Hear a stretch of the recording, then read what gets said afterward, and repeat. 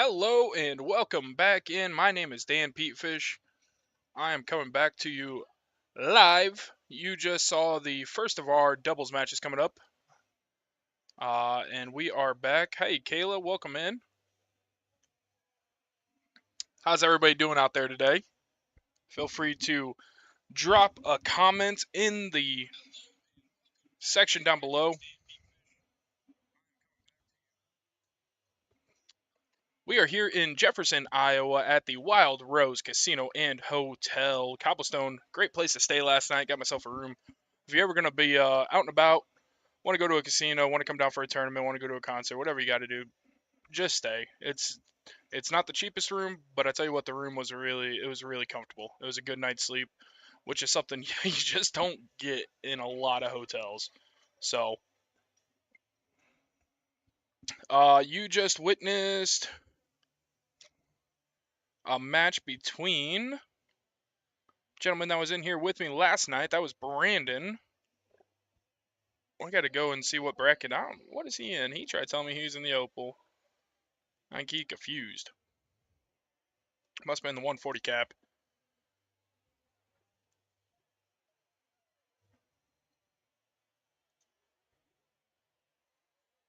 He is in the 140 cap. That was Brandon Schirmbeck and his partner Jonah Chim moving on. They just took down Blake Hafner and John Gilliland. If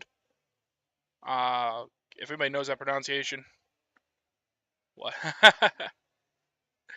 Yeah, Mado. We are literally in the middle of nowhere. You're not wrong. Jefferson, Iowa. There's a reason you become the king and the queen of the cornfield here.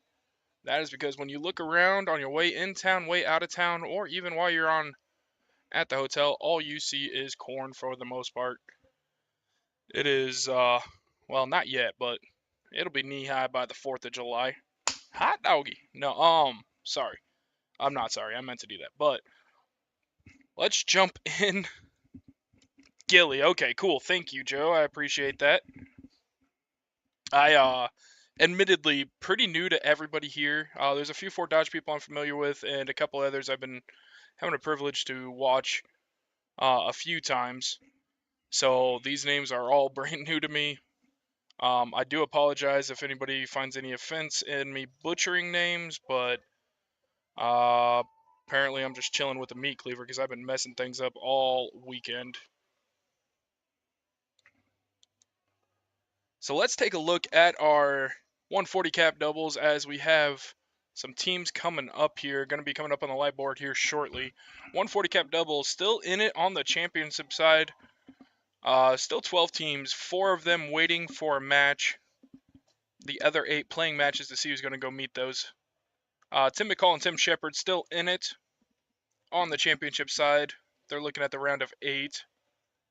They're waiting on the winner of Tom Ford and Rick Brodston versus Jason Berry and Jeremiah Beisler. Beisler? That might be Beisler. Next up, we got Chris Samsell and Tyson Samsell waiting on the victor of the match between Matt Martin and Michael Moses versus Kyle Samsell and Keith Etchenkamp. Next up, we have John Moses and Aaron Hoshin taking on Rich Lenners and Ed Davidson, and that will have the right to go on and face Tyson Whitrock and Scott Anderson. And then for our final one, you just saw the winners, Brandon Schirmbeck and Jonah Chin take down Blake Hafner and John Gilly? Is it? Are you sure it's Gilly? It's some reason on this they have Gilliland. I don't know if that's a GIF or something, but that person. We're just gonna call him that person. They're waiting on the winner of Drew McConnell and Shelly Ammerman taking on Tim Schultz and Chad Nielsen. Down there on board 1. So that is your 4 waiting and your 8 teams competing for a right to go into the round of 8. And that is in the 140 cap. Let's jump over to, and of course, that 140 cap is brought to you by Monsters Monsters. EDC, Electric Disco Champions? No, EDC, I'm going to have to pull up, see who that is, but they are bringing you the Men's Open. EDC Remote. EDC Remote is bringing you the Triple Bowl Open Doubles. Not Men's Open, just the Open Doubles. There are 8 teams still on the winning side of that, and some big names sitting in here. It's going to start getting real tough to move and advance on. Travis Stratton and Alex Garrels taking on Cody McKenzie and Jeff Meyer.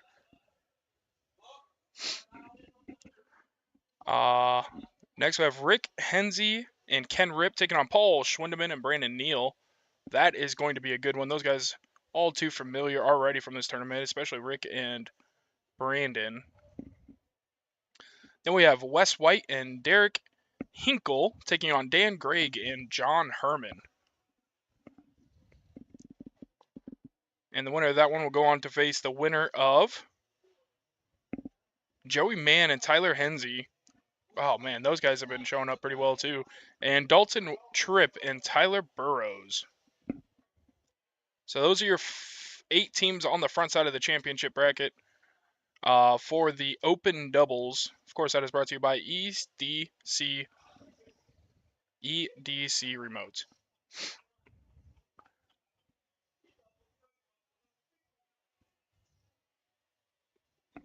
Let's go in while we're waiting on this match. We're going to go in there, jump in, and take a peek. Before we get that going, actually, we're going to jump out real quick. I will be right back with y'all. Got to get a couple names.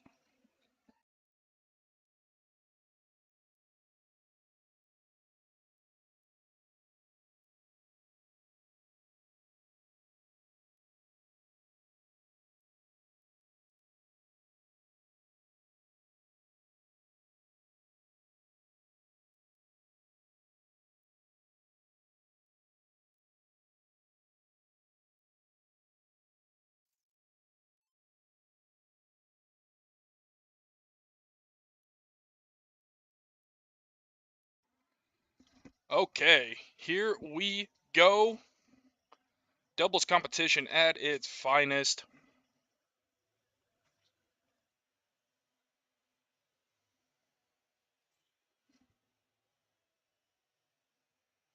We have Tyler Weehee. We got Tyler Weehee and Tim McCoy taking on Terry Dalton and Jordan Meyer. They are on the backside of the bracket. Winner will advance on to see John Edwards and Jason Hawkinson.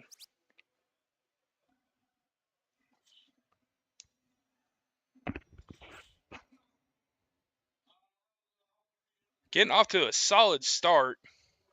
30 and a 44. The left side of the board here. Don't forget this is double in, double out. Can't use the bullseye to go out on the double out either.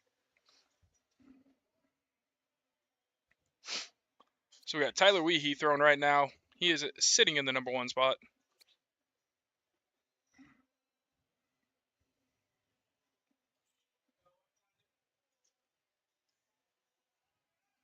And again, I know I haven't brought it up recently.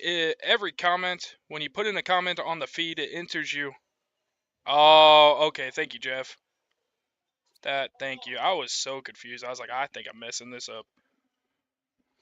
Gilly it is.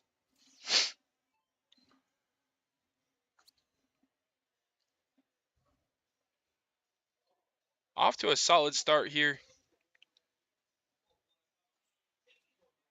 2-6-4.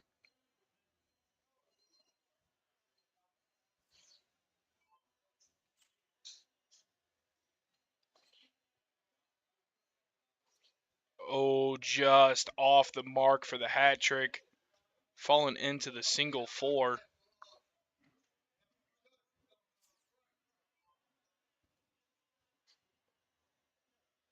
Tyler up at the line. Dead center on the first one. He's got a lot of room to work with there. Able to sneak in the double as well. That's a hat trick.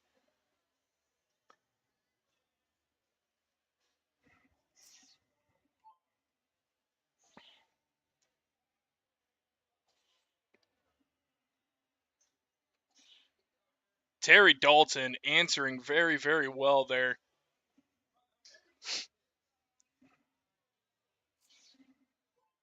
Tim McCoy up. See if he can keep up the pace he's set so far.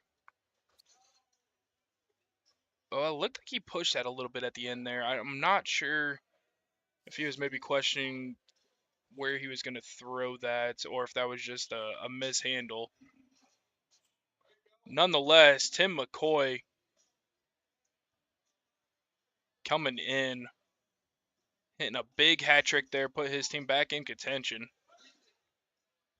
Not that they're out necessarily, but he's got himself in. I think that's an out. I don't know. I've been wrong before. It might not be. It is not an out. I lied. Math.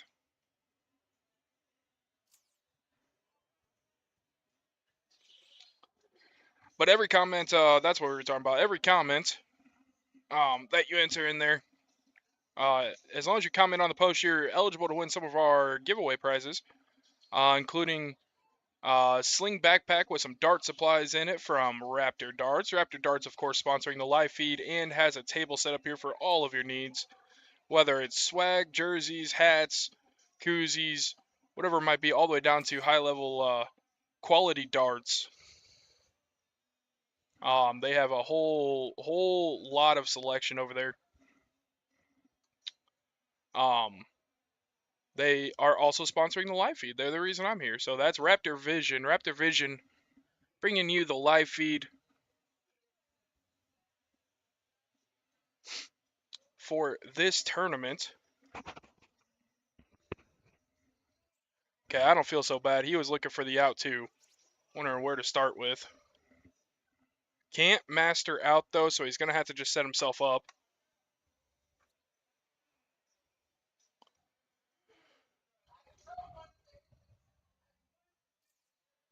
Sitting on 57, looked like he was going. I don't know what he was throwing at there, to be sure. I would like to assume that I know, but I don't. Looked like he fell into the 2, though, and that was definitely not what he was wanting. Tyler Weehee going in, getting low. 25, not a great out.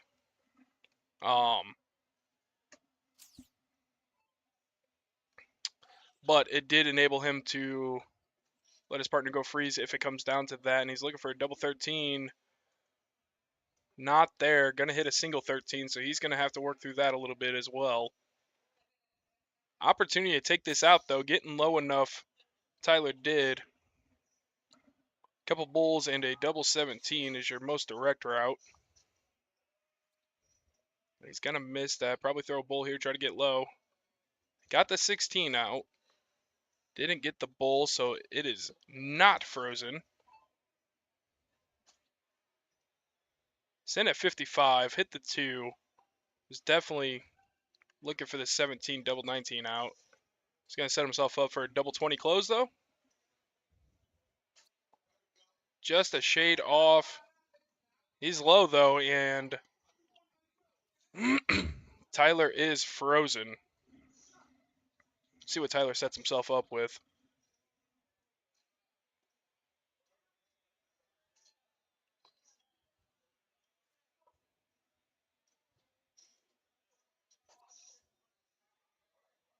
All right, set himself out for the lowest possible out.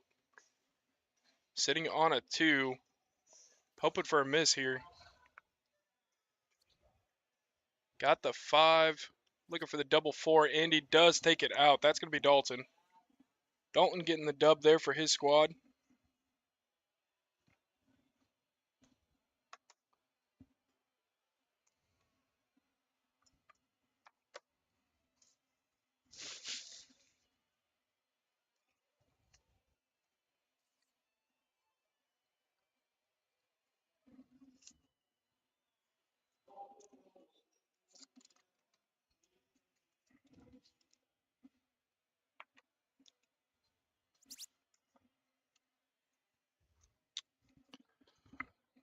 Weehee gonna throw first. In cricket, he's gonna come out with a 5 mark.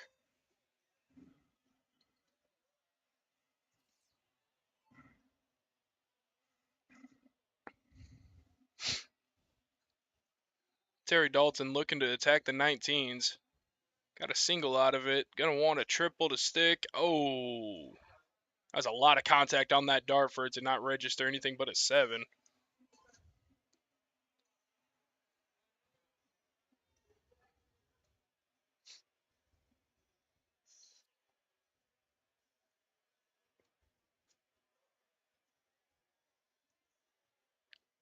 Trying to take these 19s out. Just gonna give it a 2 mark. Not gonna get the close. That's gonna leave the door open for Tim McCoy to come in. Try to get something done here.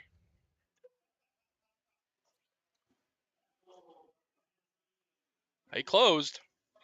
19s are not being very kind to anybody right now.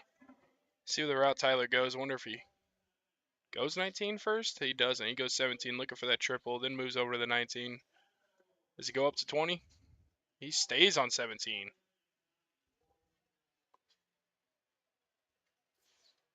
I know it's a lot to ask, but a 9 mark here by Dalton can flip the board.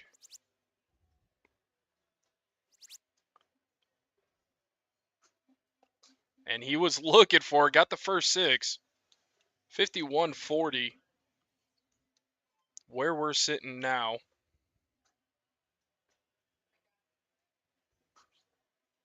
Got the point lead. Does he look at 17? Did.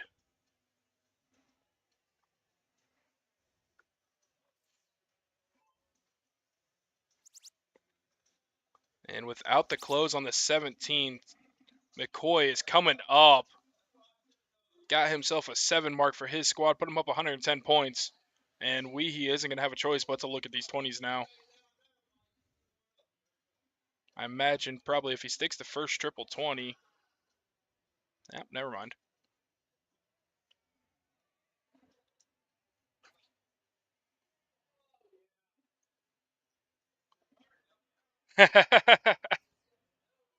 That would have been nasty if he hit that 9. Celebratory, definitely calls for a little celebration if you do pull that off. Dalton coming out swinging. Single 20, double 20, triple 18. Takes 18 possibilities away. 17s are locked up too. And that is going to force a move. Tim McCoy looking at 16s. Got one in there. Just a hole out from the triple. That would have hurt. Hurt the chances for this contest.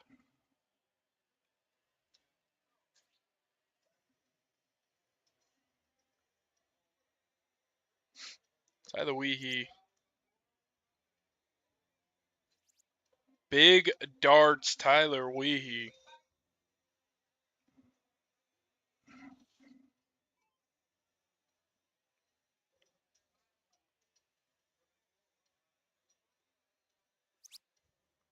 Got the close, looking at 15s. Just a single. Dalton and company. Up by 4 marks on numbers and 10 points. Stuck the triple 15 there. So if Tim McCoy comes up, that's a big shot on Bowles. Takes the double. Perfect darts to end that one. Needed 5, got 5. Closes that one out with a 375. We had 2 375s, a 4, and a 2 in that contest.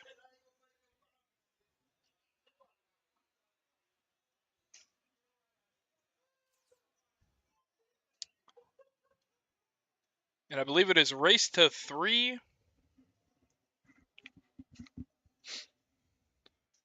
It is 2-0 in favor of Terry Dalton and Jordan Meyer.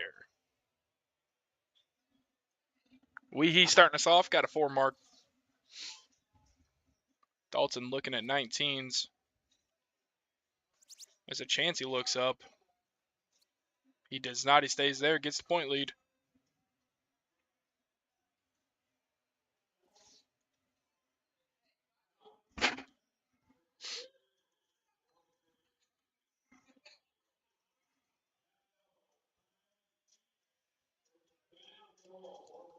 Tim McCoy. I think I've been calling somebody the wrong name here, but this is Tim McCoy that was just up.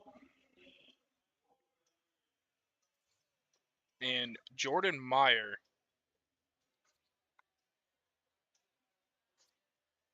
Sticking on the points there.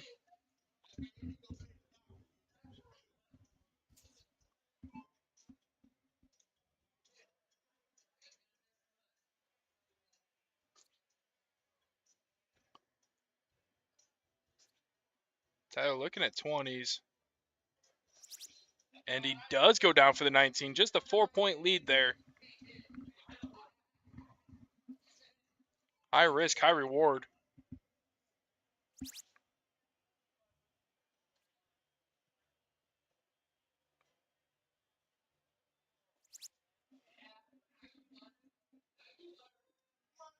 That was a big 7 mark on the 17s.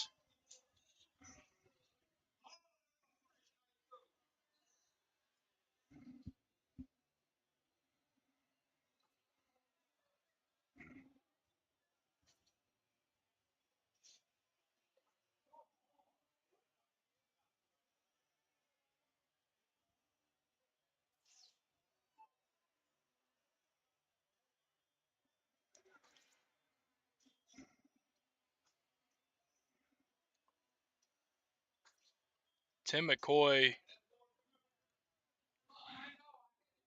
No, I apologize. That was Jordan Meyer. This is Tyler Weehee here.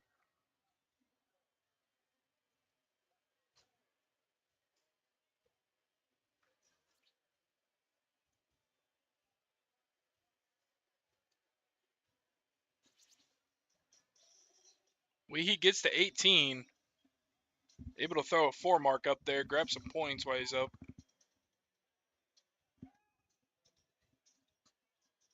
That might not be true. Thought I saw 18, but it was probably the 10 score. There is a triple 17, adding 51 on here.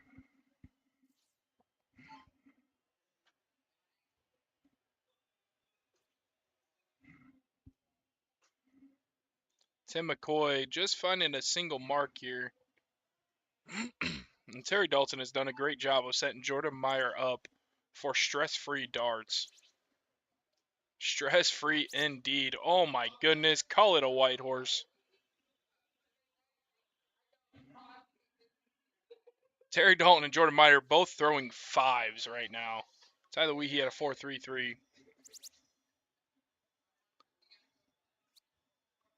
Tried to match the white horse. Ends up having to throw double bull on the last dart. Dalton has a chance to finish this match or this game off right here.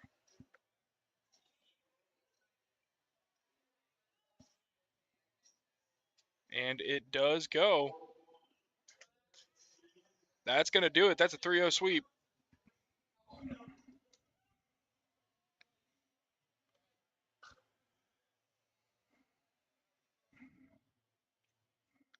Terry Dalton and Jordan Meyer moving on. They are in the EDC Triple Bull Open Doubles. They will move on and take on the likes of John Edwards and Jason Hawkinson. Front side, championship side, still not playing those rounds yet. I believe they're going to wait until this other match gets done between Chris Hortzman and Jack Colbert taking on Brian Cassidy and Scott Volgamot. Let's jump around. Let's see how the ladies are doing. We haven't gotten in there in a while.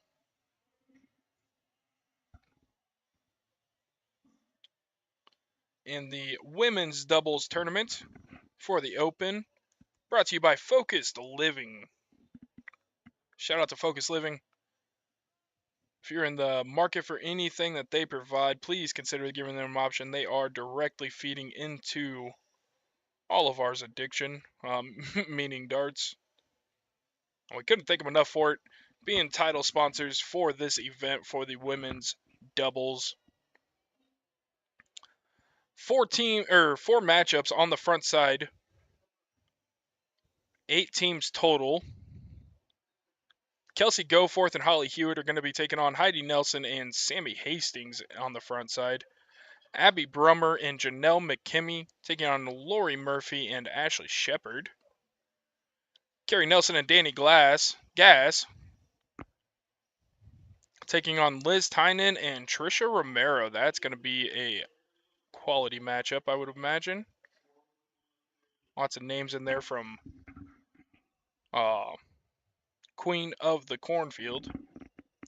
And your fourth matchup on the front side still is Rachel Rayfield and Kelly Hammond taking on Donna Gagan and Crystal Anderson. Backside still kind of playing out. Got a ways to go before we really know who's going to be coming out of that one.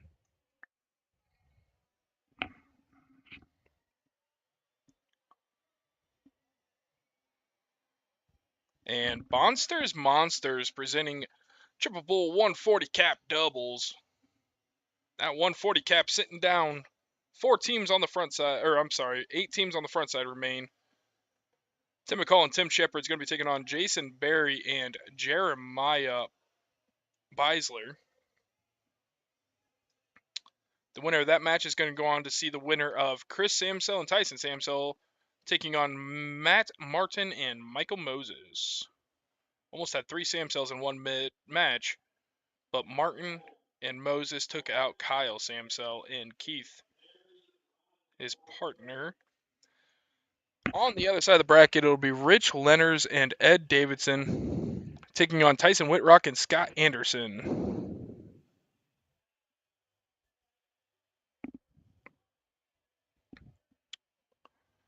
And the winner of that match will go on to face the winner of Brandon Schoenbeck, which you watched in the first doubles match tonight, and Jonah Chen, who are taking on Drew McConnell and Shelly Ammerman.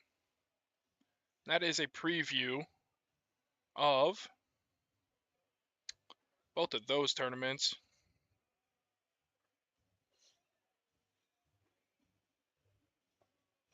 Now, I wouldn't say we're at a standstill, but we're definitely letting teams catch up right now.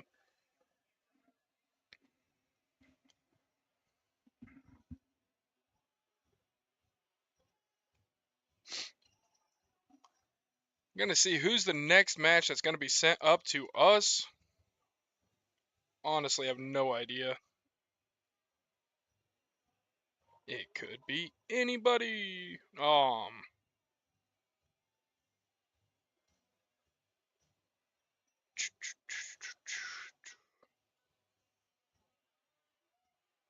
Let's see.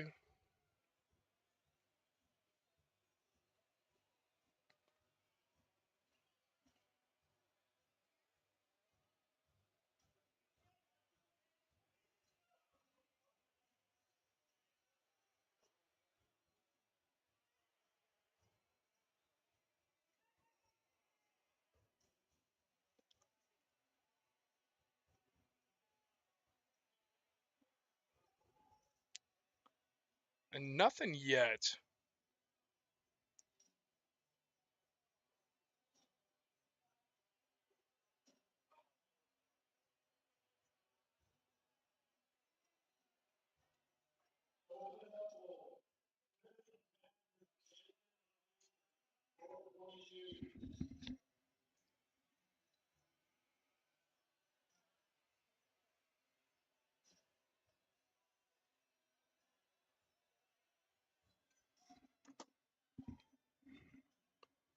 Waiting to see. We can go back.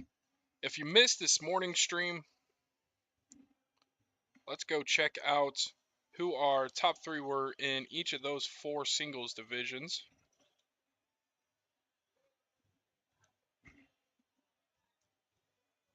In the 68 cap singles, Jason Berry took first, Tom Ford took second, and Eric Feldhans rounding out the top three. That was in the Pugs Pub 68 cap singles. In the Horizon Darts 95 cap singles, Dan Brush went on to take that one down. Joey Jones taking second. Tim McCall taking third. Congratulations to all three of those guys.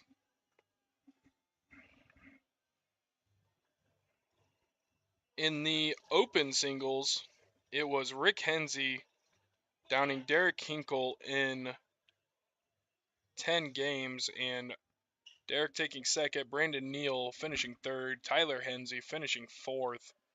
Two Henseys in the top four there. And big names all the way down the rest of the way in the top eight. Colin George, Jason Garton, Jordan Meyer, Tyler Weehee. All very, very good throwers.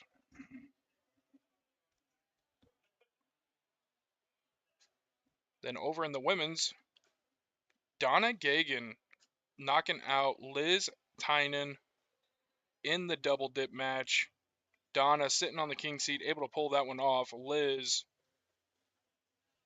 played a lot of matches.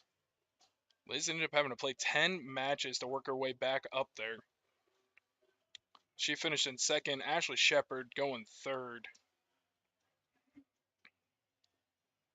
And that recaps all four of our singles from this morning.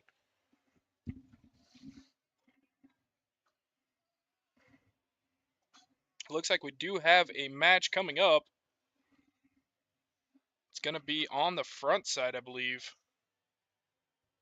of the open doubles presented by EDC. I do spy a Dan Gregg.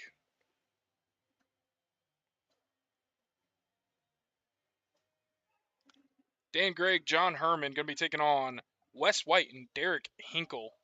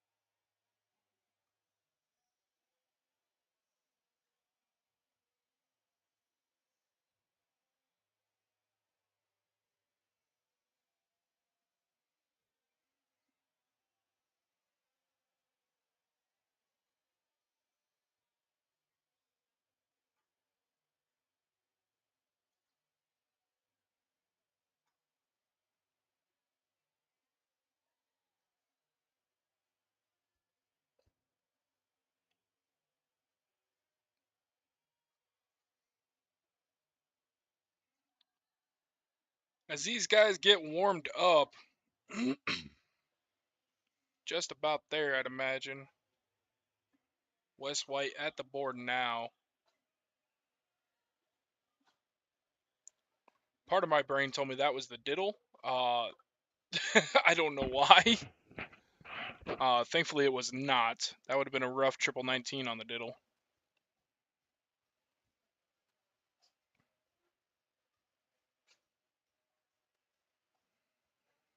Dan Gray getting warmed up. And that double 16 to come in on.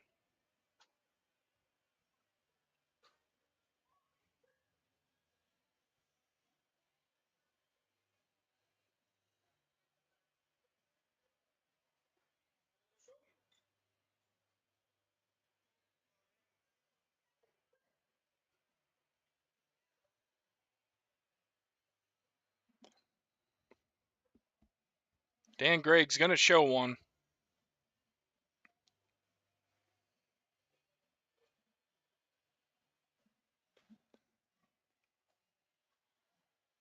That's a well-placed start, not in the double, but sitting on the top side, giving a little blocking right dead center. He's going to have to work around, and around is where he goes on the outside of the bullseye. It's going to go to Dan Gregg and John Herman first.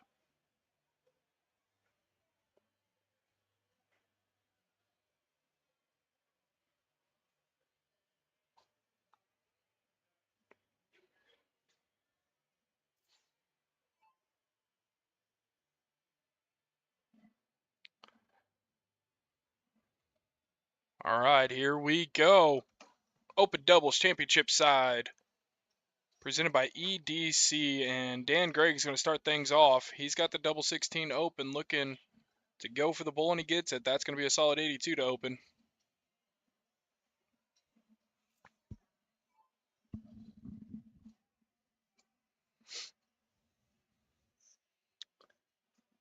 Hinkle, we watched him have some struggles in his singles matches earlier, getting open.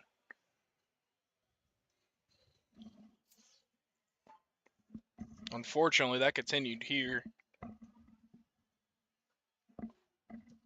John Herman, man, the myth, the legend. He's going to hit his double 16 open, look for bull, and he gets it. Dan and John matching.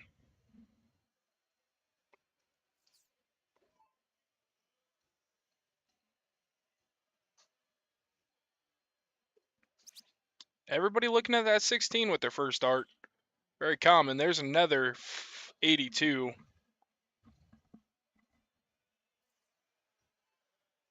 Dan Gregg looking to start running now. Again, double in, double out. Fat bull. Cannot use the double bull to double out. But you can use it to score 50 points. Dan, his fallout into the single two. Pardon me while I figure out how to speak again. Falls out into the single two, gives him a 102 on that one. Solid answer there. Getting in on the double 20, hitting the triple to contend. Gives him the low ton on the open. Puts him right back in the mix here. John Herman looking to get down to 316. There he goes. That's another low ton. He got the 103 patented by Ken. Wes White at the line. He's looking for a 115. He does get it.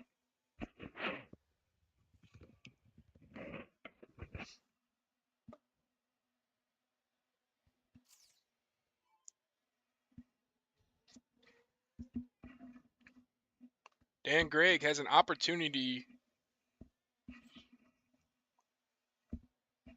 It's a bit of a stretch from 316, 317, plus 300, but plus 300 on the low side, you can start looking at setting up your out from there. And it took him around to get in. It took him 5 darts to open, but I tell you what, he's made max potential out of those 5 darts since then, hitting that double 20, triple 20, and a hat trick to follow that. John Herman struggling to find that second and third bull. He got the first one to go. Sitting at 247. Wes White. And Wes White's going to be the first one with a possibility at an out.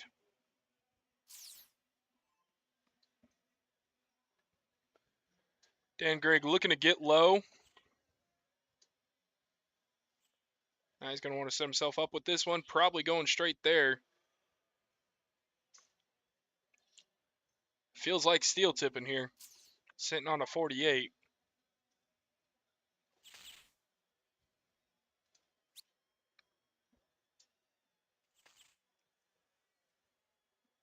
And Hinkle, another low ton there. He only missed one dart since he got his open dart. Fell out of the bull into a 14. John Herman got a bullseye and another. Can he get down to 97? Oh, what a flight out. My goodness. That is unlucky, John. Still sitting at 137, though. Not sitting bad.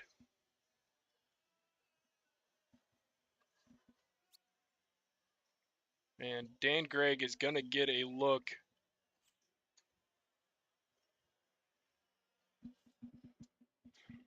Dan Gregg.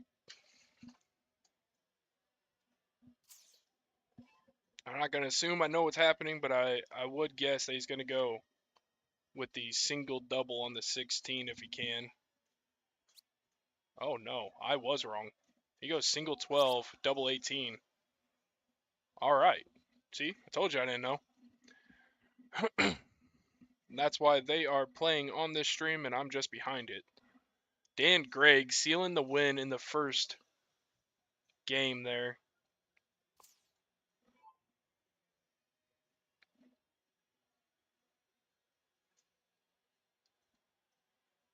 Hinkle's going to start him off.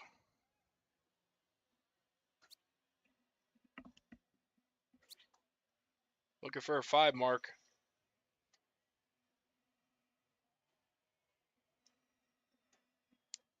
Missed the mark there. Doesn't close the 20s. Dan Gregg. If it's anything like I'm used to watching Dan Gregg, he's going to smell blood in the water. And his last dart flights out on him. Was able to get the 6 in.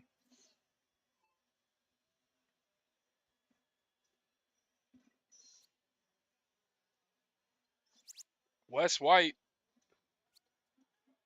Big dart there. Taking the high ground. John Herman. Not going to get a chance to look at the 20s. Let's see where he goes here.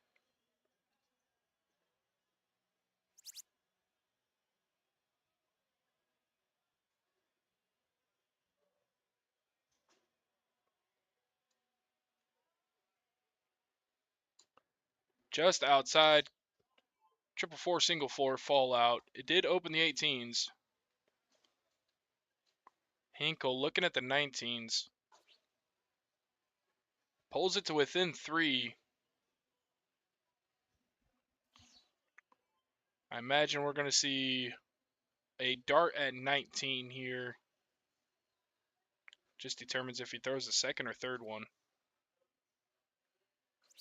He does throw the second. See what he wants to do. He kind of blocked himself on the 18s. Could just go 17 here. Decides to go back up to the 18. Hits the triple. That's a 7 mark for Dan Gregg and John Herman. Wes White has some work to do.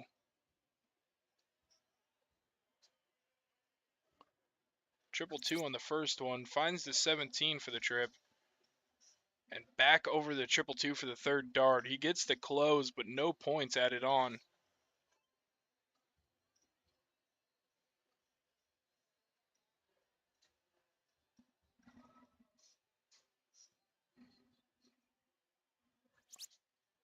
John goes up to the 18 first. Looking at 17. See if he stays at 17. He did, only got a single out of it.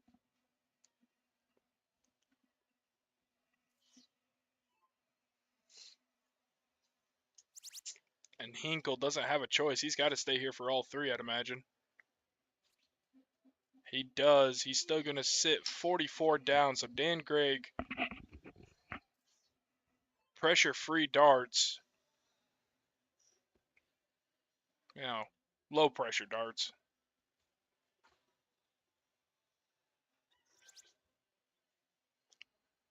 And with the miss on the first dart, he's going to stay up there for all three of them. Hits a 4 mark in the end.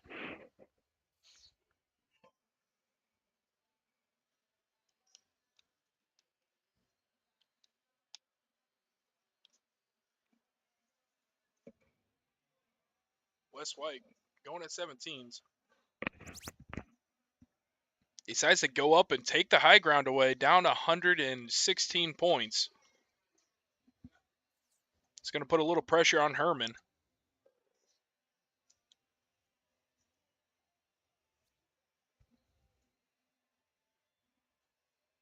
John Herman, he's got 3 darts to hit this. He uses all 3, but he gets the close. So 114 points down, looking at 16s. A 9 mark will not get him there.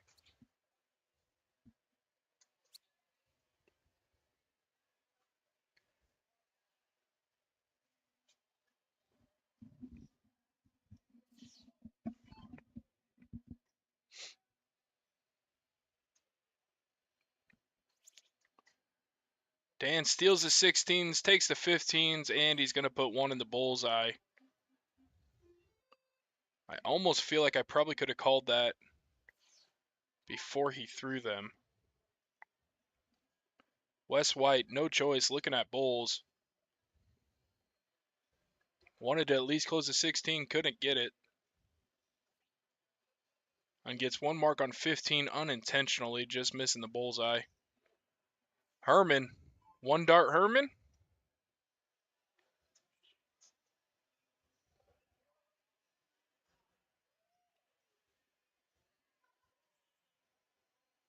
Make it 3. Hits the double on the 3rd dart, adds another 25 points as well. John Herman throwing a 3. Dan Gregg threw a 6 in that contest. Hinkle threw a 275, and Wes White hitting over a 3 there. That's 2-0 in favor of Dan Gregg and John Herman now.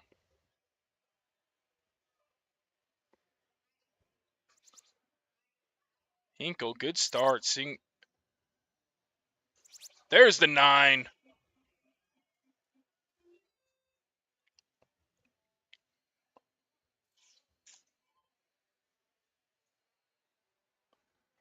And a round like that will put you down.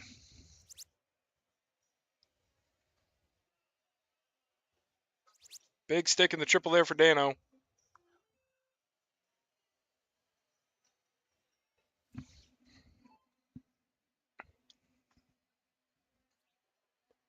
West throws 1 at 20, 1 at 18. See if he stays down. Doesn't even take a look at 19s, just closes 18s. Attempts to close 18s.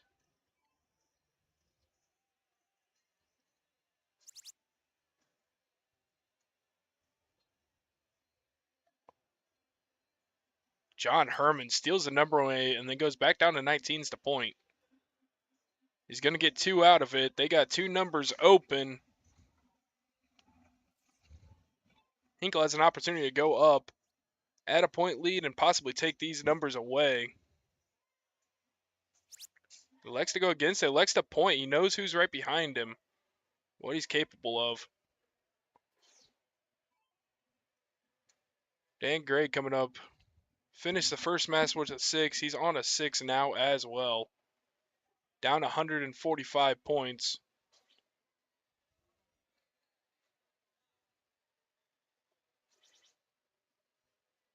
Scary to say it, but that was a 4 mark in a very off round for Dan Gregg. Wes White goes up, takes care of the 18s. Looks at 20, goes back to 20. It's going to put him up by 89 points. John Herman going to get a peek at 19s again.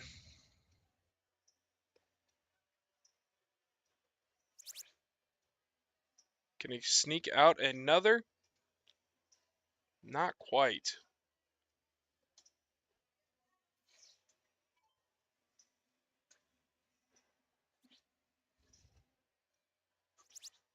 Hinkle hammering away. That's what you got to do. When you're down 2-0 in a race to 3, you can't lose if you have the point lead, so always have the point lead. And Dan Gregg does have an opportunity to flip this around. It's going to take a 9 mark. He's going to have to stay on 19s. Oh, he doesn't. Looks like he drifted over, maybe even tried to throw out a 17. Just to open a wedge. Wes White looking to close the 19s. Had one on either side, decided to go back up to 20. That's going to extend the point lead out to 100 and 100 and a lot. 175.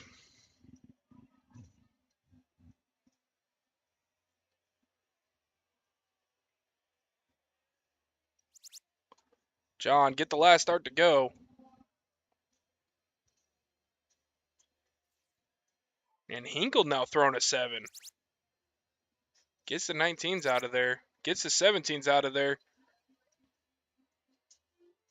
He looked like he almost thought about last minute moving over again, but a 9 mark will not take the lead from here. But a 6 mark will help get up. Wes White coming up.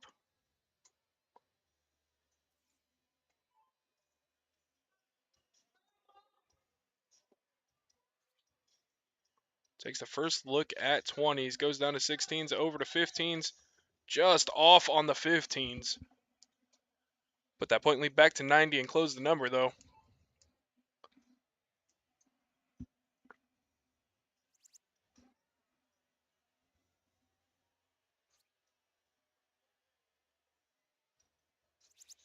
John Herman, 7 mark.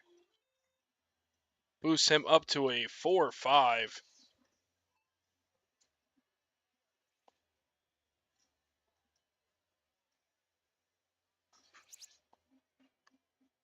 And Hinkle, relentless on the 20s.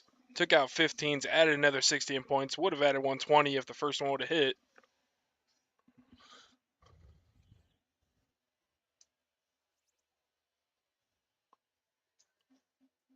Dan Gregg trying to close it and make West throw only bullseyes. He took out the 20, left the 17 open on the last start there, though.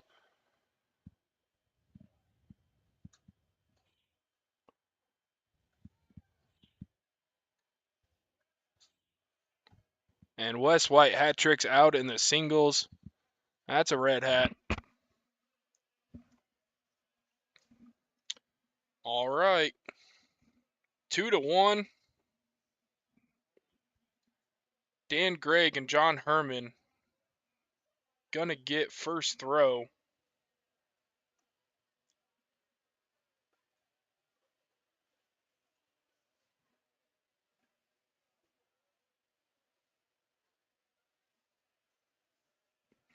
Don't forget, if you are tuned in here listening, of course, on Facebook or YouTube, we have a stream on both of those.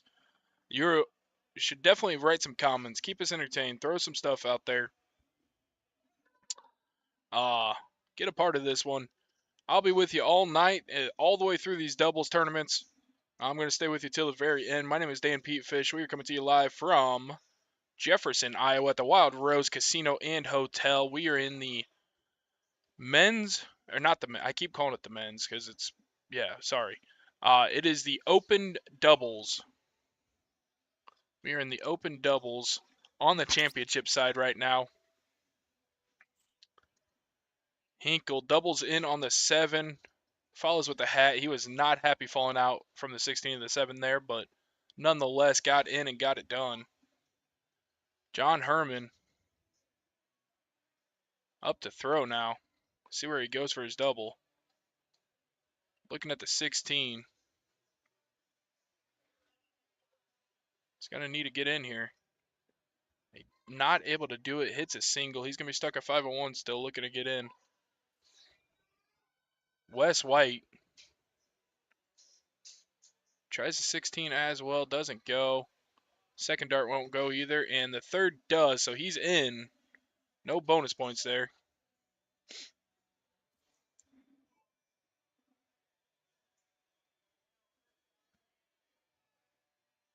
Dan and John down about 100 points right now.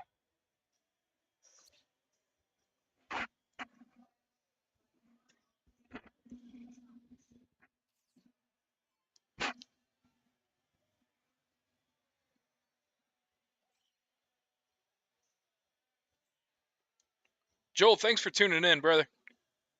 And literally, brother, that is the brother of John Herman, Joel Herman, out there in Virginia. Thank you for tuning in. We appreciate the support all around for John and Darts, and of course us. John gets in double 7 there, but at least he is in, looking for the bullseye, or maybe even trip 20 if he decided to.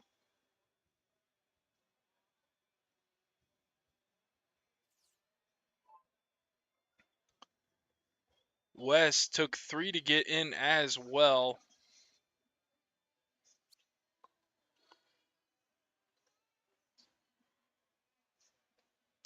A hat trick there by Wes really would have hurt, but instead it leaves the opportunity there. Hinkle is definitely running right now, but you can never, never, never count out Dan Gregg and John Herman. There's a hat trick by Dan Gregg. Hinkle's got a little bit of pressure on him now.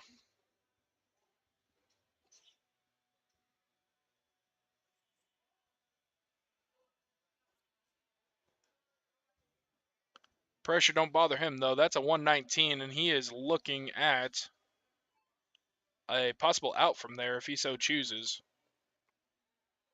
I think a lot of it's going to be determined on the darts that are thrown here and what Dan Gregg does on the next round. Wes White looking to get low.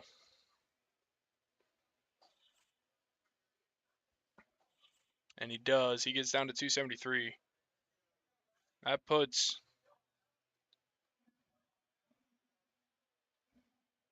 White and Hinkle in solid position. Dan Gregg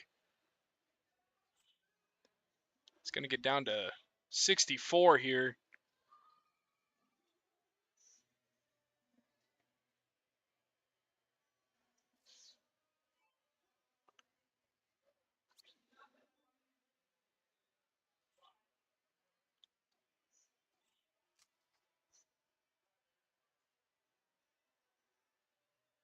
And Hinkle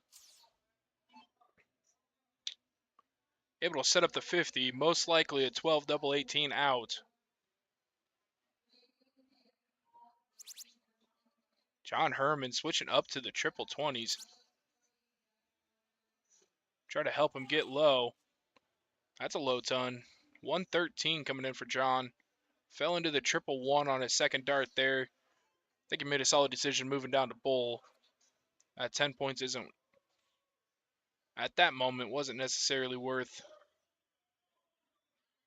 the potential of ending up with 3 instead.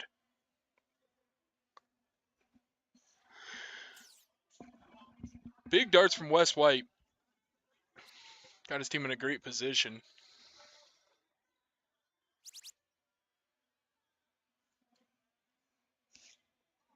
And Dan Gregg, sitting at 59, hits to 57, got him to minimum. 18, double 16. Looking for the double 8. Just outside, so.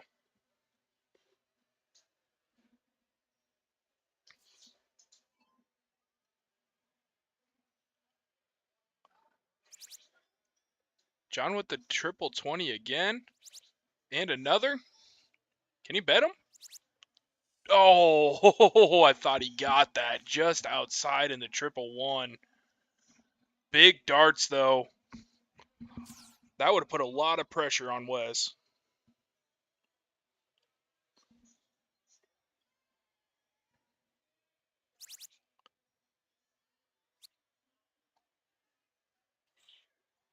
Got down to 95, so Dan's still frozen.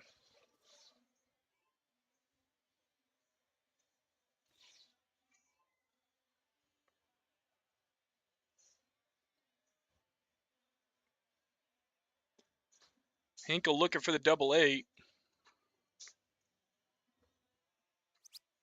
He does get it. Okay. That would have made for a very interesting turn of events if he missed that third darts. He does not, though.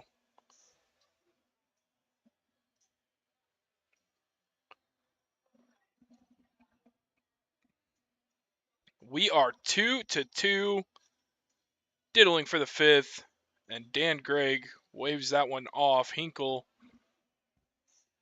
anything inside the bowl will win it. And it does. I believe he even hit a double for good measure there. Dan Gregg's going to pick the game. See what they want to go with. Probably cricket, most likely. John Herman, I wish he could hear me. Wave to the camera, John.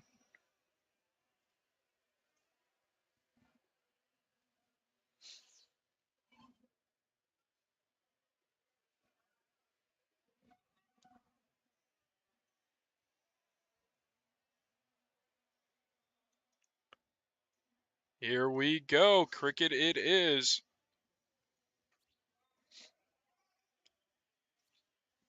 Gets the close. There's no accidental bonus points with the single triple there. I imagine Dan Gregg's probably going to go 19's first. Hit a triple here. Doesn't hit the triple. Both guys uncharacteristically starting out with 3 marks and just a close.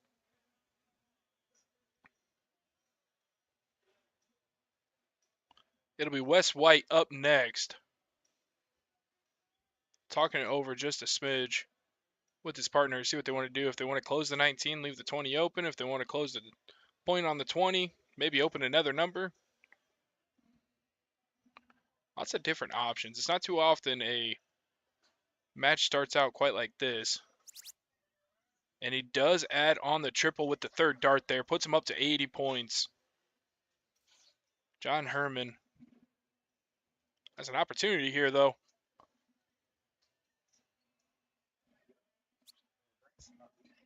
Oh, I'm going to...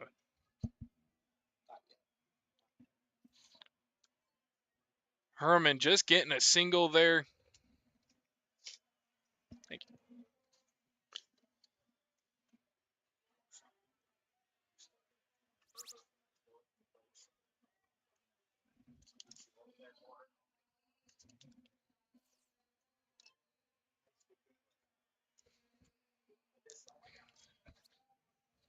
All right, back to it. Dan Gregg. Oh my goodness, they needed that one. Dan Gregg delivers.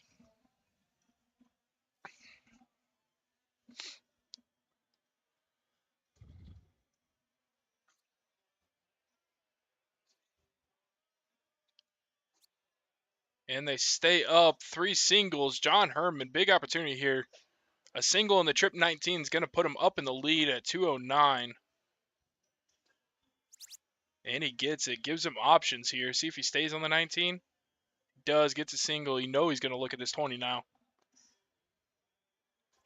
Oh, John Herman, ice in the veins. Big darts coming in game 5. Snatches the 7 and snatches the control. And all of a sudden, Dan Gregg and John Herman have a high ground. Hinkle not going anywhere, though. Answers with the 7 of his own. Big darts there. These guys, you put them in a game 5, you put them in a win or be done type thing, win or fall to the backside type thing, and they do not disappoint.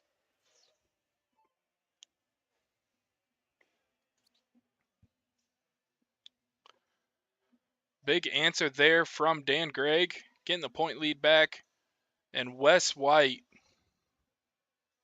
just hitting a single there. The way these guys have been throwing, it's now if I throw it and I miss 3 rounds in a row and might get a mark, it's disappointing, but it ain't all that surprising. These guys, it is very surprising when they miss. They're all so incredibly talented. Just like that, John Herman working his way in there. 2 blockers on the right side, had to shift to the left to sneak it in. Able to do so, adds 57 more. And that puts Hinkle in a position where he's got to throw points, and he delivers. That's a 7 mark. Only up by 1 mark in points right now. Dan Gregg might even throw it at an 18s first.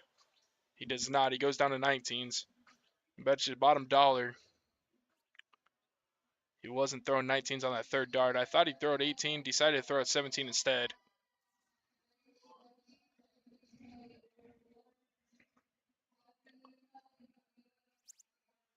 Big darts from Wes. He's got the option to steal the 19s away. See what he's going to do.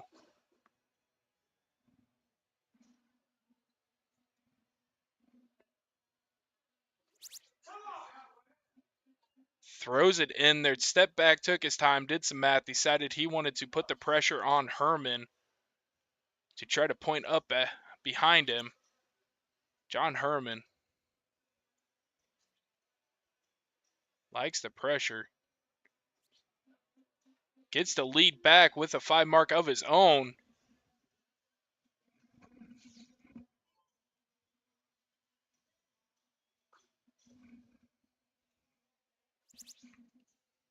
Big triple 18 there. Had the option to go down. Decided to stay up. Hit another one. We are in round 9. Both teams well above 500.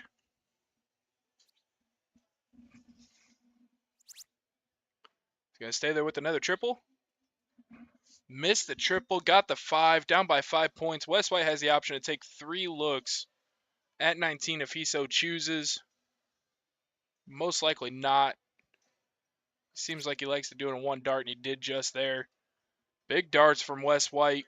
Only getting a 4 mark there, but the close was the important one. That makes John Herman now have to hit a 5 mark to get the lead back.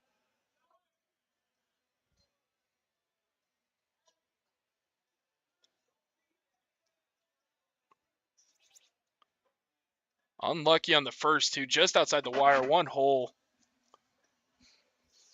Herman able to sneak in on the underside and get that triple. Going up. I imagine Hinkle's probably going to go down on this one, though. He isn't. He is all about the points in this one. You can't lose if you're ahead, he says. That's 114 for staying up top. 114-point lead. And Dan Gregg trying to cut some of that out. He does so. He gets 102 points. It's going to knock it down to just a 12-point differential. And these guys are throwing flames.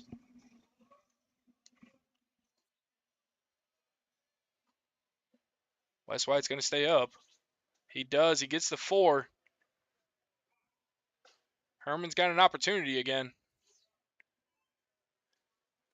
Needs a 6. That one just off the mark. What's he going to do? Is he going? He did go up.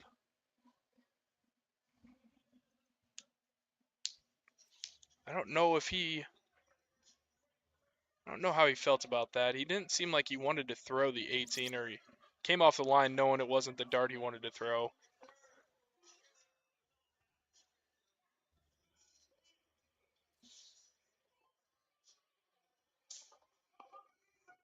All right, it's a 69-point difference.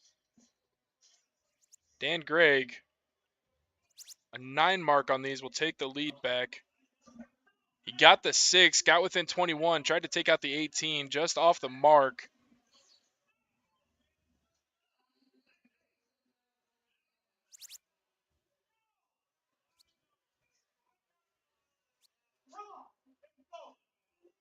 Wes White getting fired up. Give him another 5 mark.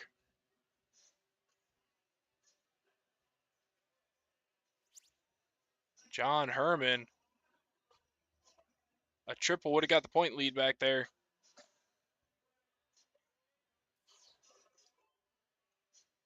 It's a 45-point difference.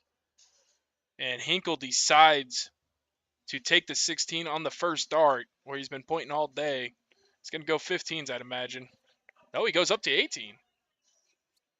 And decides to stay there, playing it safe.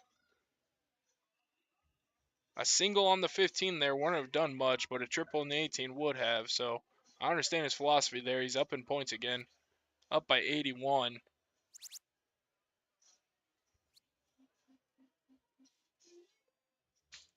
Dan visibly upset by a 5 mark.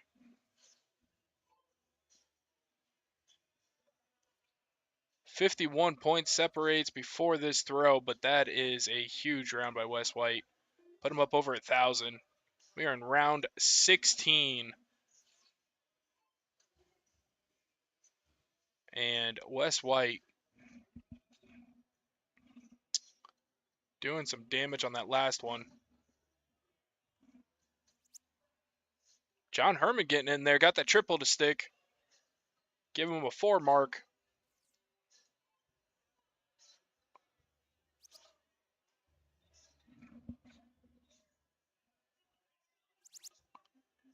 Up to 1,100. He does not want to risk giving Dan Gregg any sort of opportunity to get anything done here. Max points that Dan Gregg can pull from this with a Black Cat is 75, down to 50 now. And he ends up pulling 25 out of it. Both teams over 1,000 in round 17 now. Wes White has a 92-point lead, and he's going to take a look at Bulls. Able to finish that off. That's game 5. And it will be Wes White and Derek Hinkle moving on. Dan Gregg and John Herman's going to fall to the backside. Friendly competitiveness there. Frustrating darts. But at the end of the day, you all love to play against each other at the top level. We love to see that. Dan Gregg embracing Wes White with a big hug there. What an incredible matchup that was. Went the distance, but only one could go on. It'll be the 2 seed, Wes White and Derek Hinkle. 7 seed, Dan Gregg, John Herman. They're going to go down to the backside. And they will be taking on John Edwards and his partner, Jason Hawkinson, next. We got 4 teams sitting on the backside waiting for their matchups. That was one matchup coming down to them. John Edwards, Jason Hawkinson. Oh, no. Oh, I apologize. I read that completely wrong. I am so sorry, guys. Dan Gregg and John Herman are actually going to take on Eric Ludke and Steve Hennings. Eric Ludke and Steve Hennings. Dan Gregg and John Herman. John Edwards and Jason Hawkinson waiting on the match between Joey Mann and Tyler Hensey taking on Dalton Tripp and Tyler Burrows. That is over on board 24. If you're here and you're listening, jump over there. Hey, absolutely, Joel. It's my pleasure. Honor to be here. I appreciate you jumping in. That was a great match. And if you're still in there, Joel, John was actually one of the first guys who really inspired me to play. Tommy Miller was my mentor, but John Herman was the first person I watched just absolutely destroy people on a dartboard, and it just made me want to throw. Not against him, but it made me want to throw. So thank you for jumping in here. I do appreciate it. Both teams threw exceptionally well that team.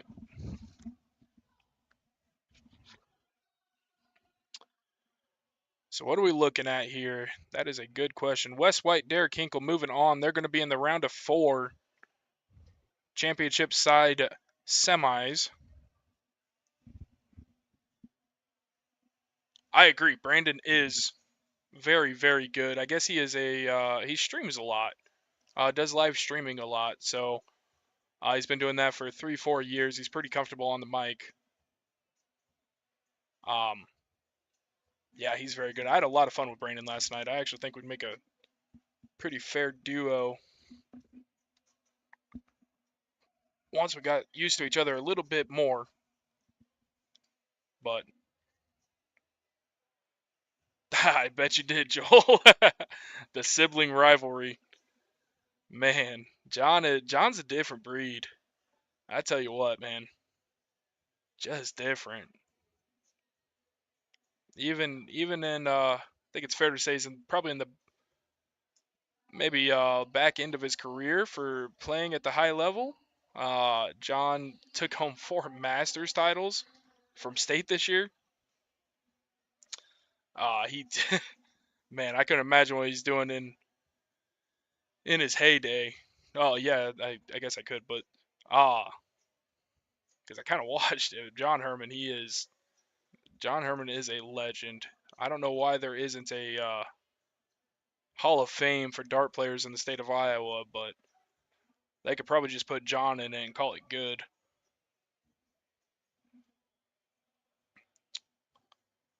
Uh, Thank you, Dan. Appreciate that, brother.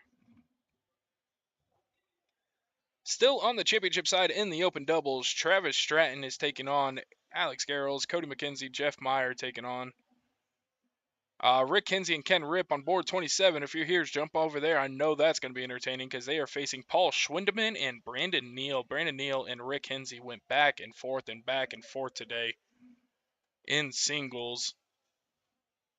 A lot of fun to watch that one. On the backside, the only teams with a matchup so far is Dan Gregg and John Herman. They're going to be taking Eric Lucky and Steve Hennings. You got John Edwards and Jason Hawkinson waiting on the matchup from match 36.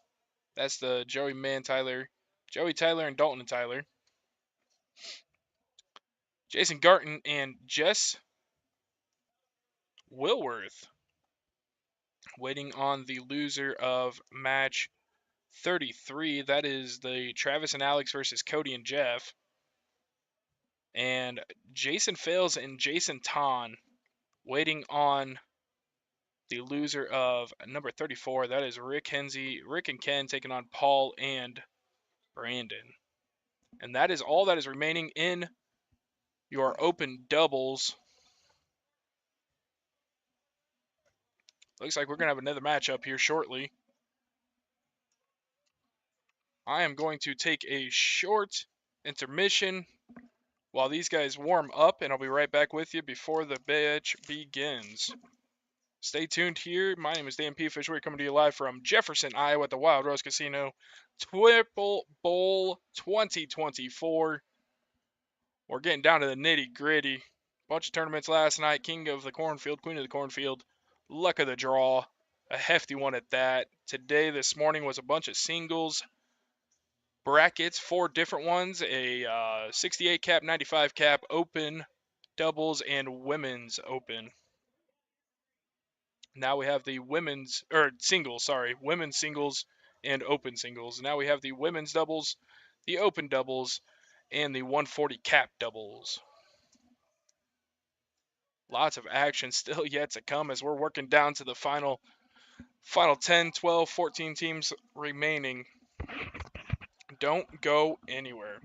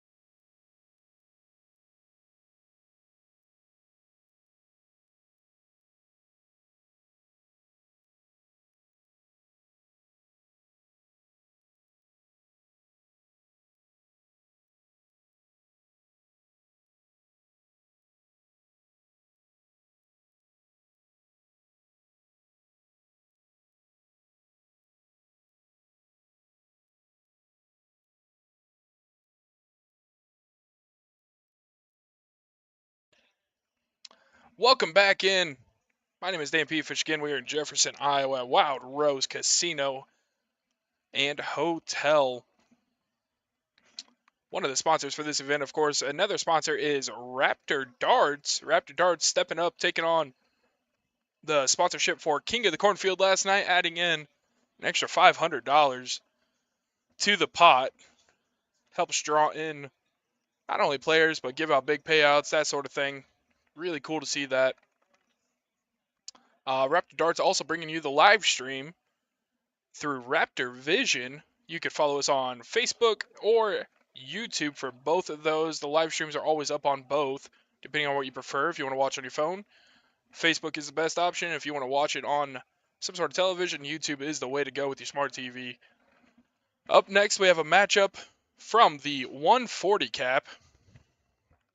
I'm going to pull over and see where we're at in the bracket for that one. And that is the Bonsters Monsters, bringing you the Triple Bowl 140 cap doubles here this weekend.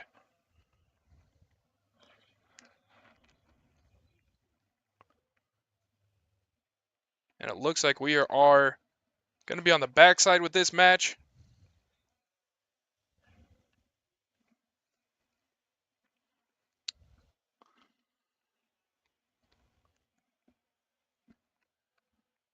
And we're going to have Jimmy Crackcorn Sharf taking on, and Howard the Duck Hastings, both out of Dubuque, Iowa, taking on John Moses and Aaron AA Hoshin.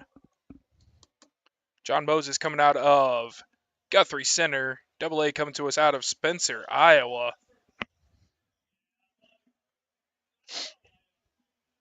The Duck at the line.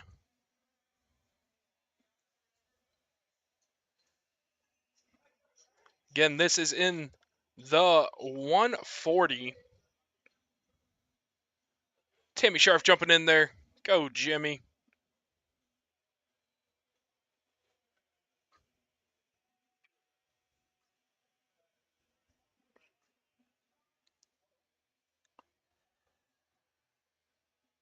Gonna see how this one goes. How that bracket's looking right now. They are on the backside on board 40 now, the live board. We have 8 remaining on the front side of that 140 cap doubles. And we are very close to having 8 remaining on the backside. We're just waiting on a match between Tom Ford and Rick Brodston and Jason Smith and Joe Melton to finish up, and then we will be down to the top 8. Oh, I apologize.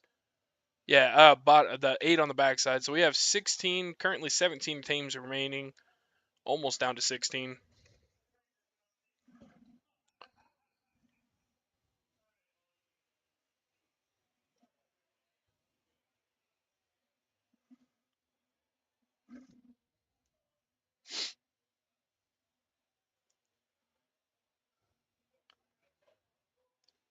The Triple Bowl Open has 7 teams remaining on the front side. One match is already done, the one we just witnessed.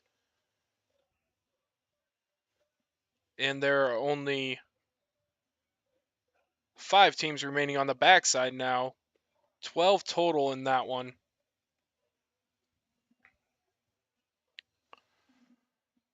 So we're sitting at 17 in the 140 cap, 12 remaining in the open doubles, and the women's doubles sitting with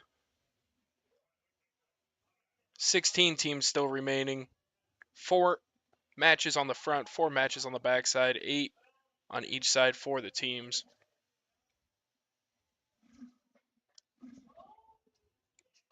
Getting down there. What a weekend it has been. I've been blessed to be here. A lot of high level darts. Quite frankly, I mean this respectfully, a lot better darts than I thought there really were in Iowa. A lot of really, really talented players coming to this tournament. And of course, some of these guys coming from all around the Midwest. This is a matchup from some Iowa boys, though. 2 from Dubuque, 1 from Guthrie Center, and 1 from Spencer. And it looks like AA, Aaron Hoshin, sponsored player by Raptor Darts, is going to be starting off, warming up. That is not the diddle. I really thought that was the diddle. I apologize, y'all.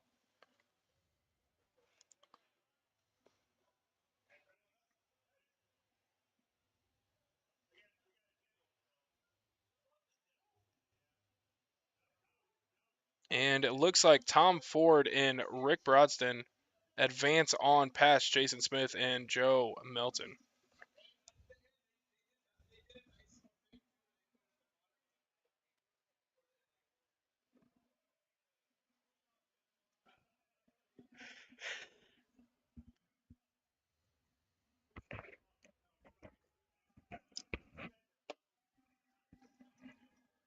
There is the duck.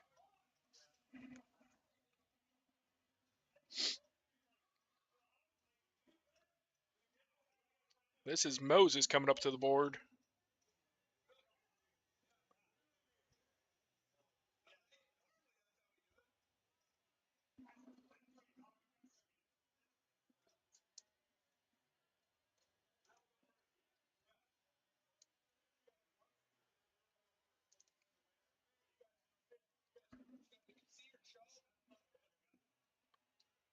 Just waiting to get this one going. Let's see who throws first. It looks like it will be Triple A in the diddle.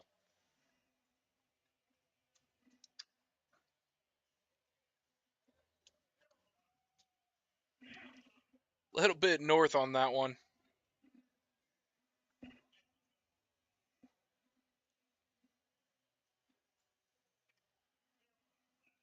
I think Howard the Duck might have got him by one. Or maybe I couldn't see where the tip was, but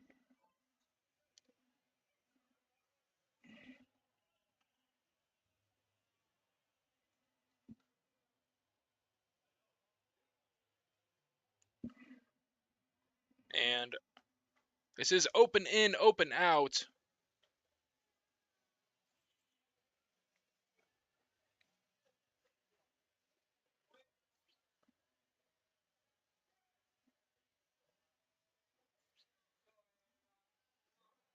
The Duck landing the first one in the center. Next two falling out just a bit.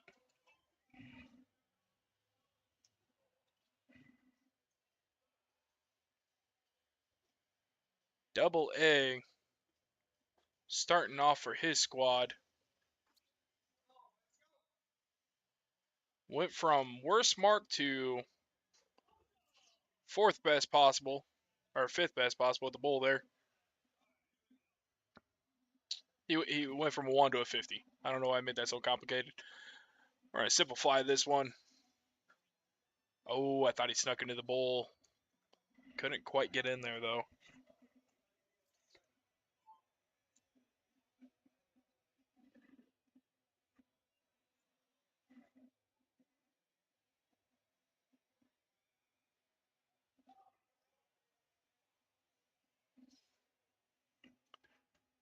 So we got some viewers in here.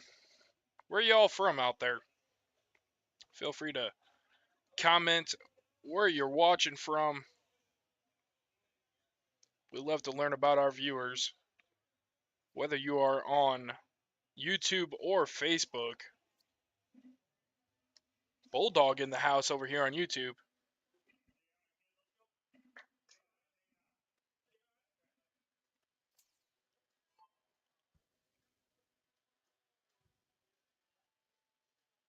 Open in, open out. Freeze rule does apply. It is a fat bowl. Everything worth 50 in the center.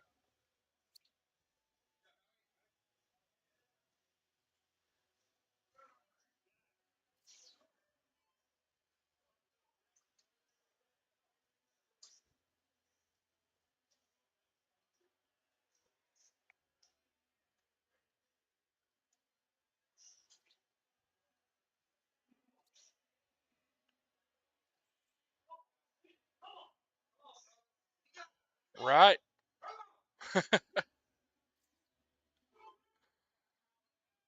These guys are getting hype out here. That was a big round and a big answer. There's another answer. Crackpot Corn hitting it.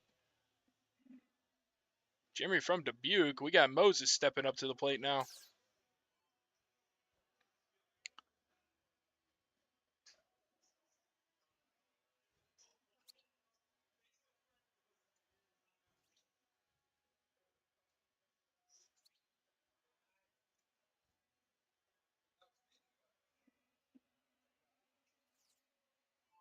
Just off the mark there for Moses. Howard has a chance to kind of open this thing up a little bit here with the big round.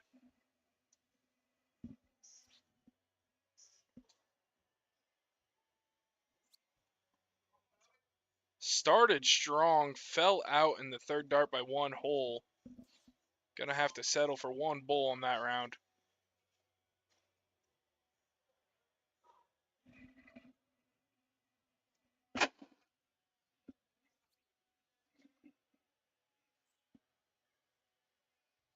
Double A pulling out the low ton. 114. Working to get low here.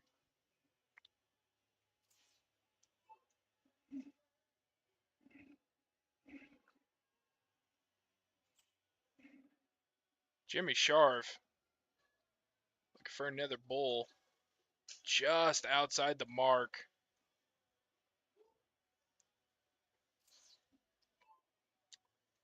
Not too much damage was done. If Moses can dial in here, get himself a low ton, he puts himself right back in contention with these guys.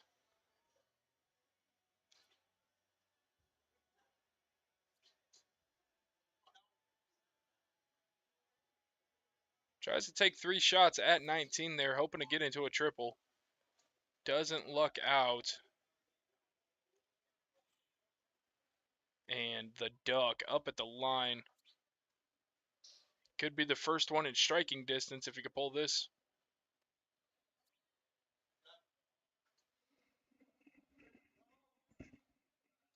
A lot of movement on the end of that dart.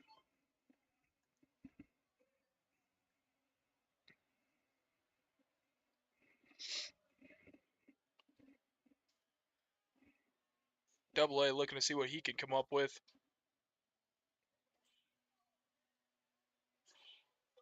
There it is. There's a 101. Started with the 1, finished with the 100.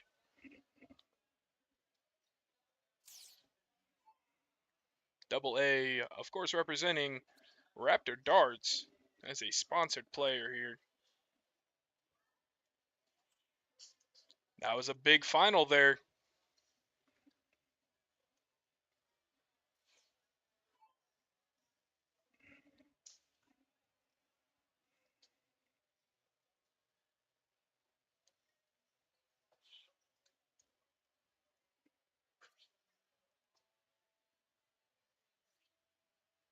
Oh, heck. The way that first start went, I really thought Moses was just giving these boys a head start. I was going to come out with a Hattie there.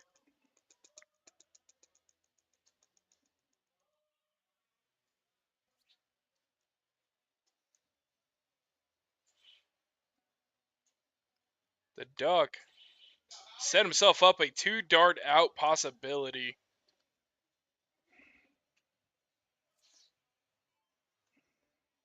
Howard with some big darts there. This is a possibility. Sticks the first 2 in bullseye. He might be able to sneak over and take a look at that triple 13.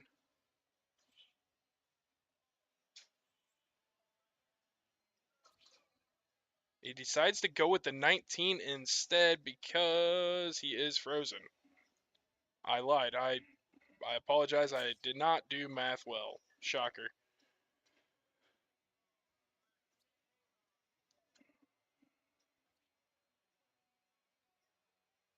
The one, the only crackpot corn. Getting a little bit lower there. And Moses looking for a low ton here to get a chance at an out for his partner. Another bullseye here will get him in there. There it is. Those were big darts by Moses. Wowzers. The duck sending 92.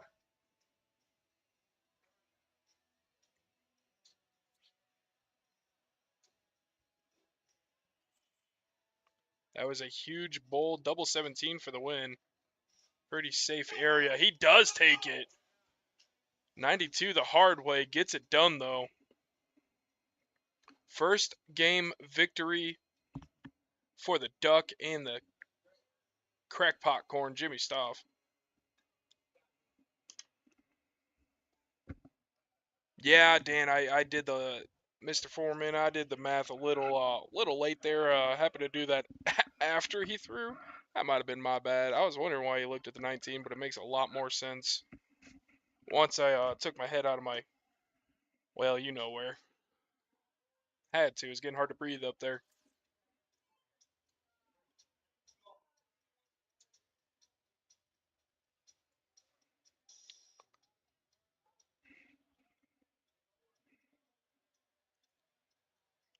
All right, here we go. Cricket 200.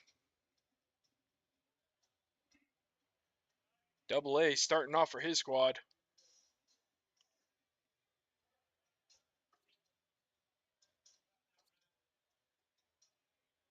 Couple singles.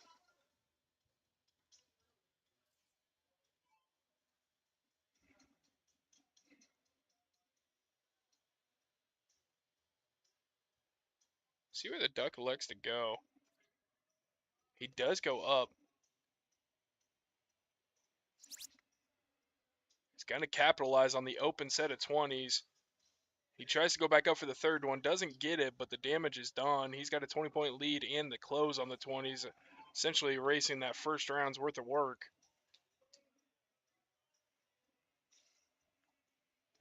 Yeah, I wondered why they don't put the Frozen on the screen anymore. I don't. Is it to just put more responsibility on the players themselves, or just a software update that doesn't make any sense, or I wonder what it might be.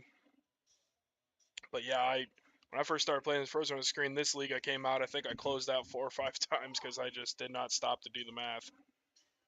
Closed out a few times while I was frozen, costed a few games.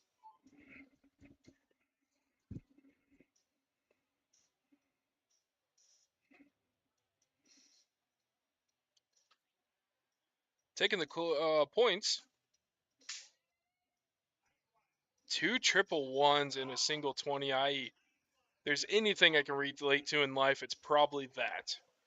It's very frustrating, especially when you're so close. Yeah, I noticed that. State, I almost took out a game. I was frozen at State because of that.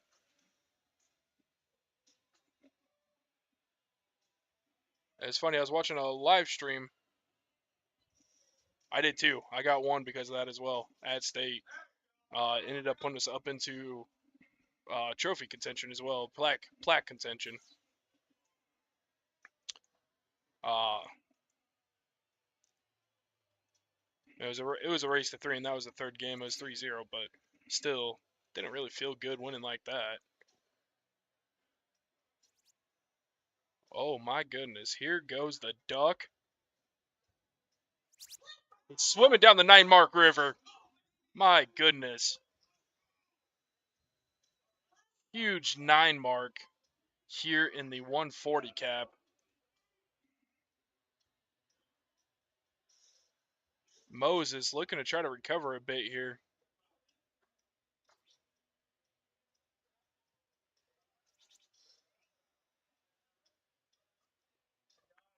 Got a nice 4 mark in there. Averaging a 2.5, hitting a 4. That feels pretty good. Raise that average up a bit and get you in a bit of a groove.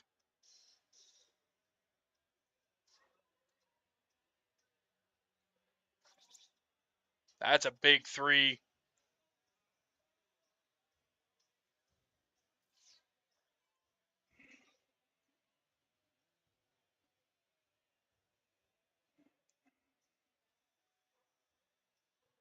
It's frustrating. Why change it up?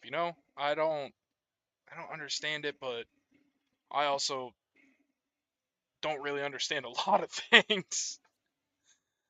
So who am I to question? I suppose.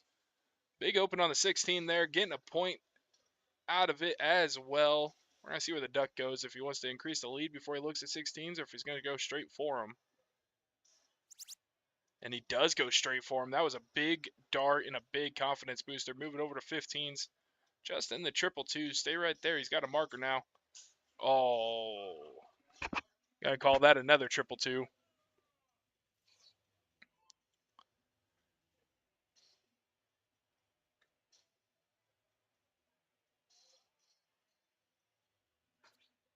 Yeah, our guy was actually frozen by like 60 points, but the other fella said that he's just so used to freeze still being on the screen that he just thought he wasn't. Then said he doesn't really even look at the other team's score most of the time as long as he knows he can take the darts out without freezing the screen.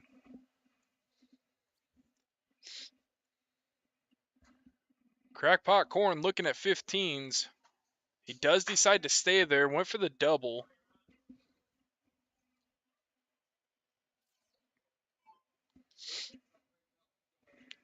Double A has a chance to do some damage here. 15's left open, already got 2 marks on it. Triple's going to put him up 30 points and be knocking on the door of that 100.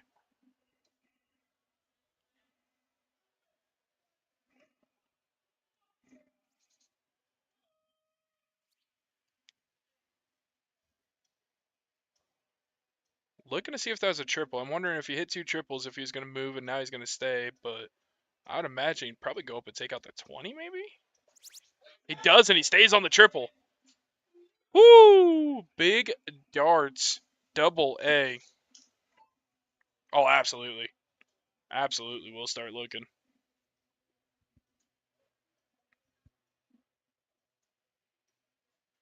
I say that, but I might have closed a couple games like that in my day, and I still don't look half the time.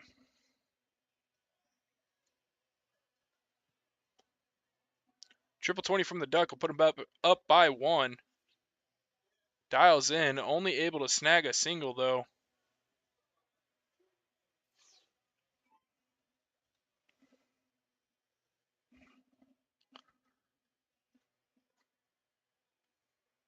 Moses looking at 15s. Maybe go 1 for 20. He does. He gets the close up there. 54-point lead. 19's still open. A triple would give him up by 3 points.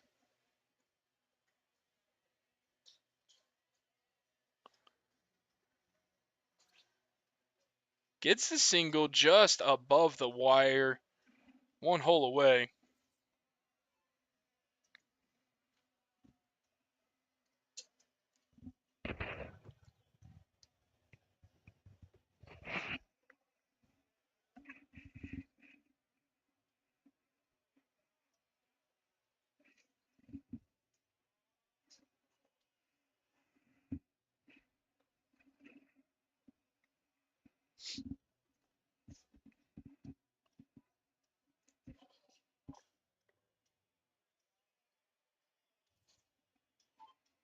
None of those finding the home. Does that leave a little bit of a door open here for the duck?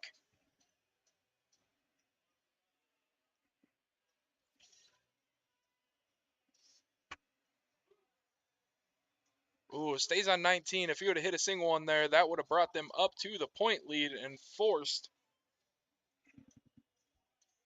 Moses to make a tough decision.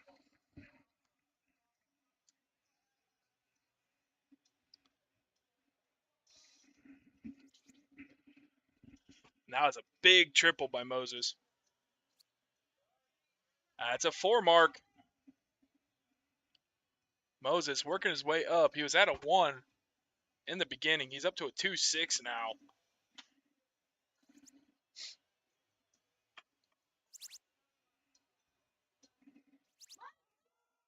Holy smokes. Crackpot corner. I see why they call him that now.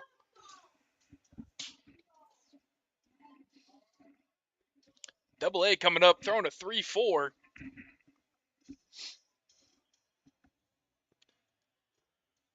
And if anybody's wondering how they figure the averages for this tournament is not the same as the common way of MPR times 10 plus 01.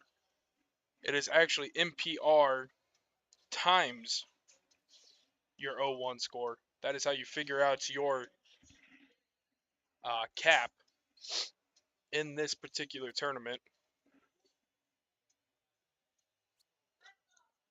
That's a big close on the 15s by the duck.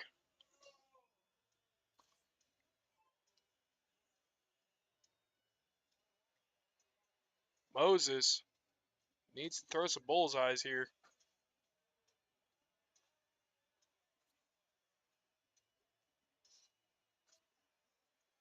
Puts 2 marks on 19s.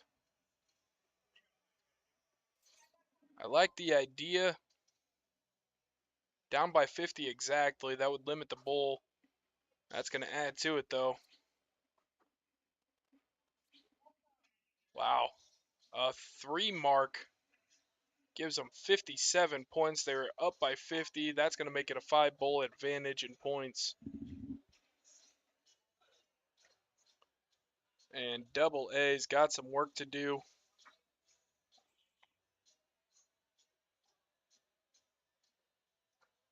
Double bowl is going to help. Unfortunate on that last start, not sneaking inside the wire.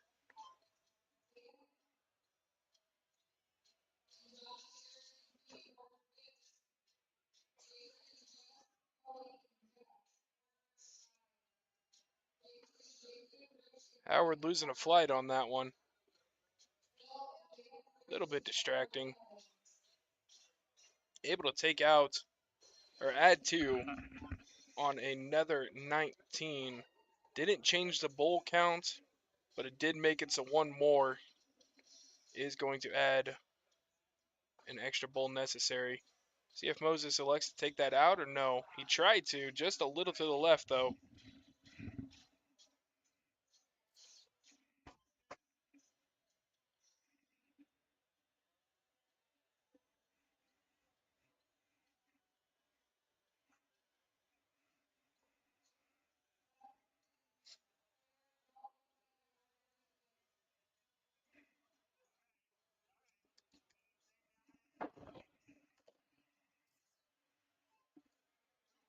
Jimmy not able to find home.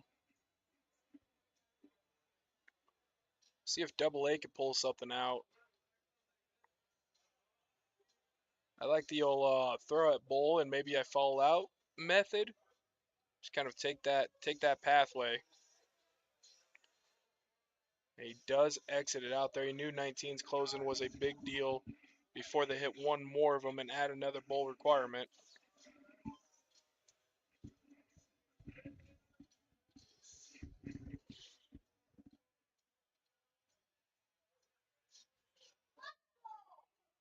Big, big darts by the Duck. Tosses his last dart in celebration. That's going to do it here. That was a race to 2. Howard the Duck and Jimmy Crackpot Corn, both from Dubuque, Iowa. Moving on.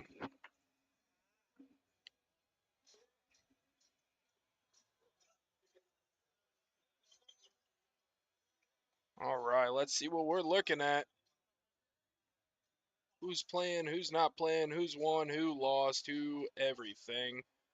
We are taking a peek into the Monstars Monsters Triple Bowl 140 cap doubles. That's where you just watched this match. That was the bracket it was in. Jimmy Sharf and Howard the Duck.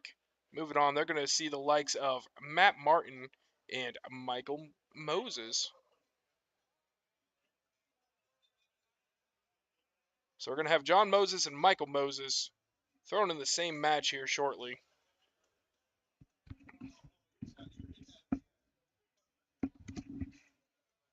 Getting down to the nitty gritty.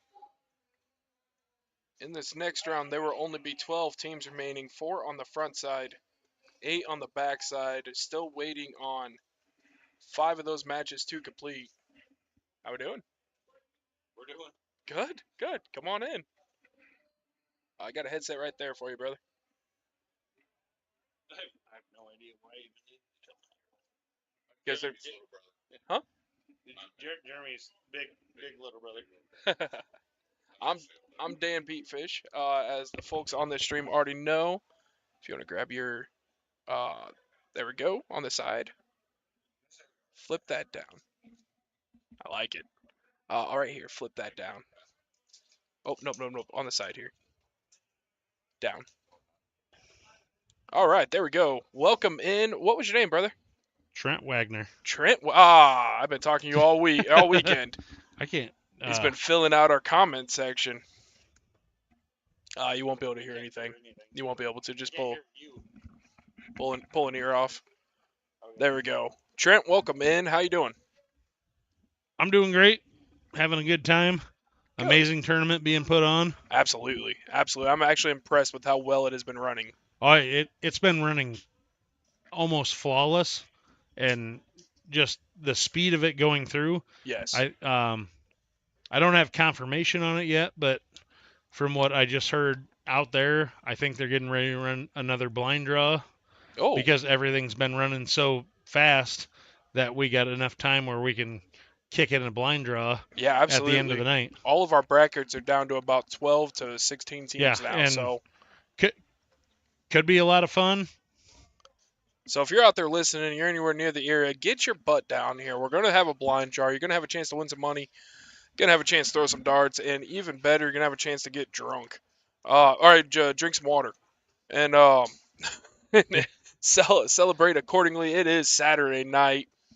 There's always a casino next door if that's more your style too. Don't be afraid to stop out here because Wild Rose here in Jefferson, casino and hotel, part of our big sponsorship group. Got a lot of sponsors going on. Did what tournament were you throwing in? I threw in the open singles Open singles? earlier, Okay. and then I threw in the cap doubles.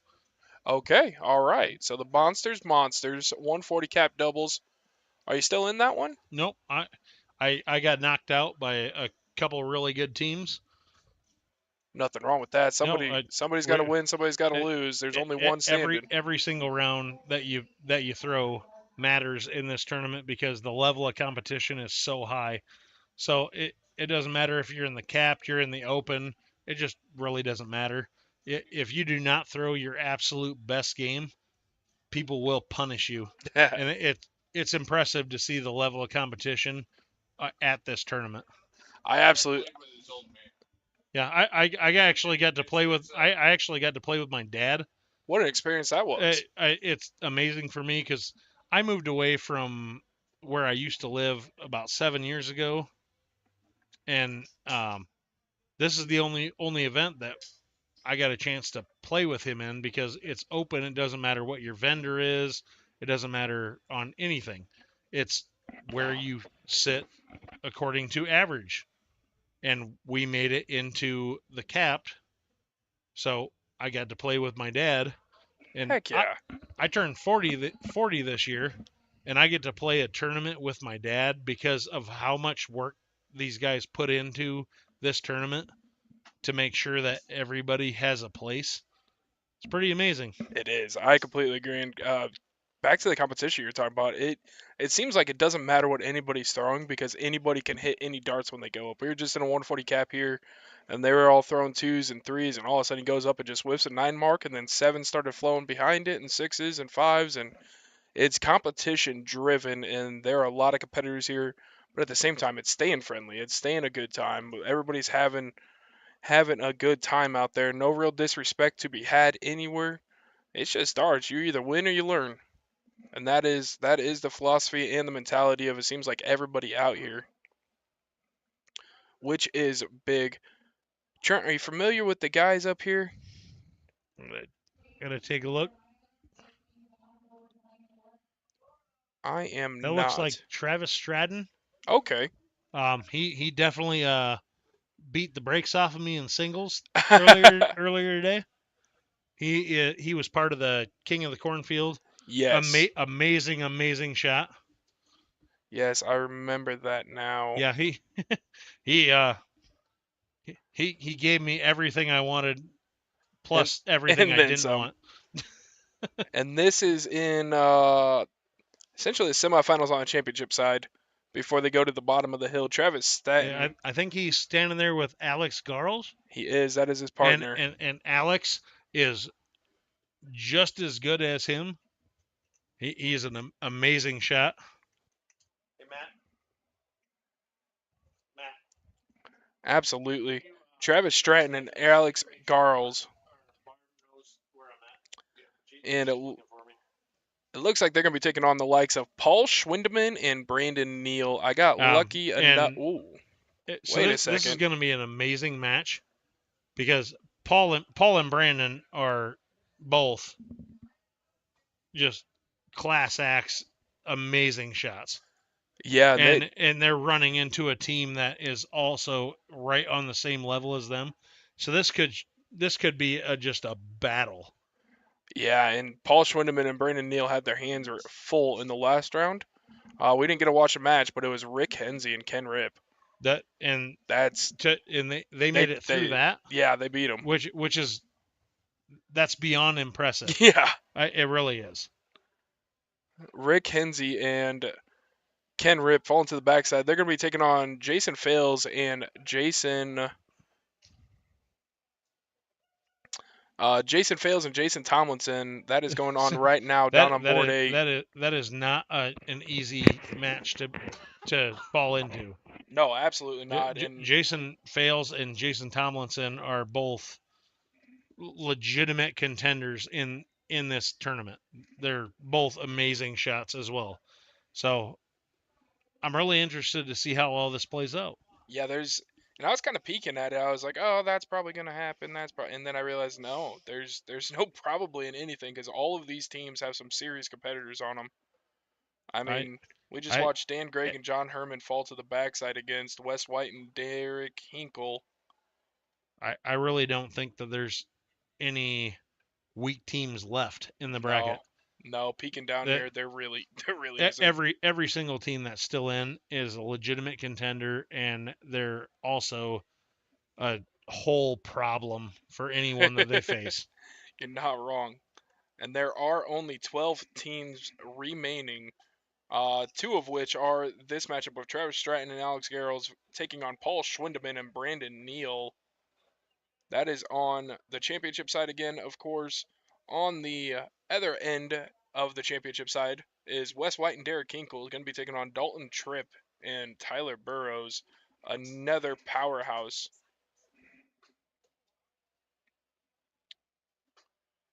I actually thought Matt.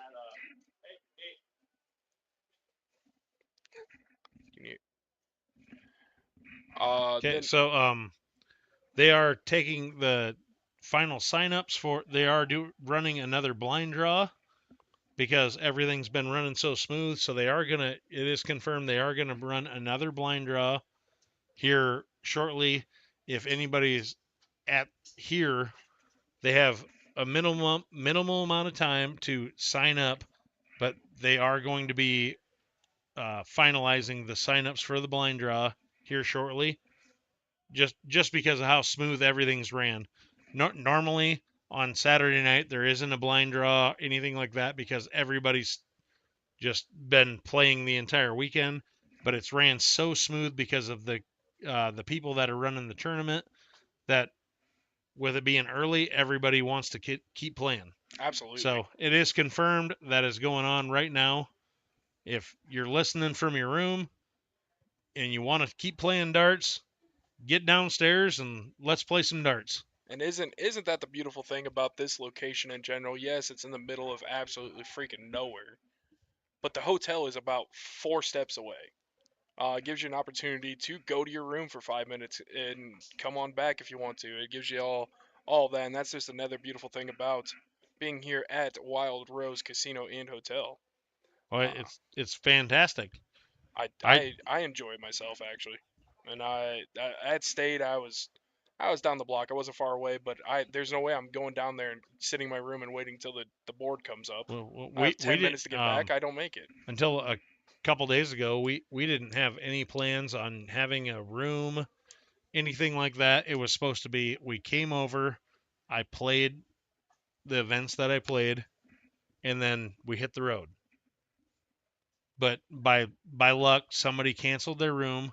I was able to get it, and now as soon as we're done with this and signups are done, I'm gonna go continue playing darts.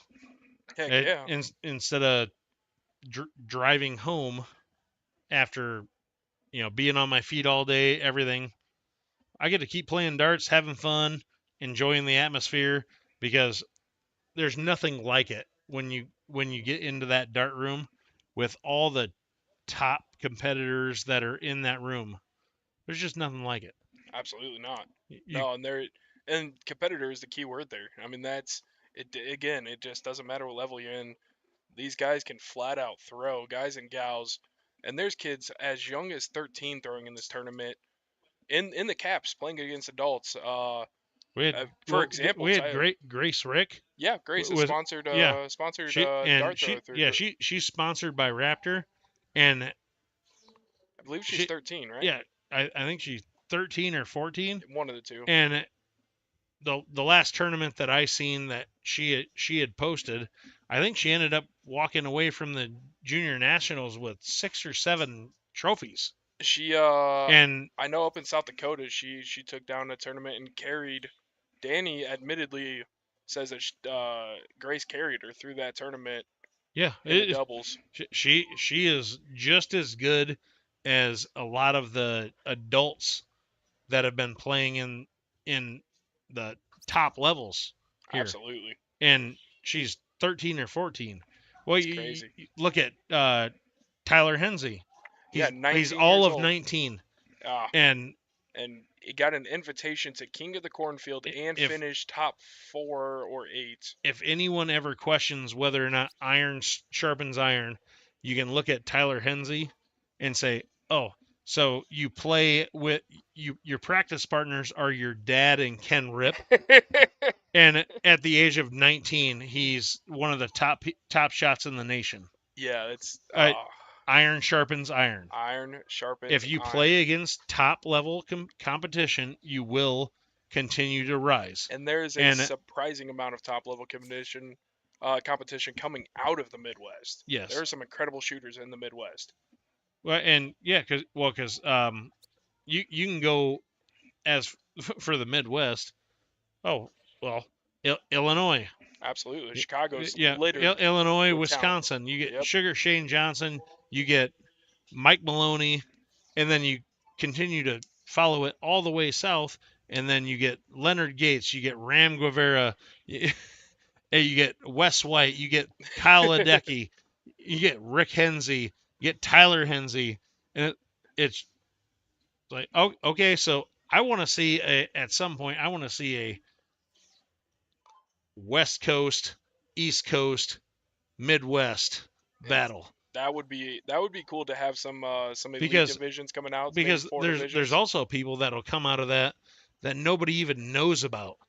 Absolutely. That are playing small town steel tip, literally, or stuff like that nobody even knows. Well, there's a guy out of Fort Dodge. We kind of mentioned this a couple times. Well, actually, Midwest, you'd actually run into Chuck Pulio and J.C. Martinez. You're absolutely right on that. Hunter Van Beek. The list could go for on and on who could come out of the Midwest. But it would be a fun one to Alex watch. Reyes. It would be a really fun one to watch. I like that. How do you even pick? You don't. You let them all throw. Make them pick. Yeah. How do we pick? You're playing. It's just amazing. John Edwards, Brandon Neal. Oh. Yeah, Brandon Neal is a absolute dog. I believe that's him. Yeah, he's. Was that him thrown right there? Actually, he's actually just on the screen. And that is the matchup we're in. Is this Travis? Yep. All right. This is Alex. This is Alex. Trent, you got a couple shout outs, bud. Robert Banks and Dan Foreman giving shout outs to Trent and T-Dubs. I'm guessing that is absolutely you because your shirt says so. That's what it says on the back of my shoe. Shoes too, okay. I like it. We got us a pretty big matchup here. That was Paul Schwindeman up. Was it? It just said hello. So, what's up, Dano and Robert Banks? Appreciate you guys. Amazing people. And this is Travis Stratton. Up now, looking to set up for a close. Gets it down to a 117. A few different ways to go about that one. We'll have to see what he elects to do when he comes back. Well, if he does what he did to me in singles, he's going to take it out. Oh yeah, yes you do. Well, I'm in the blind draw, so Bushy will be replacing me here shortly.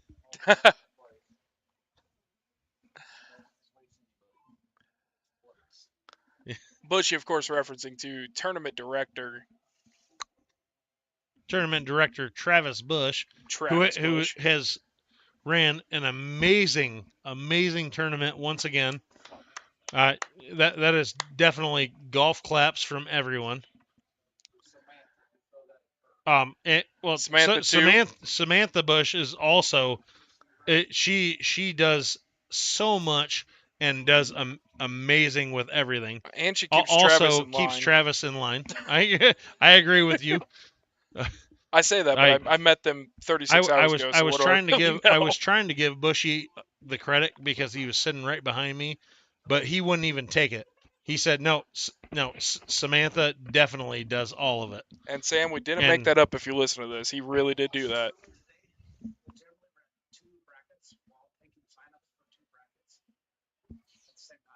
yeah, no, I get it. Shit, that's a bad lady. Sam is amazing, and she makes a lot of stuff happen. Bushy getting a shout out from Abby Livingston. Abby Livingston Branham. Abby, where are you? Everybody's been asking that. I haven't ever met you before. Abby would have been here, but Matt didn't want to bring her. Oh, so these darts are looking good. That is confirmed. It wasn't just me talking smack, Abby. Bushy confirmed that Matt said he didn't want to bring you. So darts are great. I love darts. Matt's gonna get stabbed when he gets home. So I'm sorry, Matt, but they're not sorry, bro. You also let me get back here on the mic, so you had your choice. Looking for a double 8 here to knock this one out, and that's gonna do it. Good We are shot, still Travis. in a race to 3 there. Travis able to finish that one out. All right, well, in between these games, I'm going to go ahead and bow out. It was good talking to everybody. Thanks for stopping by, Mr. Wagner. Great meeting you. You as well.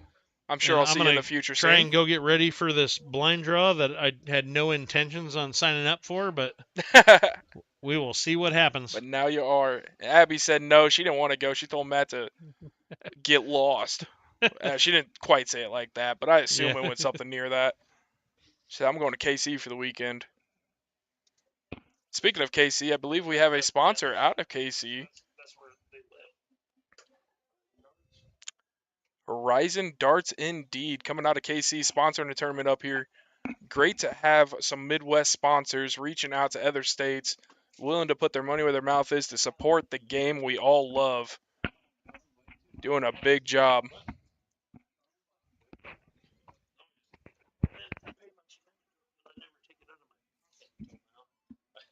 So we're in the second leg of this match.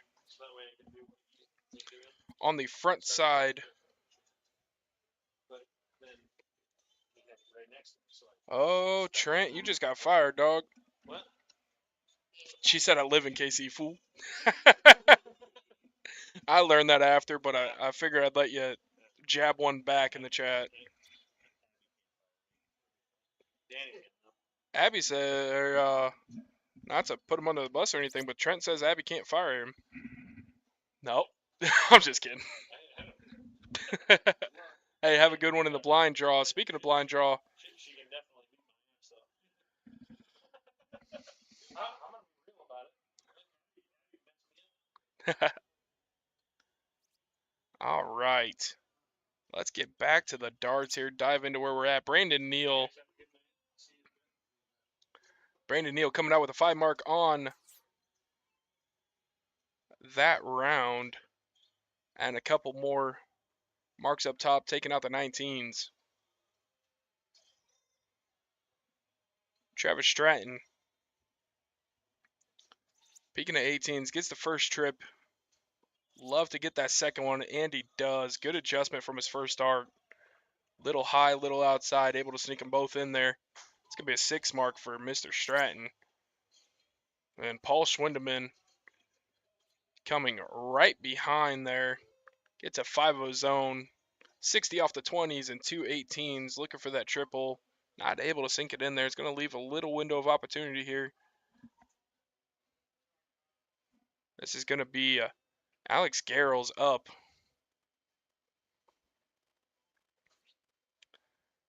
That was a tough first start. Didn't really leave him the marker. He was wanting a little too far outside. He had to adjust a much, went a little high on it. That first start ever so important, whether it lands in the triple or not, as long as you can work off of it.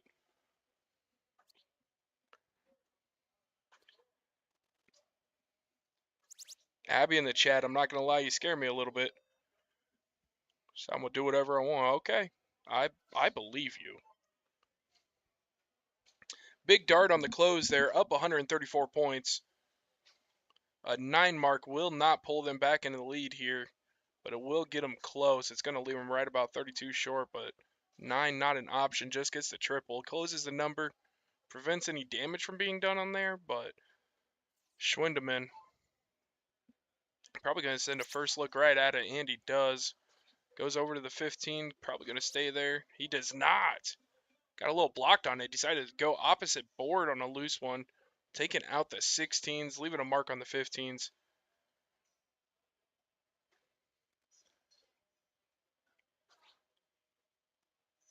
And it's going to be Alex Garrels taking a stab at 15s first, looking for the 7 mark. Gonna have to settle for the 5. 30 points added on with the closeout of the 15s. Down 104 still. And Brandon Neal, a bad, bad man. I had the privilege of calling some of his singles matches earlier, and I don't know that I've ever been entertained as much as I was while working.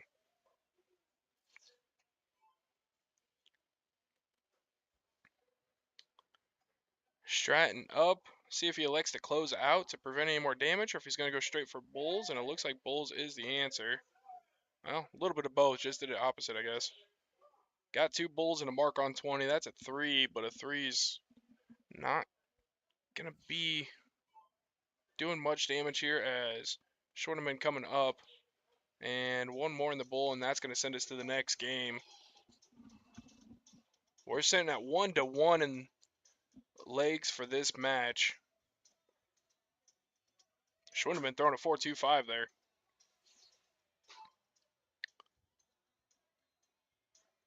And it's going to be Travis Stratton throwing first.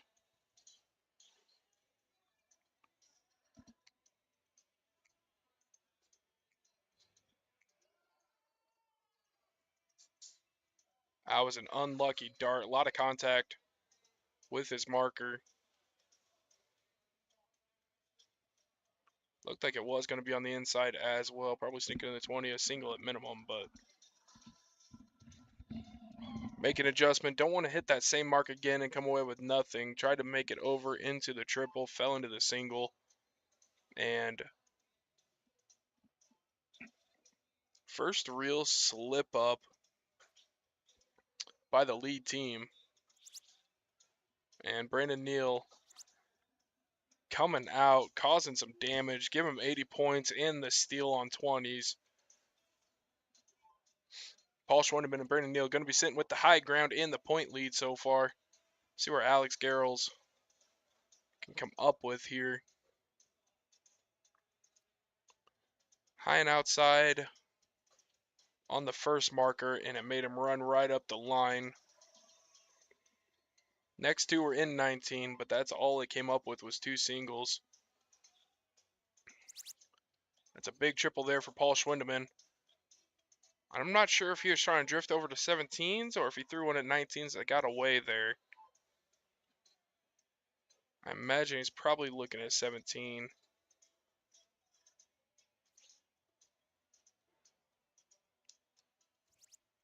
Stratton has an opportunity to get close here. There it is. Got him within 8. Big open and points coming off the 7 mark. Travis Stratton getting it done there. Brandon Neal throwing a 7 in his first round, up for his second round now. Gonna have to settle for a 2 on that one. Still leading, though, with a 4-5 in this group. Headed into round 4.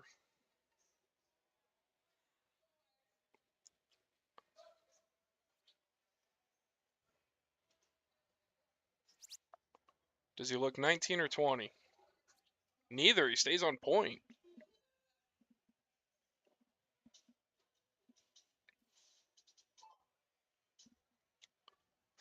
Schwindeman didn't like his placement on the 20. Decided to go down to 19. Pulling some points out of there. Down by 4, though. And Stratton has an opportunity to steal. Need 2 on 20 and 1 on 19 to take them both away. Throws at 18s first. I bet he's going to stay there and try to sink a triple. He did stay there just a little north of the mark, though. Only going to get 36 out of it. Down 40 points here. 2 numbers open. I think if he hits a triple on his first start, he might move. This is a very good thrower. He does stay for the second dart. Decides to go down to 19s and keep pointing with his third dart. Didn't like the position up top. And a lot of this strategy is knowing who's behind you and what position you want to leave your partner in based on what the person behind you might be able to throw. Sometimes pointing, even with an opportunity to close, is the best move there. Single's a little bit different breed. She'll be the next one thrown on your team, but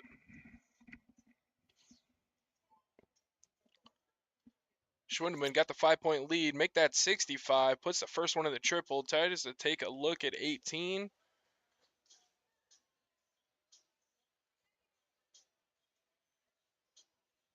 It's a great first start. Give him an opportunity to take those shots over there.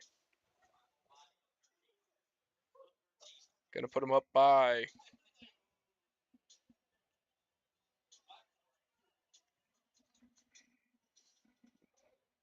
do we got Jules Van Doggen in the chat?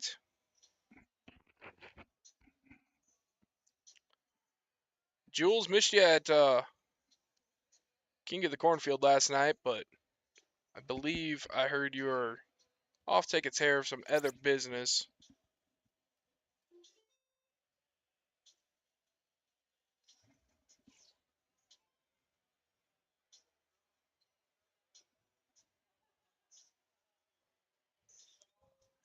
$43 points is the difference here. 2 numbers still open. Been staying in this position with the marks on the board, just throwing points for a few rounds now. Three rounds or so. About half the game. Working the points up. We're only in round 7. Hits that triple 19. Stays on the 19. It's a 53-point deficit. A triple here could take the lead. Some point, somebody's either going to have to hit a 7 or 8 on marks with nobody to follow behind more than a 3, or somebody's just going to have to take a shot out of their comfort zone. Try to close something. I'm willing to bet we see both these darts fly at 18, though. And we do. They both land in the triple. It's a big score on the 108. Puts them back up.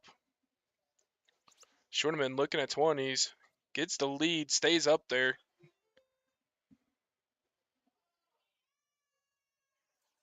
Give him a bone, that's 100. 45 points separating now. That's 54. They're up by 9. Takes out the 20. Takes out the 19. That's the move we were looking for.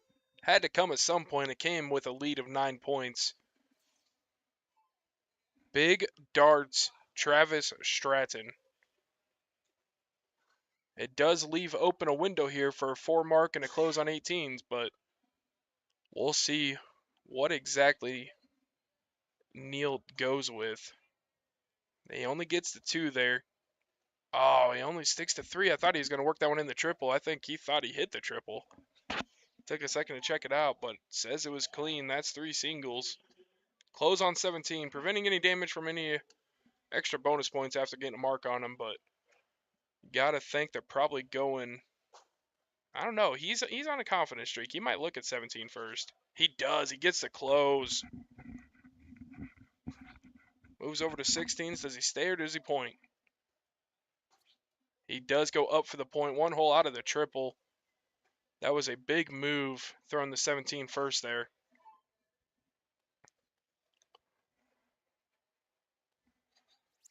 Schwindeman, big breath, and it pays off with a 7 mark.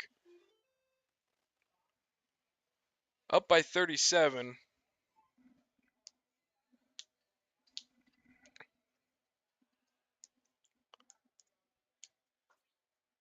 Throwing 18 first, got a single there. I imagine he's going to stay up with all 3 at this point. Maybe go down with the triple, but I bet he would, yeah, and he does. That's going to be another 7. And these guys are banging now. 4-8-3, 4-4-0, 4-2-0, and another 4-2-0. This is a highly competitive match.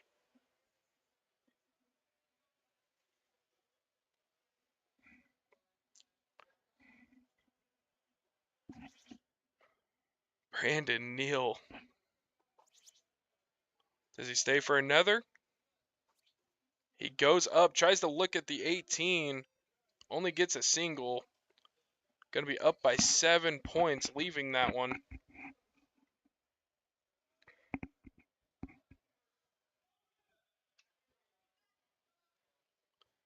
Alex Garrels does what he had to do there, hits the triple 18, goes down, gets a single on 16, 2 darts to work with. He gets the other single as well. That's going to close it out. And it's going to be a 47-point lead coming out of that round. 2 marks on 18, a 6 on 15s, and a 1 on 18 can flip this board. Has to settle for a 4. Frustrating indeed. 32 points in the lead. Does he throw the first one at 18? He doesn't. He looks at the 15 first. Now he's not sure quite what he wants.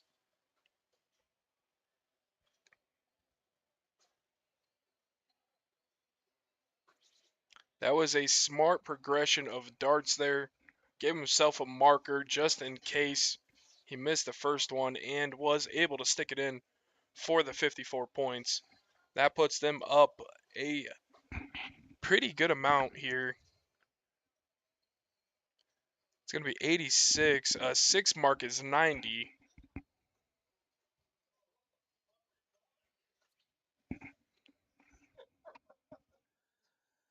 Oh.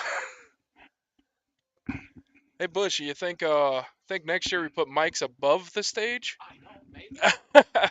We're gonna have to put a rated R sensor on it, I think, but it is quite entertaining for our adult listeners. Chris Trinidad coming in. Aloha. You chilling over in Hawaii, Chris? What's up, boss? Bushy says hello.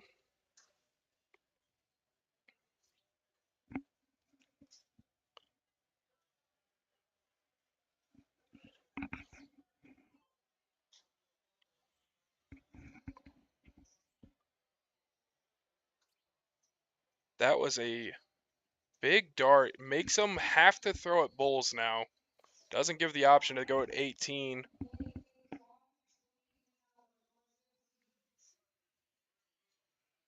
Got a 71-point lead here. That was a big double.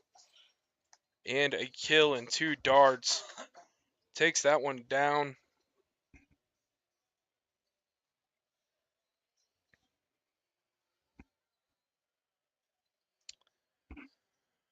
All right, we're going to be going back to 0-1. That is a 2-leg lead. Not a 2-leg lead. That is a 2-1 in count here.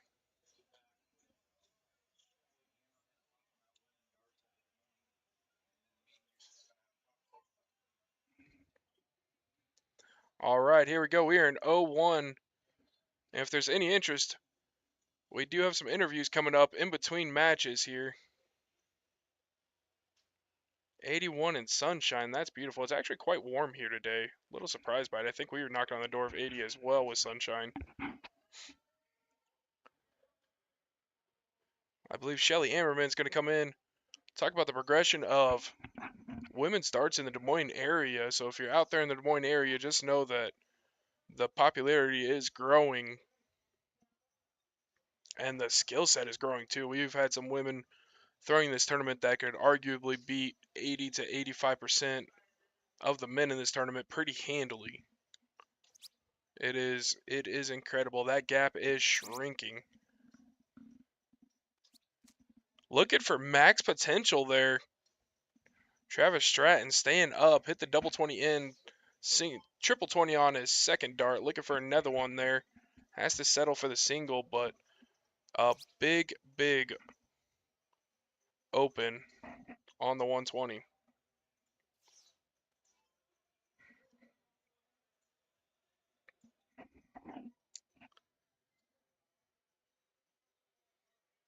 Alex Garrell's looking to come in. Got the double 16. Is he going to be able to stick one in the bowl? He does indeed. That's a 419. 82 points on his opening round.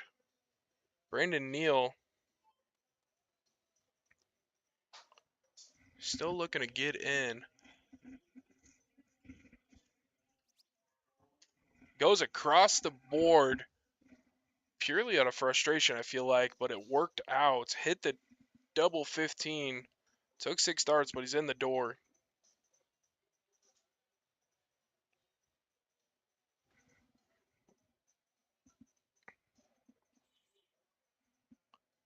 And it's going to be Travis Stratton. Bull 16 bull. That's a 116 coming out for the low ton. 265. His next round is going to be looking at setting up his close.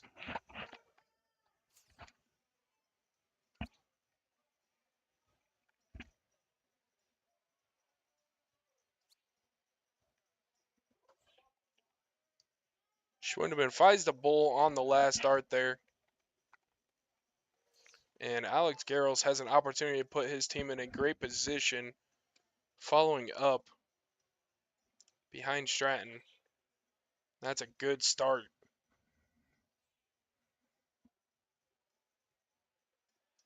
And there it is. Give him the Hattie. 269. Pulling the 150 out of there.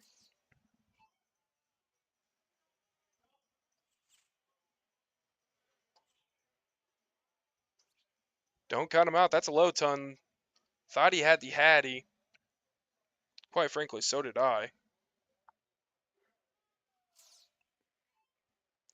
Stratton looking to set up here. First start at bull. Just off to the side.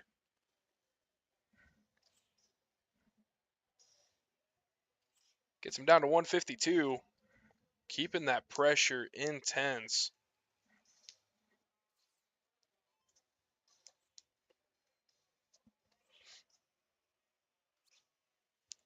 That's part of what makes this tournament and a lot of tournaments so difficult is the double in, double out. If you don't hit that, it can really damper your ability to catch up. Alex Garrels uses marker. Oh, and he goes up. He couldn't have his partner outdoing him, so he went up just to tie with him on the 152. Brandon Neal. At what point does he start? I was gonna say start throwing it triple 20, but a hat trick does it. And when I do the math, the triple 20 doesn't give him any extra advantage there. He'd still be sitting at 185.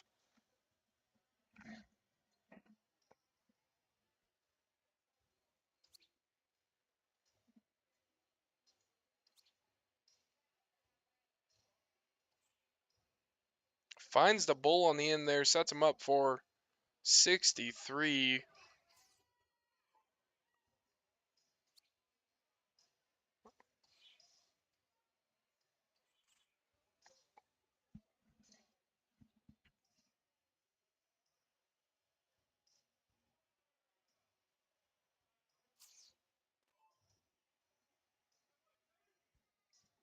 See what he's going to do with this 152.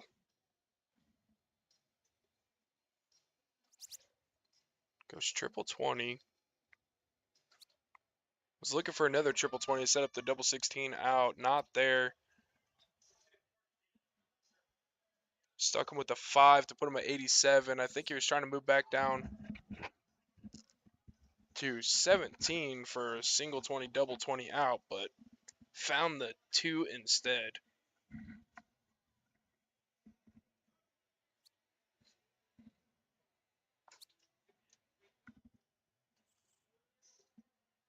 Neil working his way down to a 137.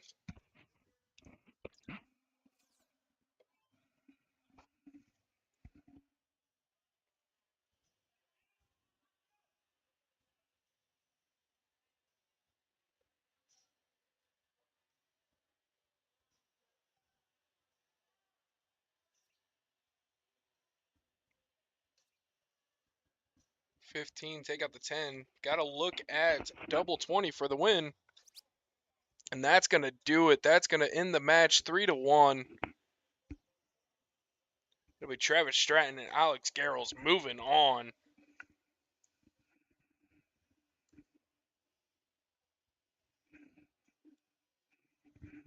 If you're tuned in here on YouTube or Facebook, remember, comment, like, subscribe, and when you do comment, you get entered into the drawing for a sling bag and some dart supplies coming from Raptor Darts, your live stream sponsor. Raptor Darts hosting Raptor Vision, bringing this live stream to you. I hope you guys are enjoying it. My first weekend doing darts commentary. I know my dart math isn't where it needs to be yet. I apologize for that. I'm relatively a novice in the dart world. Just, I don't know, good at running my mouth, I guess, so they put me on the mic.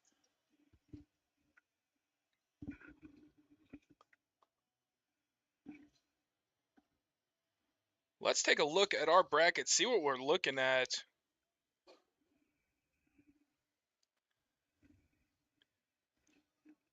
EDC bringing us triple bowl open doubles. And Travis Stratton and Alex Gallus. Alex, oh, excuse me. They're going to have to face Wes White and Derek Hinkle, who just took out Dalton Tripp and Tyler Burrows. So Dalton Tripp and Tyler Burrows falling to the backside. They'll be waiting a little bit here as Jason Garton and Jess Wilworth defeat Cody McKenzie and Jeff Meyer. Keeps them alive. They're waiting on the victor of Rick Henze and Ken Ripp taking on Jason Fales and Jason Tomlinson.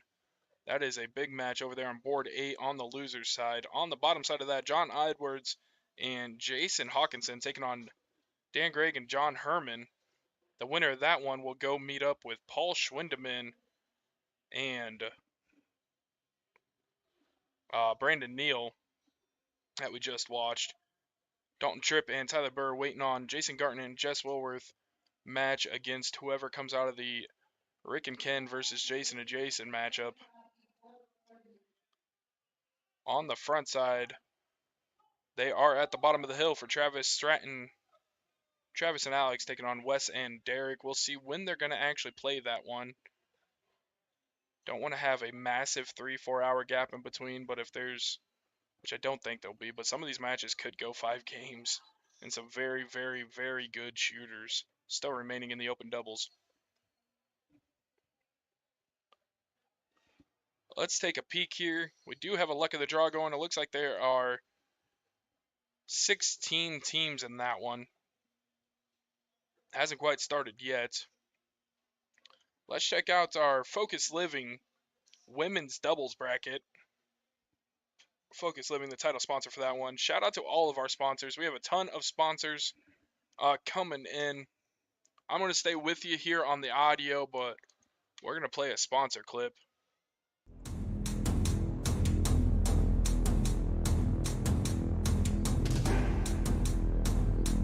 I am still here though. Don't have to go anywhere as we're still reviewing the brackets. These are just our sponsors. We want to show them some love and appreciation. As they have all invested not only into this tournament for promotional purposes, but they have also invested into the dart players themselves.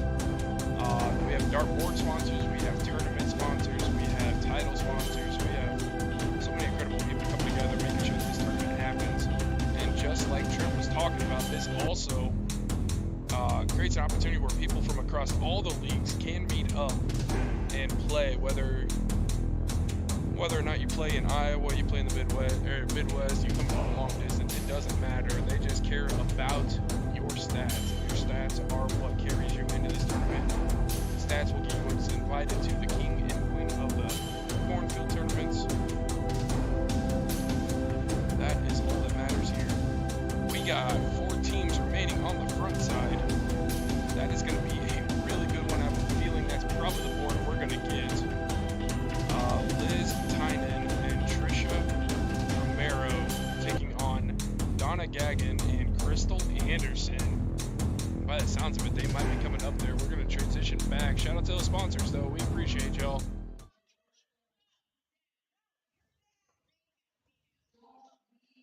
I don't know. We're going to see here.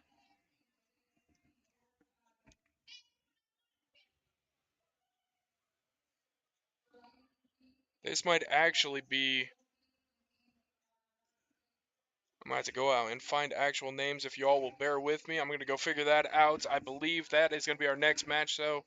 And potentially one of the remaining championships matches from the women's doubles.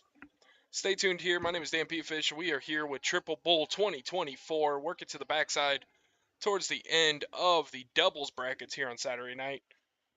We are going to stay right here. We're not going anywhere, but I am going to cut this audio and go figure out who's playing. I'll be right back with y'all shortly.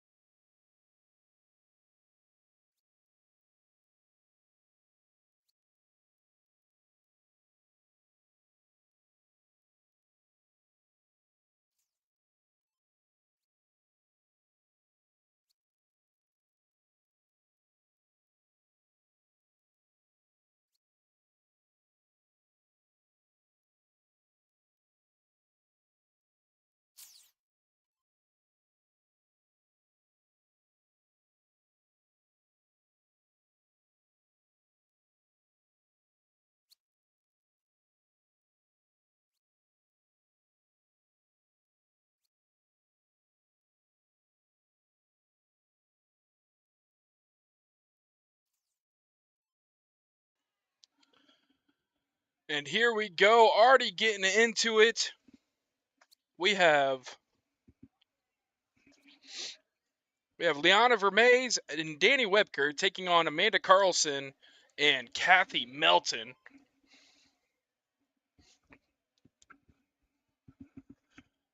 They are in a 7th, 8th place match, looking to stay alive on the backside. Whoever wins advances on to play the loser between No Easy Task, Liz Tynan and Trisha Romero versus Donna Gagan and Crystal Anderson.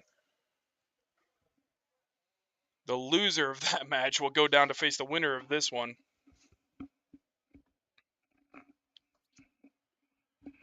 And the loser of this match will have to settle for 7th and 8th. The winner will advance on and be guaranteed at least 5th, 6th. Playing, of course, for cash and placing at this point. Right now, up to throw is Kathy Melton. Kathy and Amanda partners in this one. Amanda Carlson, Kathy Melton coming out of Jefferson, Iowa. Danny Webker's hailing from Rockwell City, and Leanna Vermees is coming out of Milford. That is Leanna right here in the red and black jersey.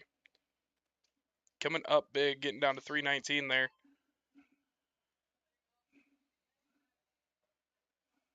Amanda Carlson up, sitting at 418. That's going to help. Right there on the second dart.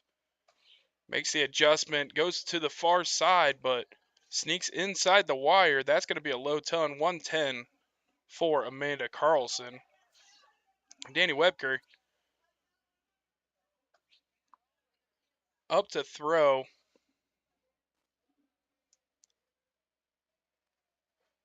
Danny definitely not feeling that second dart. Had to take a minute, spin off.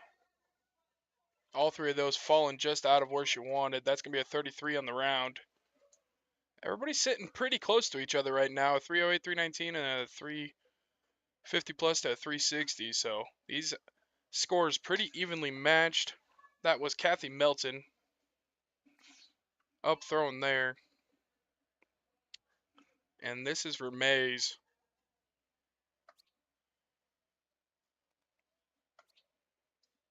Working around. Ooh.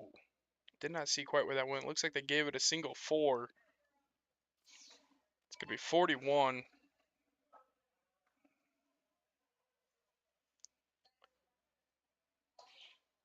And this is in the women's open doubles.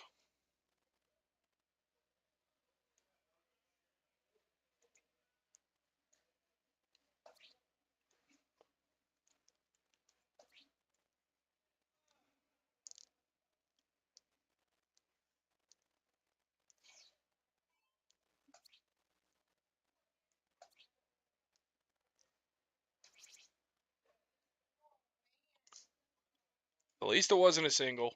That's what I say when I throw. I may or may not have thrown a 9 in my day the hard way a few times. This is Melton, local.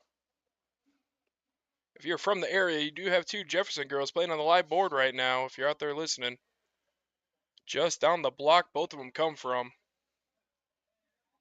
And on the other end, we're looking at about a 3.5-hour drive.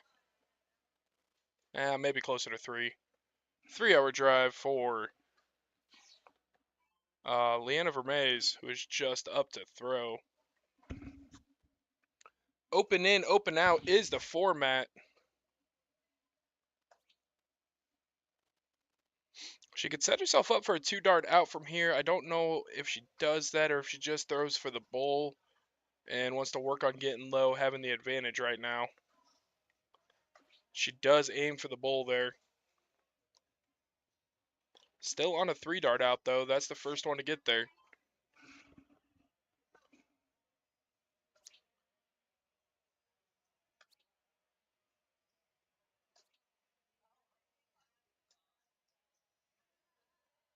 Danny Webker, I think she said, "Oh no," when she came up. Ah, that or something a little more intense, but definitely not pleased with their 24 there.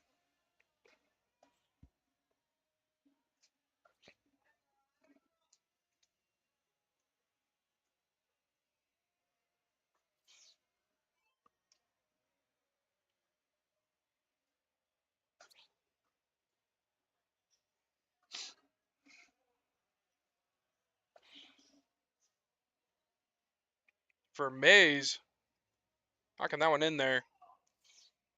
For Mays throwing out of Bullseye Supply. One of those mini teams sponsored. Many players coming out sponsored by Bullseye Supply.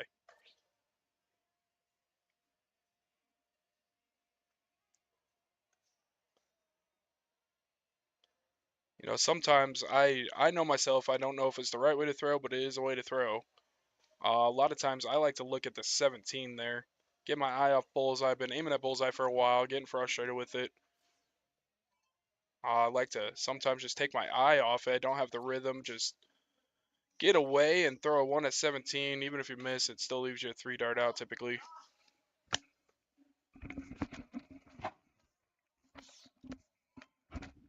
Right way to throw? I don't know. I'm not very good at darts, to be honest. Not throwing, at least. It's like when I get up there, my brain shuts off and I just wing them.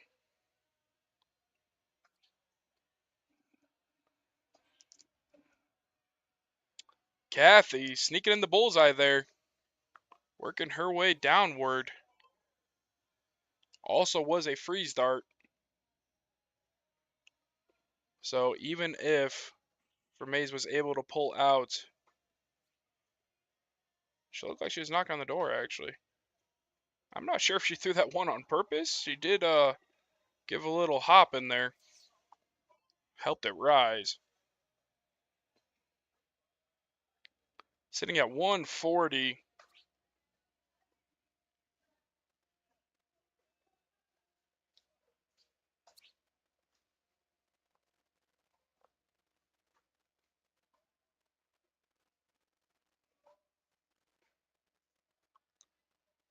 Clinkley coming up here. Gonna try to set herself up for the next round. And that too was not what she was looking for. A yell of disapproval coming out.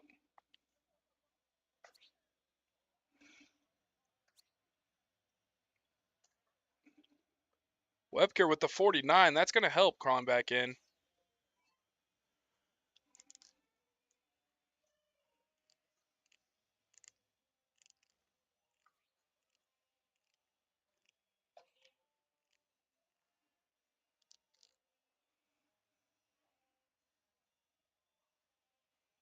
Trying to think where she wants to go with that. Throws one at the 19. Falls out into the double 7. Lands on a 35.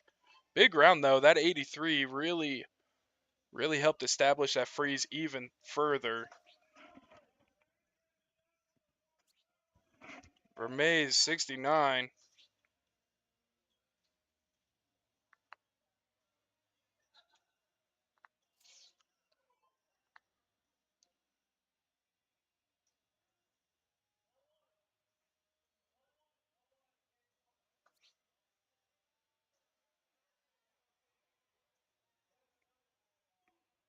$97. Sitting on 81. There are 100 ways to cook an egg. Probably about 15 ways to throw this dart. I know most of you disagree, but you'll be fine. Nah, I'm just kidding. I think there's more than 100 ways to cook an egg. And Vermaze struggling to get it going here in this first game, but that is what it is. It is a first game. I believe on the backside though it is a race to 2, so there's only 3 to play.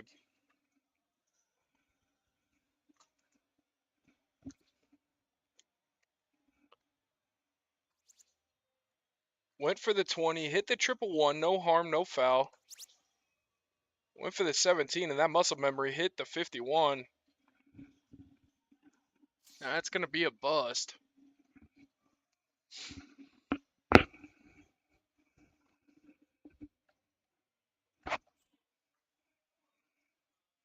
Down to 3 is Vermees. Hits the bullseye there.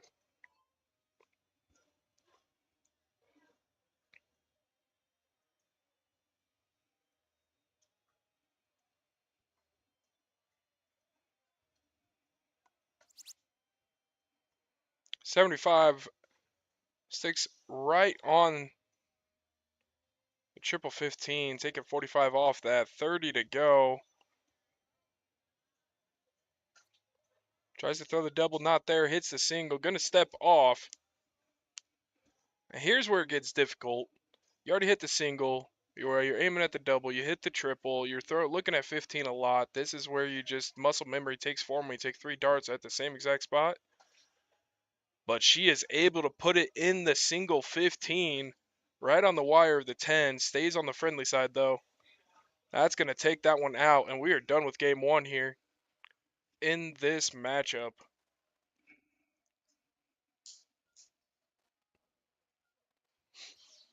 On to cricket we go. It's going to be Webker throwing first. First one just goes a little right. Oh, big round. Gets to 5. The double 20 after the missed one to the right in the 1. Follows it up with a triple 20. Had some heat on those darts too. Danny Webker out of Rockwell City.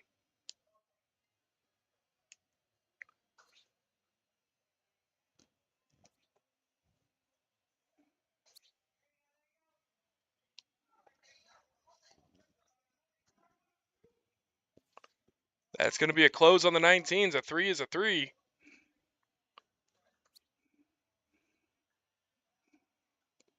Vermees throwing the first one at point, second one at 19. Going to go back at 19 with the third. Got some mark on it.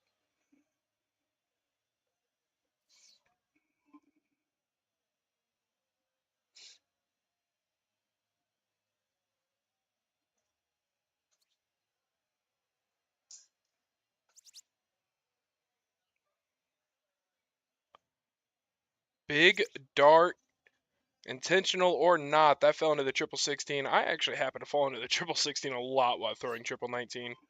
I don't understand it. Does it make me good? I don't know, but if it helps, it helps because that's 3 marks I needed. It's almost like the setup now.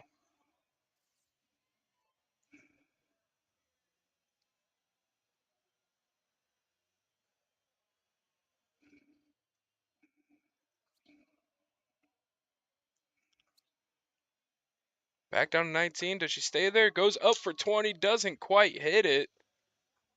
Good look being up 34 points there. Trying to take a shot at close.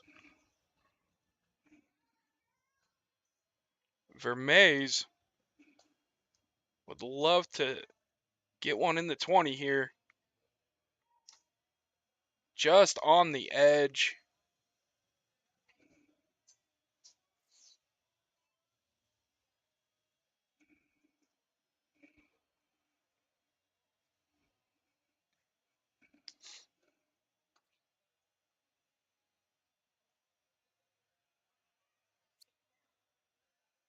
Two in the 20. Make it 3. A 3 is a 3. Running it back again. Throws a 3 and brings her average down to a 5 is all. She is throwing out of this world on cricket this game. That's another 3. I think she said, Mother Teresa, please help me. I'm sure there wasn't anything else involved in there. That I think it would be really entertaining to have mics above the stage. Maybe if you guys petition enough, we can get the unedited version from some hot mics on a stream sometime, maybe next year.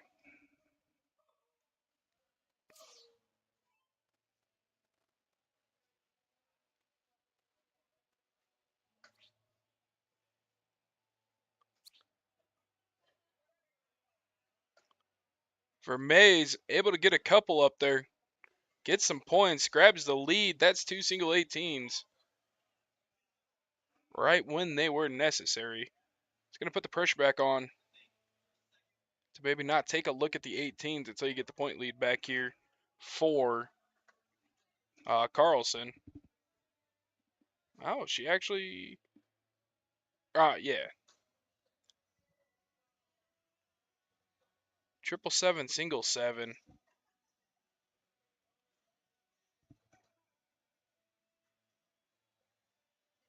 Does she switch to the 16, stay on the 19, maybe look at a 17 for an open?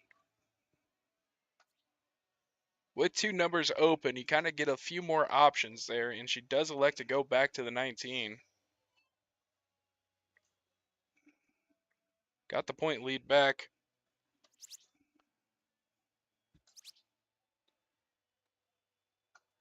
Danny Webker.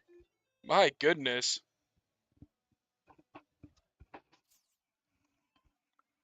I like to call that a fake 5. 2 triples with 1 mark already on a closed number. Added a bunch of points, 54. Got the 19s cleaned out. So it's 18s and 16s now. Being up here, do you consider throwing 17s, 16s? Do you stick on 18s until you catch the value and marks the points? Looks like she's going to stay on 18. Tries to make the adjustment. Just overshoots it just a tad there.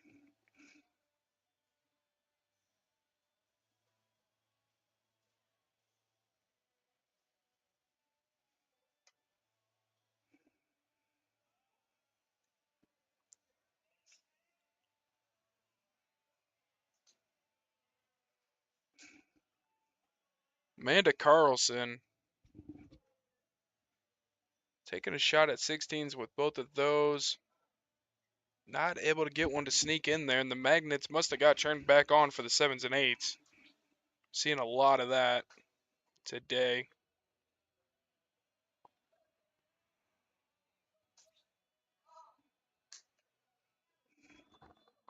Danny Webker ripping those darts in there.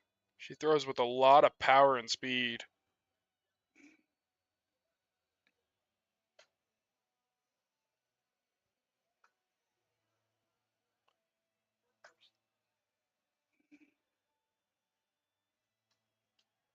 Kathy Melton out of Jefferson.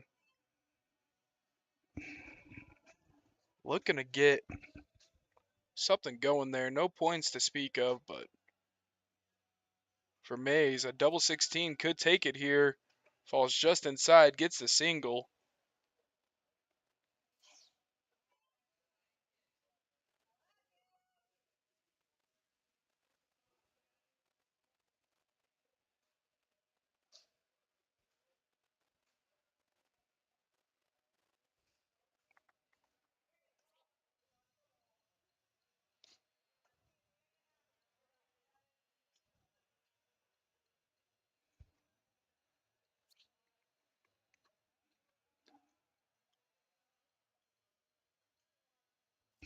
Carlson able to open the 15s there as well.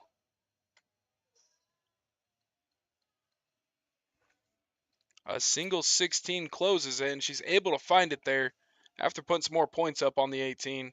206 to 149. That is a 57 point advantage.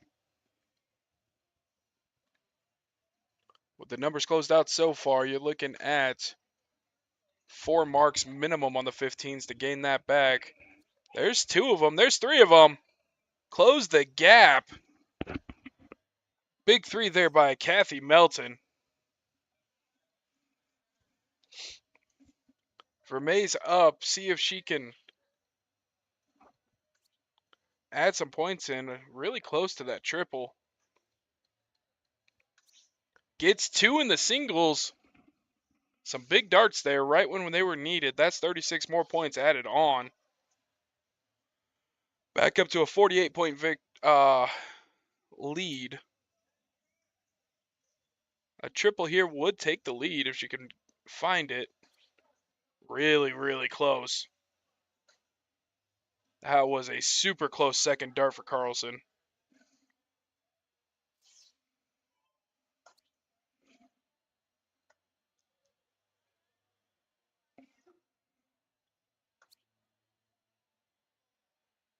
Danny Webker getting 36 more points added on there. They're keeping a good distance here.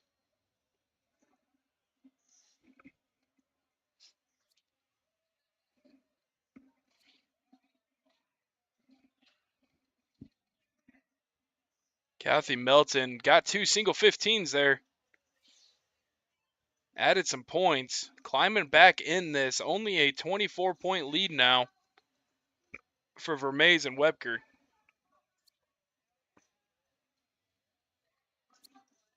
Adds 2 more singles. That's another 36.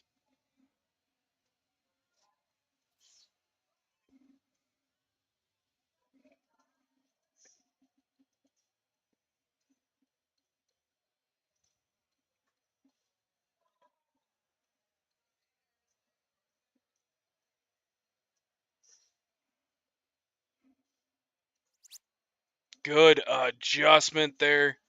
Is this the one? Oh, just north of the wire. Another mark there would have been a tied game.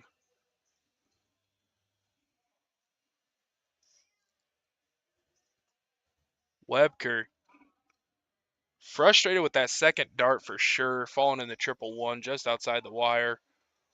Took a step back and wasn't able to find it. There's an opportunity here for Kathy Melton. Melton, a single 15 ties it. She could flip this board with a couple really good darts.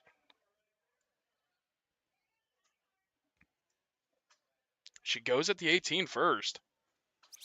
Goes and gets the double 15, up by 15 now. Tries to add on to that, but they do have the lead for the first time in a long time.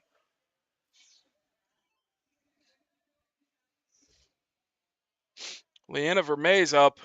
Leanna coming to us out of Milford, Iowa. And she hits the triple 18 and a single. There's a 4 mark for Leanna Vermees.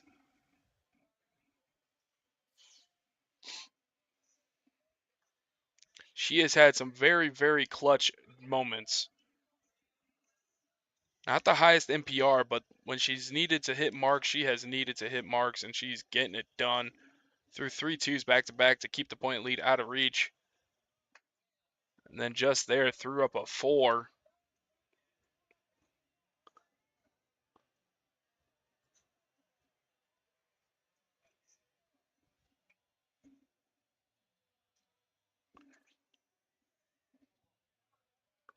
Carlson getting 115 on Danny Webker, coming up with a 42-point lead. Took a look high at 18, went down to 15, tried to move back up to 18, fell into the 111 again. She has her way about it. She might remove the 111 from darts altogether after this round of cricket. Speaking of round, we got to start paying attention to the rounds, as these ladies are working their way to a round out. Got to be knocking on the door of 18, I guess. That's exactly where we're at. 18. Only 7 rounds to go. Vermees getting a mark on 15. Does she stay there? She does. Was hoping to hit that triple.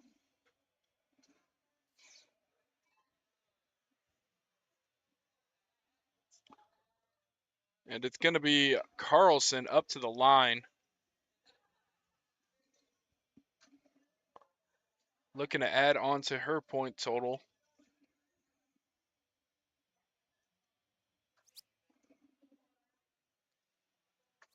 Those are big darts this late in the game.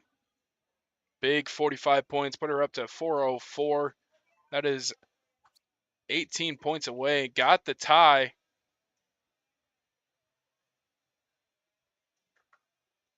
Danny goes for the close. I don't know if she knows what the roundage is. There's only 3 more throws per player, including that one by Danny. 404 is the tie. Round 19.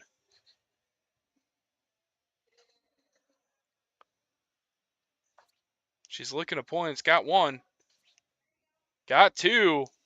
That's big. That's going to force the 2 mark to get the lead back for Vermees. She has been heating up in the back end of this, though. That's a big one. She can sneak back in there. Stay up there.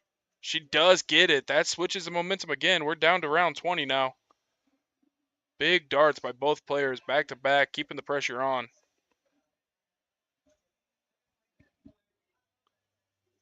It's going to be Carlson up first.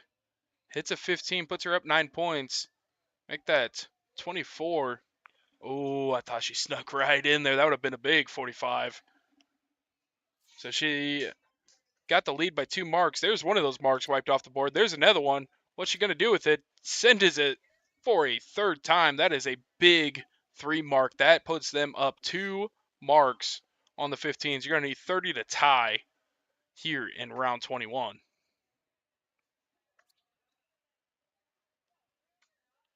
And they do not get the tie in. If you're Vermees, you gotta look at the rounds here. It's round 22. You gotta go up points. I would just point from here. I think she might take a look at the 15 though, if she would have hit one. She doesn't. Hopefully she stays up there, and she does. She gets one.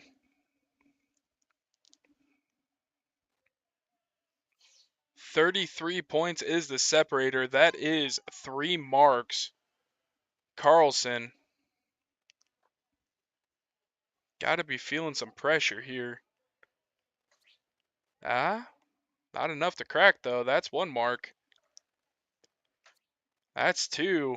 Within 3 points now. Oh, wow. I didn't see that coming. Holy smokes. Takes out the 1717. That's going to help them climb back up in points easier. And gets them off the 15.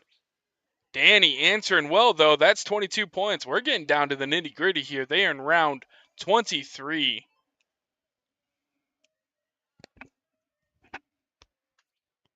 Still throws at 15. Feeling comfortable over there right now. 7 points away. That was a big last dart. That's going to keep her, give her the lead of 8. And it might come down to the last throws. Oh my gosh, a huge triple. Get another one in there. Oh my goodness. Oh, wow. And just like that, down 8 turns into up by 100. They're going to have to throw 17s. It is round 24 out of 25. They're down by 100. That is 6 17s to catch up. And 7 15s.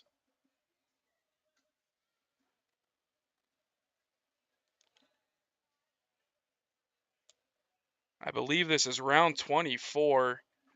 What a 6 mark by Vermees. Very, very timely.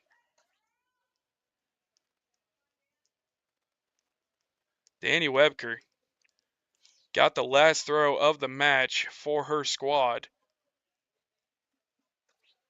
That is a big, big darts. It is going to take a 7 mark on 17s to win this.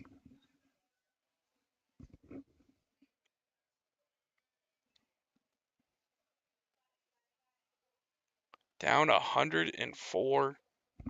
7 mark required. Not going to be able to get there.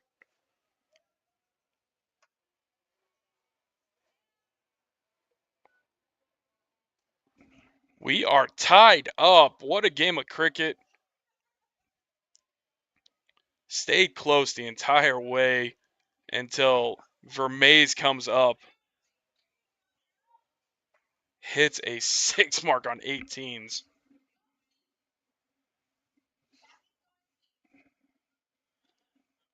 I think we're going to have a pause in the game for a, what I'm understanding might be a little bit of a potty break. Maybe a beer break. That's what I would say.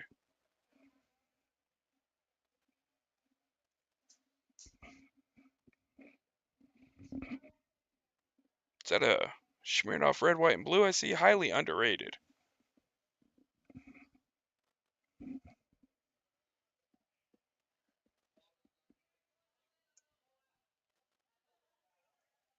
Wow, what a round there by Vermees.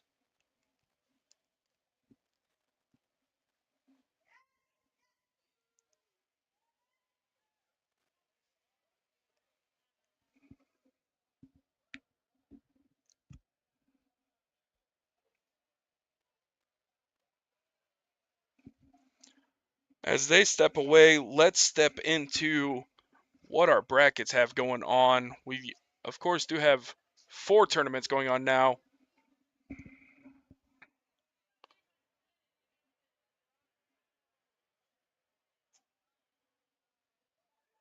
As that Saturday luck of the draw that wasn't going to happen did happen. 16 teams got entered into it. I think it got capped at 16. Let's check out our Monsters 140 cap doubles while we're waiting on Kathy to get back. And bottom of the hill, shout out Bullseye Supply and their sponsored players Tim McCall and Tim Shepard Jr. They're sitting at the bottom of the hill alongside Brandon Schirmbeck. Shout out Brandon and Jonah Chin. Brandon, of course, on the broadcast with us last night.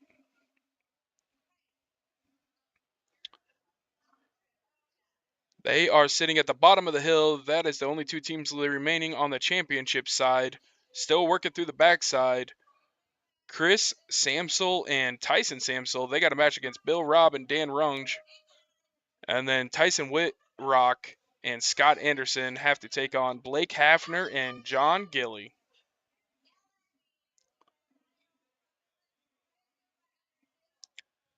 And it looks like everybody's back. We are going to have a diddle.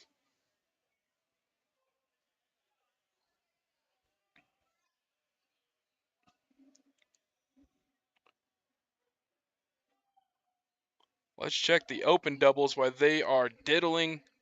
Danny Webker going to take the shot for her squad. Outside the bowl, but a tough spot, a little to the right and high.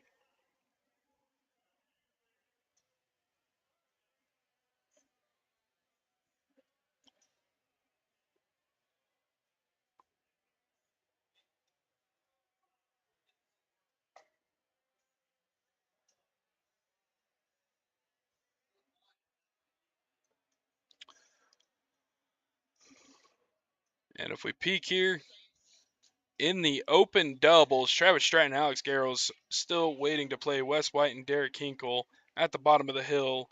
In the meantime, it looks like backside is going to get going with only 6 teams remaining, 2 on the front, 4 on the back. They are playing for 5th and 6th. Both of these matchups, the loser will stay there and get 5th or 6th. The winner will advance on and be guaranteed at least 4th place.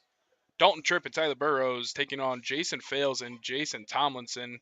Fales and Tomlinson just took out Woolworth and Garton. And on the other half of that one, looks like 0-1 was chosen. They did not want to round out another game, I guess. Dana Webker winning the diddle. She's going to get the start. On the other side of that that open doubles is Paul Schwindeman and Brandon Neal taking on John Edwards and Jason Hawkinson. A lot of heavy hitters remaining in that one. Knew it was not going to come down to any easy victories. Those are your top 6. That was a big, big bullseye there by Kathy Melton. Last dart made it stick in there.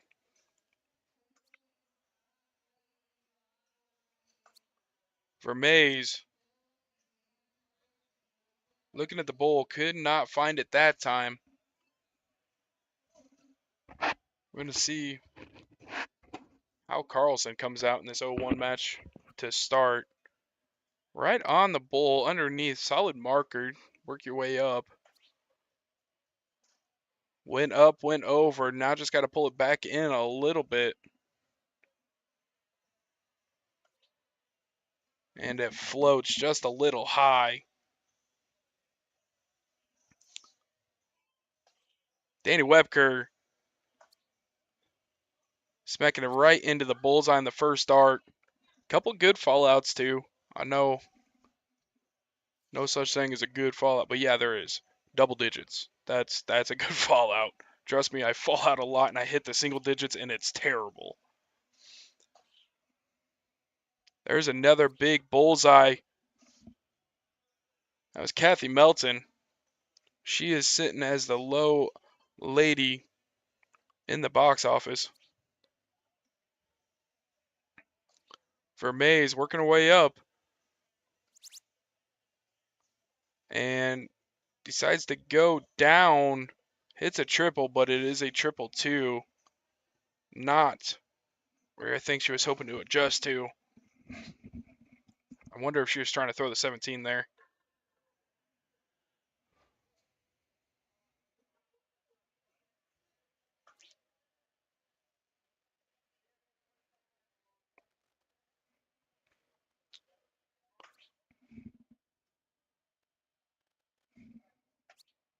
Amanda Carlson, also known as Clinkett,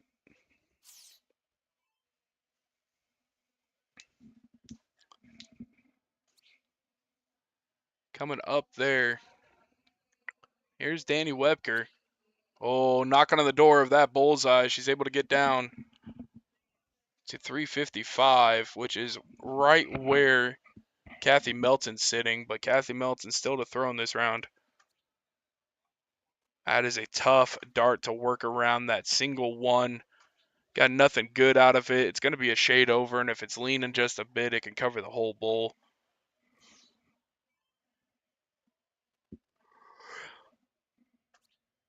Vermees coming in.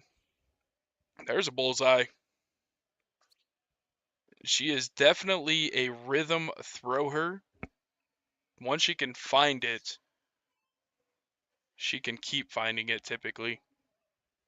That's what she proved out there in that cricket game.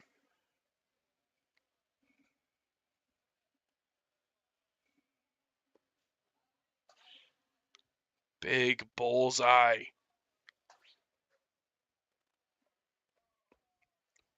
We call those fake darts. That wasn't real. Didn't happen. Doesn't exist. All I remember doing was hitting a bullseye. You go back in there, refocus like that. Just completely ignore that dart. And then you go in and you throw a triple 17. That's going to be a low ton. Danny can't do anything but just smile at that one.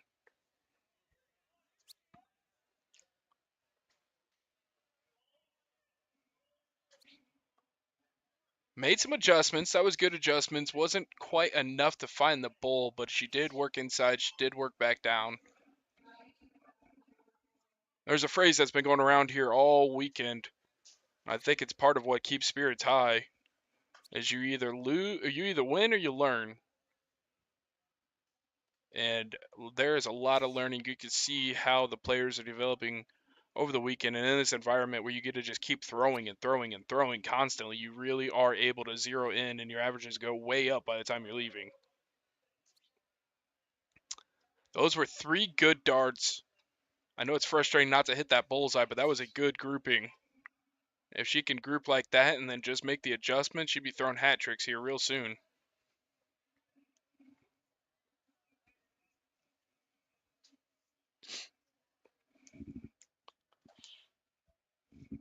Carlson finding the bull on her first.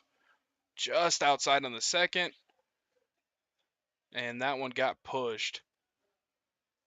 Still a solid 72 coming out.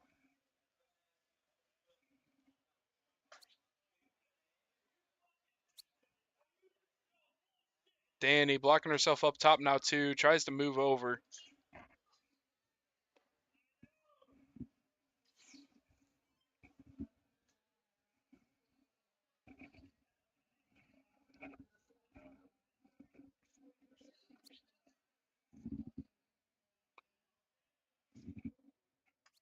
Melton working around the bull. If she could dial that one in, and she does. That's another bullseye. Tomcat, Kayla, welcome to the chat here.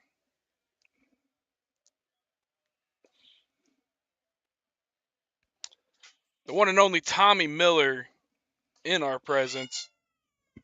Shout out to my mentor, man who got me into darts. That was a huge hat trick. I called that. I just want to put that on record. I told her that was a great group and she's going to hit a hat trick soon if she keeps that up, and she did just that. Big adjustments made for Vermees. Congratulations to her. That was huge to pull off right there.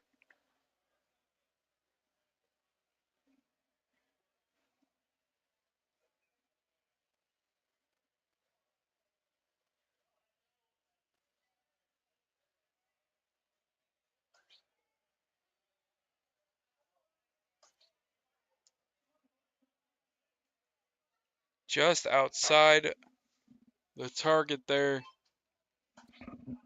And Danny Webker.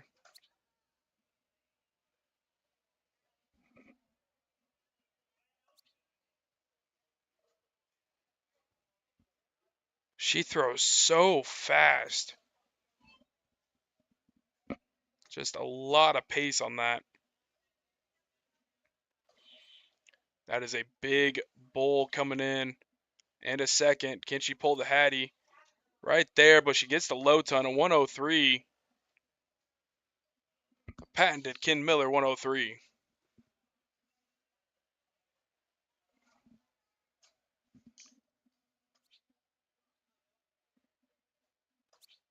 Vermees all around the bowl again. Can she dial it in? She does. Puts it in the double. And this is a very, very competitive match. 225 and 230 on opposite sides. 134 and 125 on opposite sides. Who's going to get there first to get the opportunity? This is to stay alive and move on the backside in the women's division.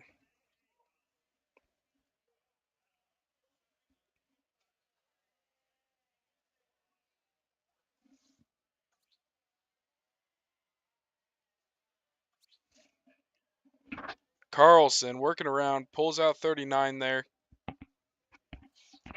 Danny Webker. Bullseye, I think, would push the confidence over the roof right now. Doesn't find it. Has to settle for 26.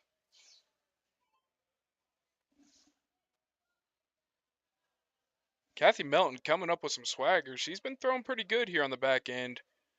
There might be a chance she could pull something out. Get real low. And the bullseye gets her down to 64.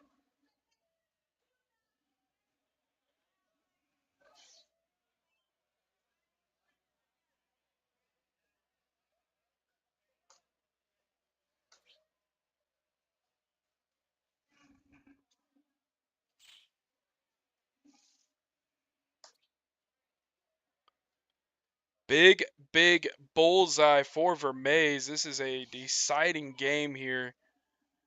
And darts are being hit when darts need to be hit. Neither team frozen. That's a big round, though. She can find a way to find another bullseye. She puts a lot of pressure on Danny Webker. That 20 helps. That 20's big. They are down to 169 on the opposite side. Danny has 2 darts to get below that. She needs at least a 3 here. Gets the 20. She's unfrozen for a minute. It's going to be up to Kathy Melton.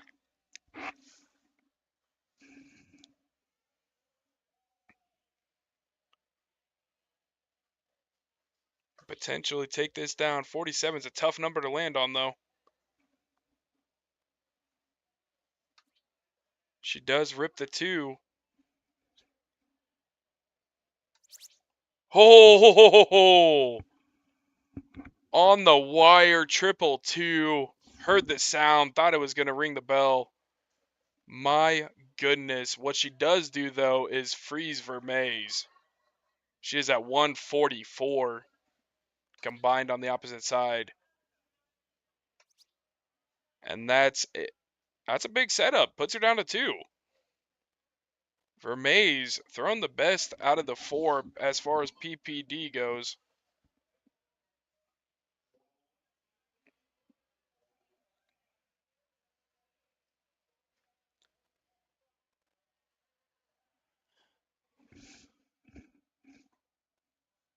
Amanda Carlson up. Wants to get low here. Maybe even put herself in a position if she hits a bullseye to try to take a look at double 20.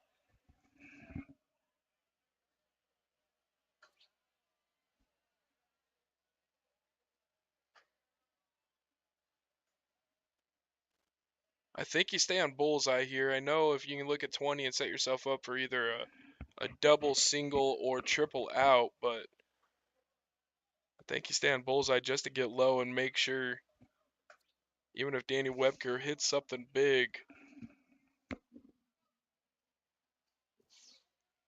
So right now it is 116 on the opposite side. She's unfrozen for the time being. That's a big triple 20. Oh my goodness. That just flipped the freeze around. Flip the freeze around. Oh, wow.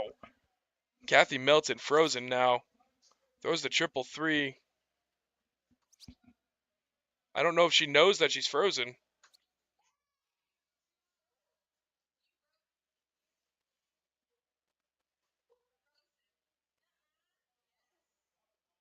Oh, no.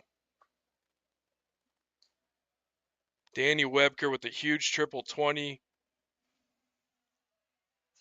Kathy Moulton didn't know. You hate to see that happen. That's going to knock him out of the tournament on the backside, too.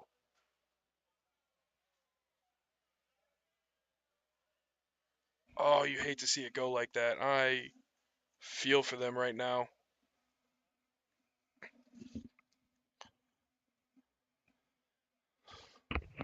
Oof.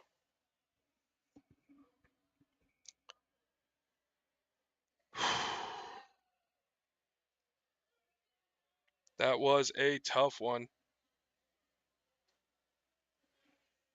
Congratulations, Danny Webker and Vermees moving on.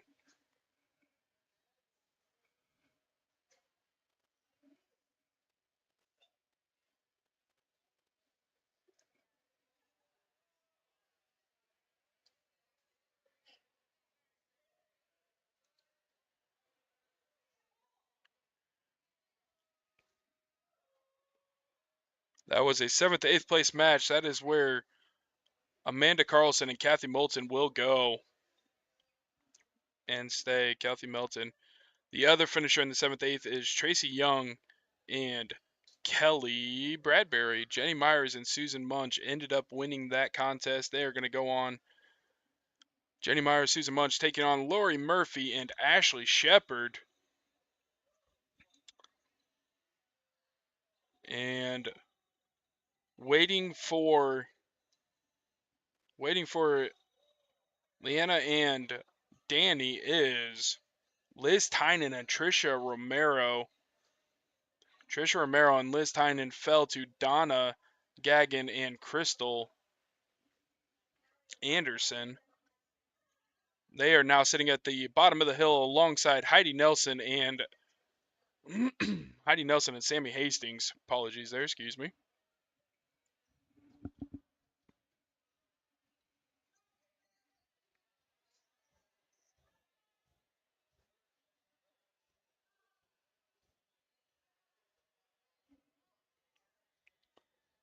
And that are the final 6 teams. And Liana Vermees and Danny Webker. Again, taking on Liz Tynan and Trisha Romero. That's actually going to be over on board 33. Board already assigned for that one.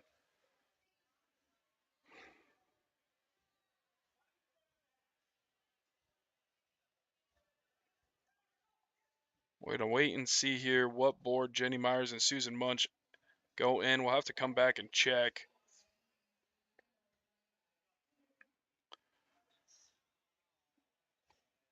All right, Monsters, 140 cap doubles. We already know who's sitting on the bottom of the hill. There it is. Bullseye Supplies, Tim McCall and Tim Shepard Jr. taking on the local Brandon Schirmbeck and Jonah Chin. And we are down to 6 now, finishing in 7th and 8th. Tom Ford and Rick Brodston falling to Bill, Rob, and Dan Runge. And on the other side, it is Jimmy Sharf and Howard Hastings, the Duck, and Crack Corn staying there, going to finish 7th, 8th as they fell to Blake Hefner and John Gilly. They advance on. They're going to be taking on Tyson Whitrock and Scott Anderson. Whitrock, Anderson, Hafner, Gilly, Rob Runge, Samsel and Samsel, and then of course McCall, Shepard, and Schirmbeck and Chin. Those are your final 6 teams remaining in the 140 cap doubles.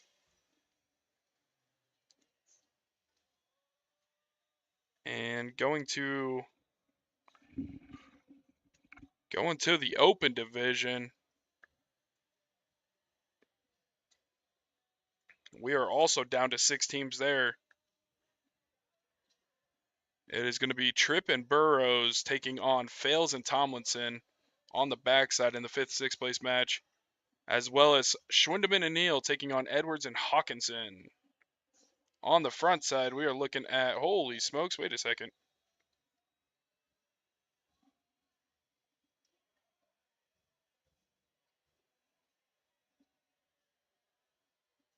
Trying to figure out where we don't have a Henze finishing in the top 8 in this one is kind of super surprising, to be honest.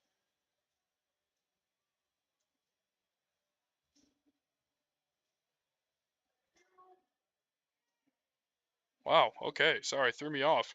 They have been dominating the podium all weekend. So yes, the final 6 teams, Tripp and Burrows taking on Fales and Tomlinson, Schwindeman and Neal taking on Edwards and Hawkinson, and then on the championship side, sitting at the bottom of the hill, is Stratton and Garrels waiting on White and Hinkle.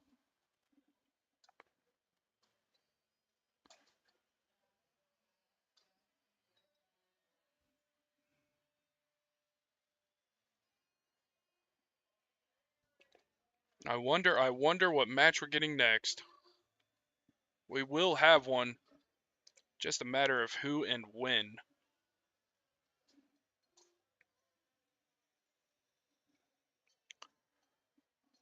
So I believe that puts us down to 6 across the board, except for the triple bull or the luck of the draw, but that was 16 to start.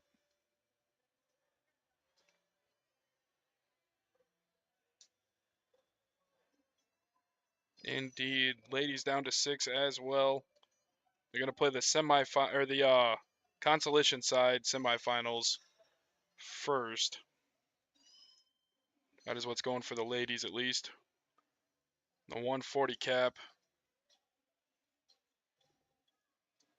Same situation. Consolation semis are going to be played first. Samsel and Sample, Robin Dunge, Burt Rock Anderson, Hafner, and Gilly. And those all have boards assigned so far. Looking to see if there's anything unassigned right now. Oh, they're playing the front side match for board 40. So we're going to have Stratton and Garrels and White and Hinkle. They'll be coming up here next, and there is Stratton himself. Also on the stage right now, Schwindeman and Neal, Edwards, and Hawkinson. So we got a big, big match coming up. We're at the bottom of the hill in the open doubles. Wouldn't want to be anywhere else.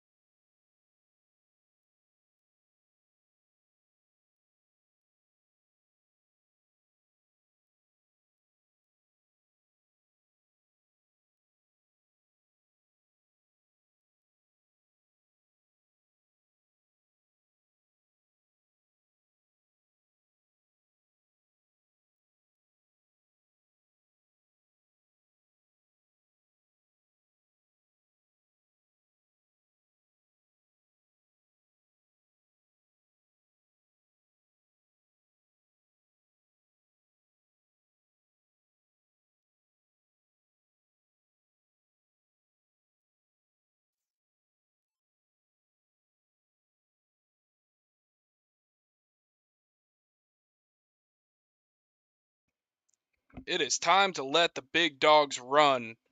And that is what they're about to do. We're in Wild Rose Casino and Hotel here in Jefferson, Iowa. Double in, double out, open doubles. Sin at the bottom of the hill. Winner goes to king seat. Loser going to the backside, having to fight for the third place match and the right to come back up and challenge the king seat. It is a double in on the last dart there. Stratton in, though, in the first round. Hello.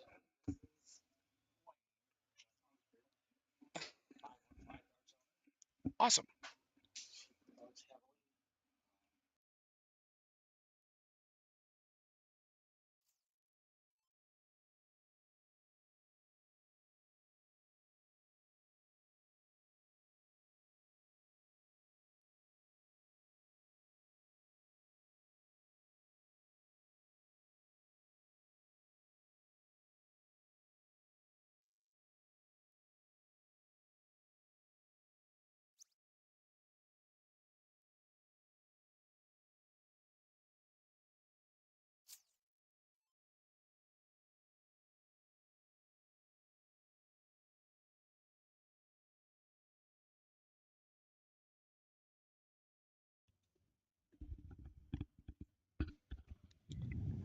Here we go. Only 2 players in this opening round.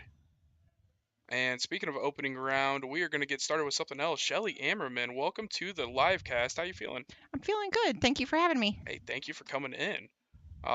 We just met, Mhm. but I have read your name all over the place. It stayed around in tournament brackets for a while.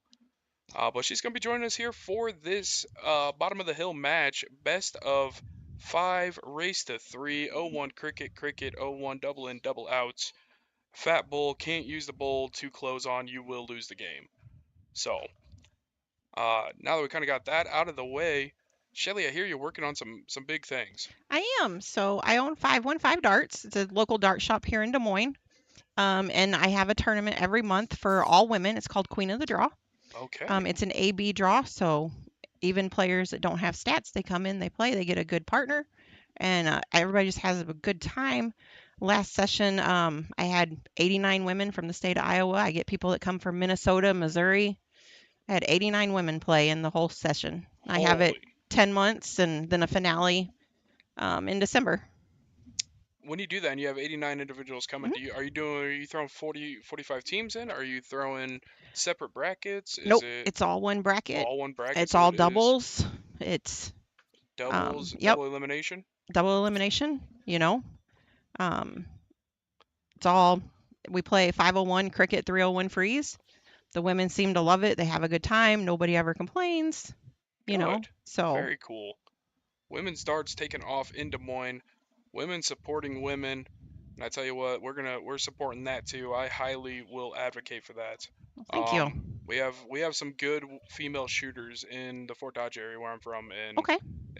I don't know that they even know what's happening. Yeah, it's So this is the start of the 4th year of it. And I started it. It was a vision of mine back when I was in the military. thank you for your service. Well, thank you. And I just got tired of going to all this stuff and watching women warm up, but they wouldn't play in the tournaments. And the reason I always got when I would ask is, well, the men are either mean to us or we feel like we're not good enough. Okay, well, we're going to stop that feeling right now. Absolutely. So, I find it almost comical that that's the comment because I could pick out 3 or 4 women in this tournament that I think would take out 90% of the men, definitely. and they are Definitely. vicious about it. Singles yesterday was Yes. wild. Yes. Or yesterday, geez, this morning, Mm-hmm. as well as King of the Cornfield and Queen of the Cornfield last night. Queens were dominant. It was a different breed throwing Yes. darts, and it looks like Wes White and uh, Neil having some struggles getting going in this first 0-1 game.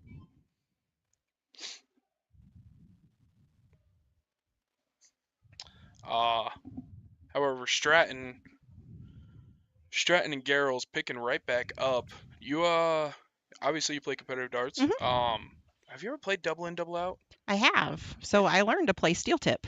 Okay. because a lot of places with the military, that's all they had. Fair. Soft tip wasn't very big 20, 25 years ago everywhere. So learn to play steel tip. So yeah, double in, double out, split bowl. I'd rather play that any day. That's yeah. I'm learning my double in, double out math.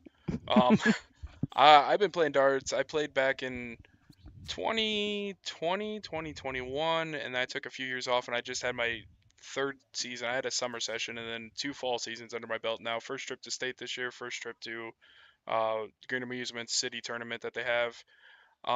So I'd consider myself a novice. I do well in my division, but my division's still my division, Mhm. if you know what I mean. And we're not throwing doubles. Well, I hit a lot of them, but I'm never aiming at them.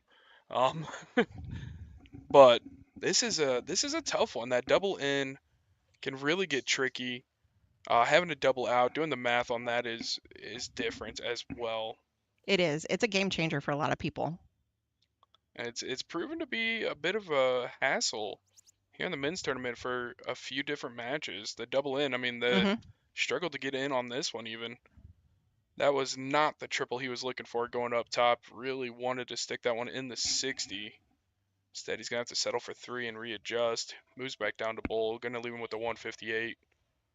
That was a good recovery. Even with that dart being 1 hole off there. Are you familiar with any of these guys? Um, I've watched a couple of them shoot throughout the years. They got a lot of talent between the 4 of them. I've been lucky enough to call a few matches for each of them on either side. Oh, not the one. It's just going to set it up their way. Good leave there on the bullseye. It's a So good you- setup. Absolutely. Everybody loves that double 16, I've noticed. It's usually the 15 or the 16. If I ever have to play this, I just go on along the side and hope I hit a 14, 11, or 8. Well, if you leave yourself the 32, it always breaks down. Yes. You don't have to worry about trying to even stuff up. So I have learned that as well. When they do that, they tend to, even if they miss, they got the 8 right next door, and if they miss that, it's still even, just perfectly square, even numbers. That I have been told is the name of the game. He's gonna leave himself with a 30 if he stuck that. Oh, what was he? He was looking for the double 20 leave instead. I thought for sure he's gonna throw the ball and leave himself 30. it's a toss up there on what you're gonna do. Suppose that's probably why they're out there and I'm in here. So, so 515 darts in Ankeny. Is that like a? I know you said you run a tournament a month, but is that what else it kind of goes along So with? we sell 515 darts? supplies. I run tournaments. I organize tournaments. We just started with we do a small streaming. We're just starting out in that. And most of the tournaments that we sell supplies at, we go down to Missouri to a lot of the steel tip tournaments to sell supplies. Okay. Because my husband and I, we both love to play steel tip. And there's just none of it in Des Moines. And we're hoping in the next couple months to change that. You know, it's just you talk to bar owners and in Iowa either, no, is there? there's not. And we've talked to some of the bar owners and they're like, well, I just don't know about sharp objects. And I'm like, come on now, they're we're not that lying. They're bad, just worried you about know. the math. Exactly. And that's what scares a lot of people. Understandably, and you have to track it. Their rules are a little different, you know, if you knock them out and that sort of thing. Yeah. I just learned about that one. That threw me off. You know, but it makes it nice because we've got the Dart Connect with the tablets now. So your math's not as important. I mean, you still got to know your outs and everything, but it's a lot easier. And then As somebody with your company, did somebody come up to the Green Amusement Tournament last week?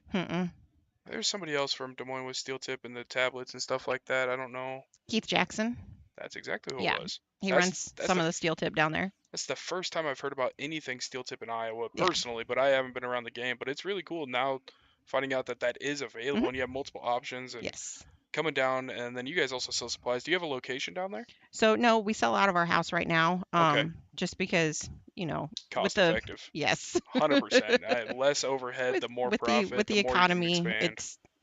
doesn't make it worth it to rent somewhere to try to sell it. So we sell out of our house. Our website should be up and running in the next 2 months. So, Fantastic. we're excited. And I'm excited for you. we do it for the dart players. It's not something we want to make a living at, we're not going to quit our day jobs, but we just want something for the players. Quality So, products, quality price, yes, understandable. Absolutely. I've noticed there are a few really good vendors popping up in Iowa, and that's another Mhm. one, 515 Darts. Yeah. We got I think there's 3 different vendors from Iowa sponsoring this tournament, as Yes. well as a vendor out of Kansas City, Mhm. Horizon. So Yes. that's really cool to see, especially this tournament in general. This tournament is so unique. Mhm. Location, the way it's kind of operated, the different rules that they play by, the different ways to even find your oh wow, brain freeze. NPR times. What time's your cricket What is average? that? What is that? Oh, your cap. Your cap, yeah. Finding your cap. Thank you. Just everything up and down the board is unique, and honestly, talking to some of the higher level players here, I haven't heard anybody critique anything really. No, it's a fun tournament. We like it. This is my second time being here, because I've just been in Iowa for 4.5 years now. And of course, I moved up here when COVID hit, so we didn't have it. Then they had it, and That was then awful. they missed a year. So, this is my second time here, and I have fun. I like to play darts. I've got my daughter here with me. She's 21, and she's one of those that she's gonna be a beast. She whoops up on me, and you know, so That she has fun. that's actually came up. It's funny because I said it the last time, but that has literally came up. Mhm. Youth has came up in every interview we've had. Yes. From your daughter's 21 Mhm. to guys like Dalton Tripp and Tyler Hensey, Mhm. young guys. Dalton Tripp, I think he's sub 30, maybe like 20, 23, Yep. 24, something like in that area. Tyler Hensey's 19. There's a Yeah. couple sponsored players from Raptor, 13 and 14 Mhm. respectively. The youth, we're in good hands. Yes, we are.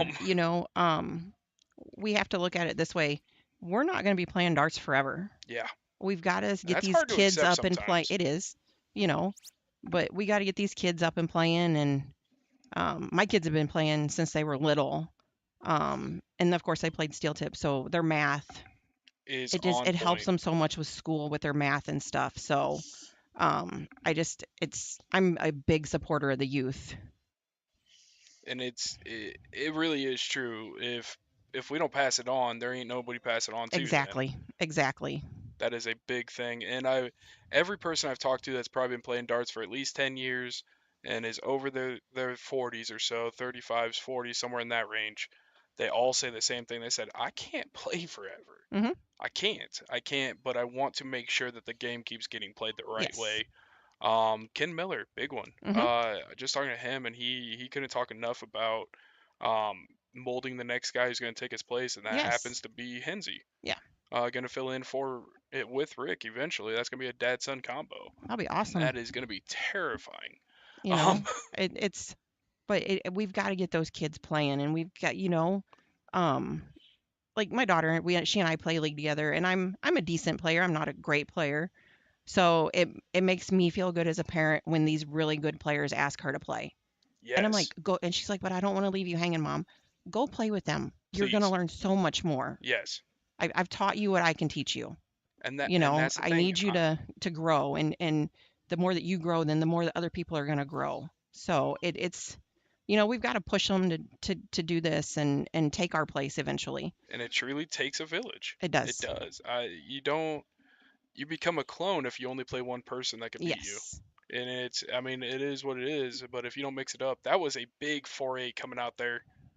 My goodness, had a 5 in that matchup too from his partner.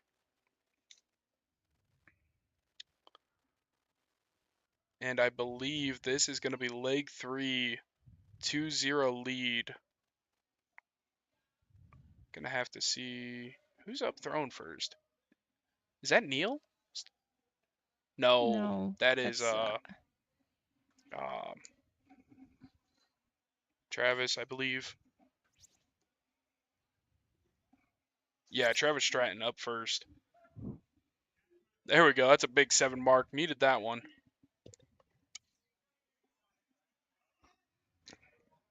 We could be in a deciding leg here already.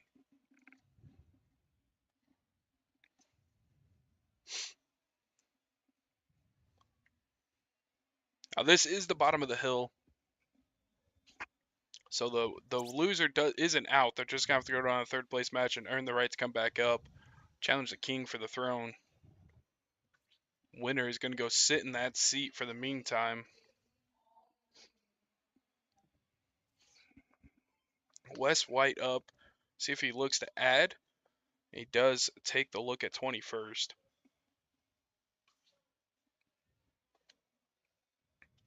What levels were you playing in this weekend? So I played in the 140 cap, and then I played women's singles today. So Very cool. Very, very cool. That 140 cap, a lot more stacked than you would think a 140 cap would be. yes, definitely. I was a little surprised to see it, but wow.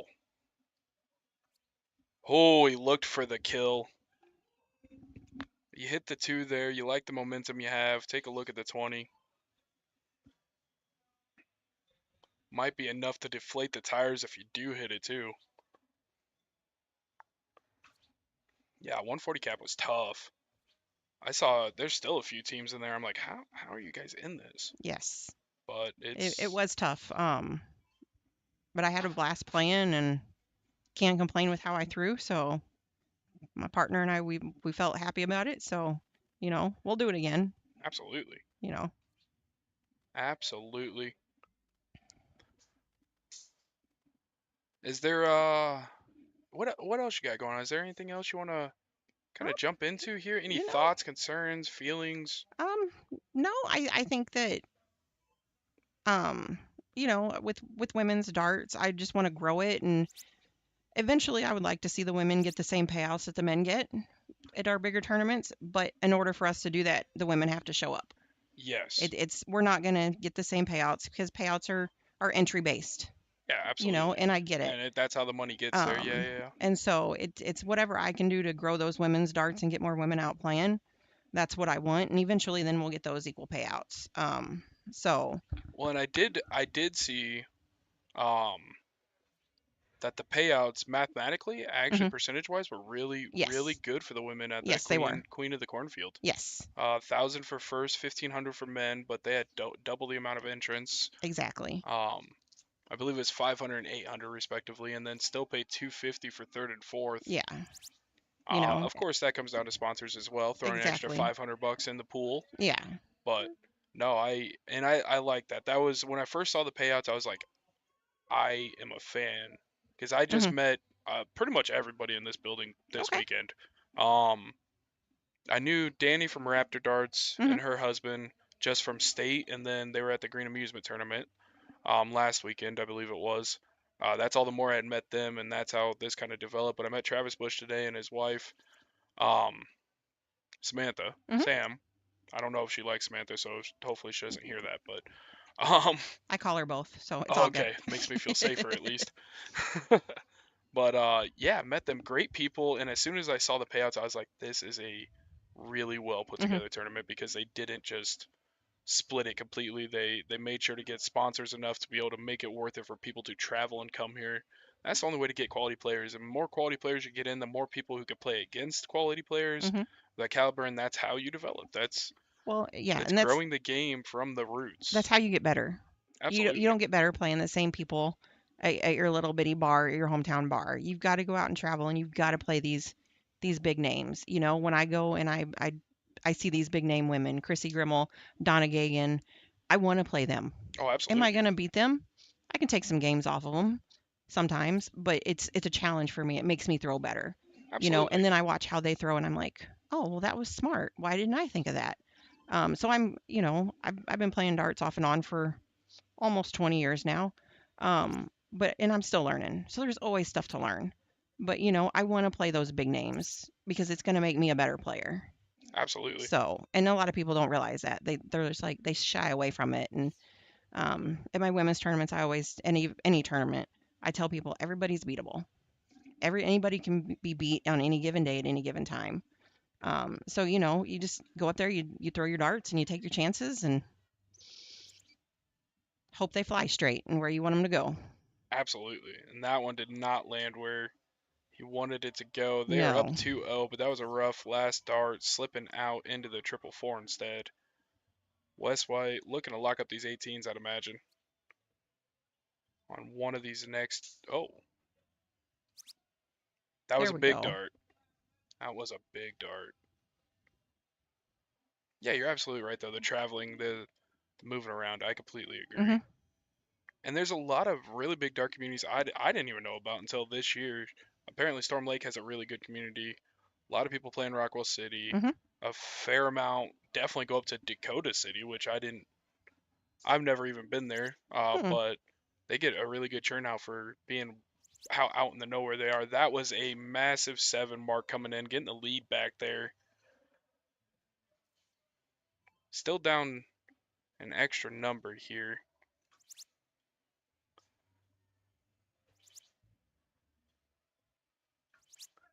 That was a Whoo! big 9 mark from Derek right there. My goodness, that was quality. Oh.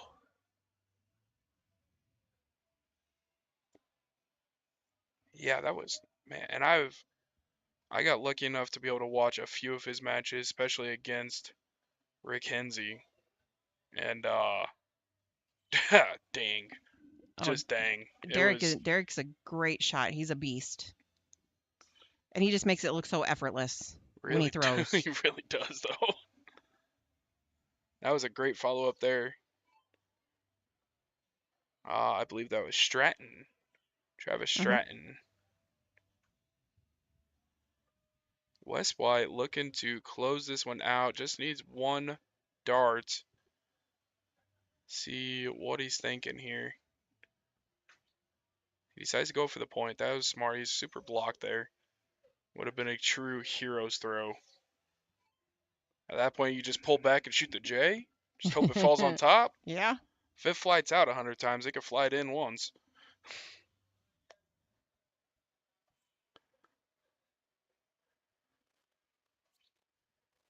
Double bull gets him up by 2, but just off the mark. A 6-4. Huh. Yeah, Derek's good. There we go. That'll do it. Yeah. That. Guy throws a double bull 1 dart and loses a .02 off his average. That's Oh, what do you do about that?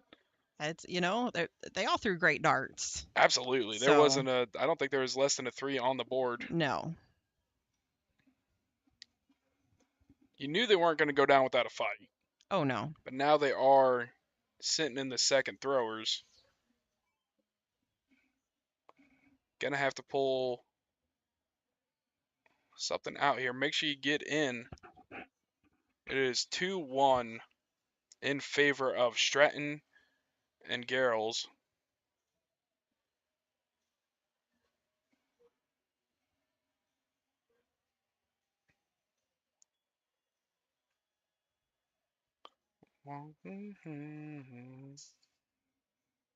No, that's a fun music. We haven't really gotten off topic at all this. How you feel about music? Which I love genre? music. Country probably is what I would have to say. I'll listen to anything, but country works. Want to hang out? The women's finals comes on this. As soon as this match is done, the women's finals come over. Okay, what hang out? All right, and that was the mistake there, not being able to get in on that first round.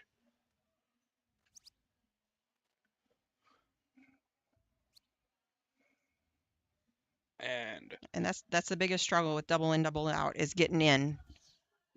Because you got to get in that first round.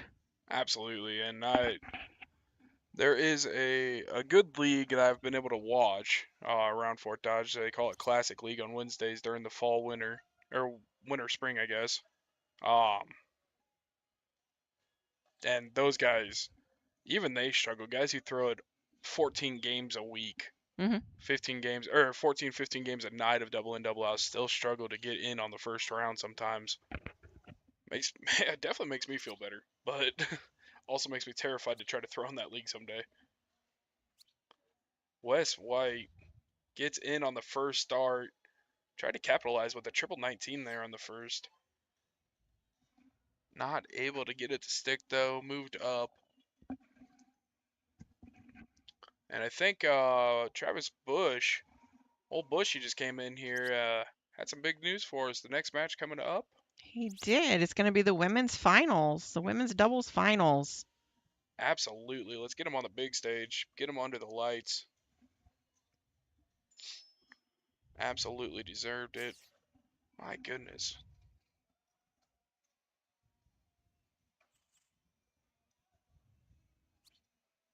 Oh.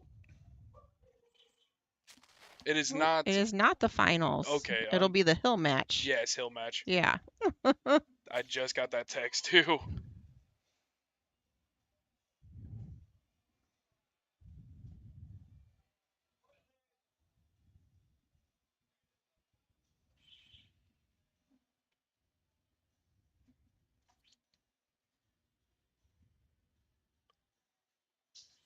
Big dart. Really setting himself ahead there.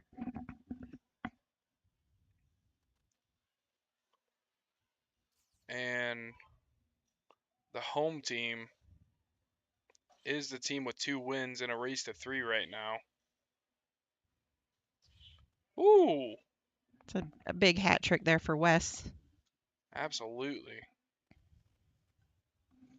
Those were big darts. How do you feel about the not playing split bowl in this? It's a struggle with it being double in, double out. It's I mean, as long as they say you can't bull out, then Yeah, or and bull in, I understand. So I like that rule with it. yes. I just think it probably expedites games. It does. Hat tricks, hat tricks. All of a sudden, you're 5 rounds in, and everybody's looking at closes. 4 rounds in, everybody's looking at closes. This is a very tight game.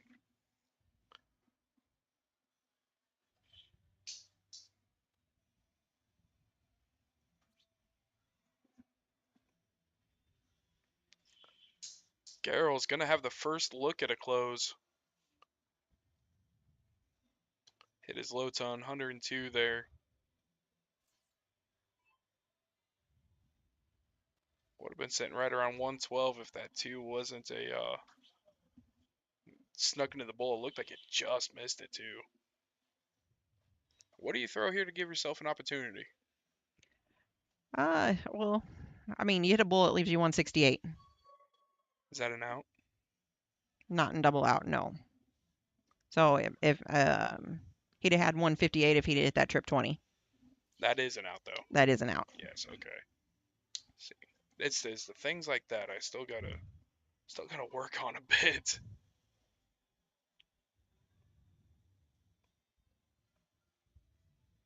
Because the highest out possible is a 160, right? 2 trip 20s and a double 20? Since you can't bull out, yes. Yeah. Oh, I suppose otherwise it would be 170, huh? Yeah. Yeah, that makes sense.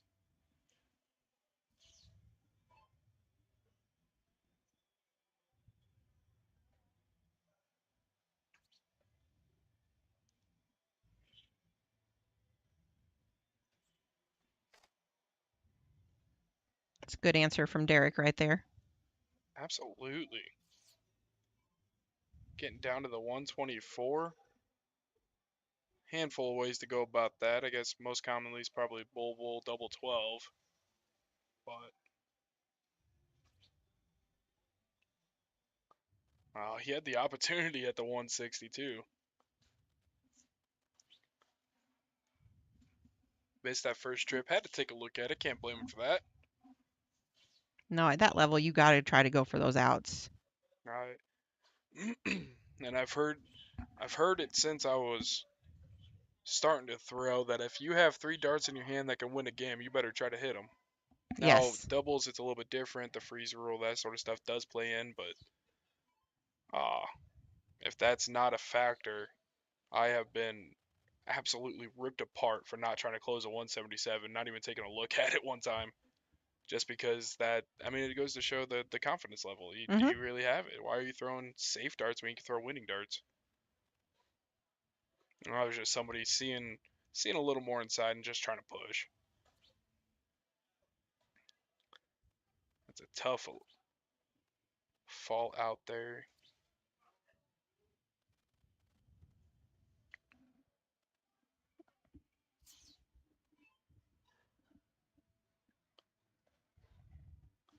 This would be a huge swing, even if he can get super low here.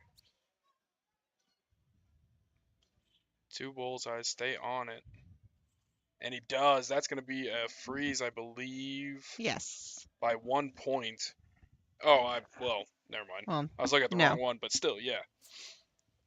That was a huge stay on the bullseyes there.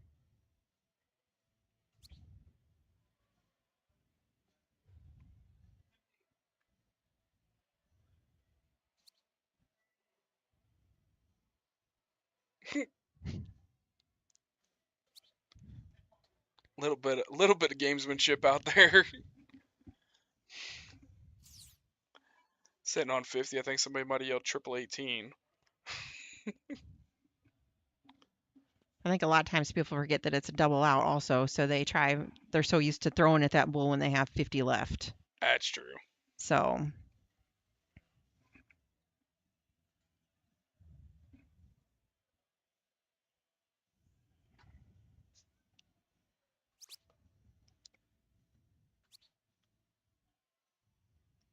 Now, I haven't seen that where you're throwing intentionally at the double 16 on 48 to look at the double 8. That's the first time I've seen that this weekend. I'm not sure if he intentionally threw at the double 16 or if No? he just threw closer to the double because of being afraid of hitting the triple. Because it would have been Okay. 16 double 16. Okay. So, Well, and that's what I thought it was going to be, and then the first start being so far mhm, outside, and the second hitting so far on the edge. But you're absolutely right, avoiding that triple to make sure not to get the automatic loss. right.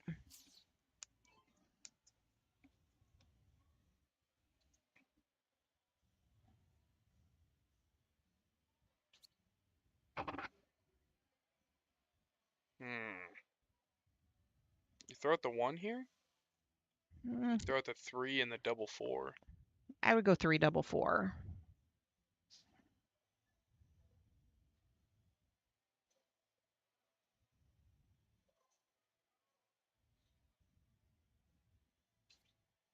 That's exactly where he goes to.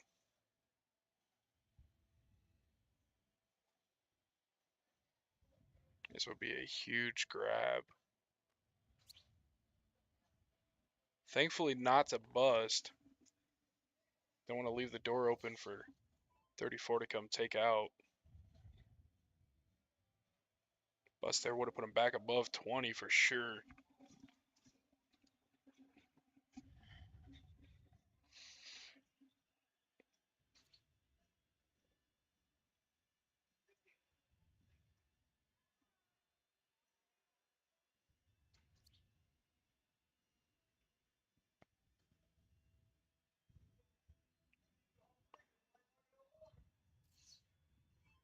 This is going to get interesting if West doesn't take out this double 4.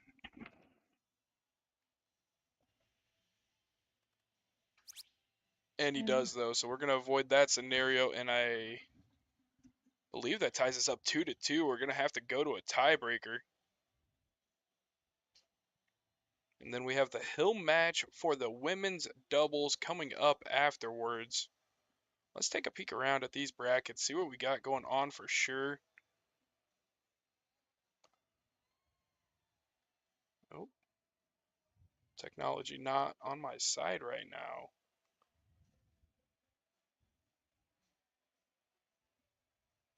So yes, we do have the Hill match coming up. That's going to be a big one between Heidi Nelson and Sammy Hastings taking on Donna Gagan?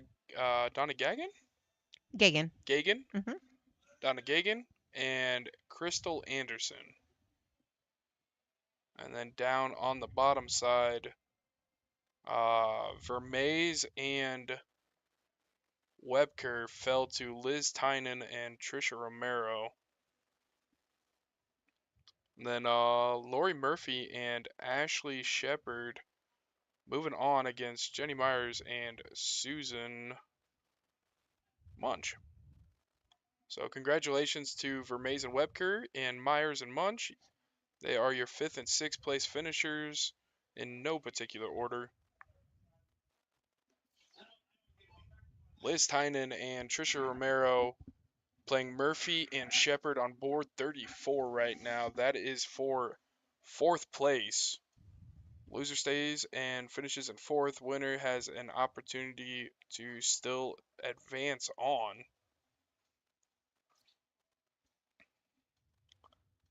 And guarantee themselves at least 3rd. So they're playing for hardware down there. Liz and Trisha, Lori and Ashley playing for hardware.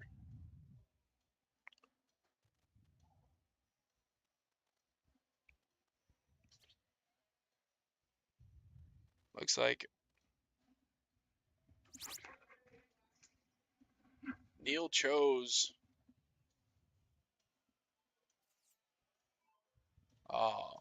Cricket there. Garrels and Stratton won the diddle. Going to throw first, I'd assume.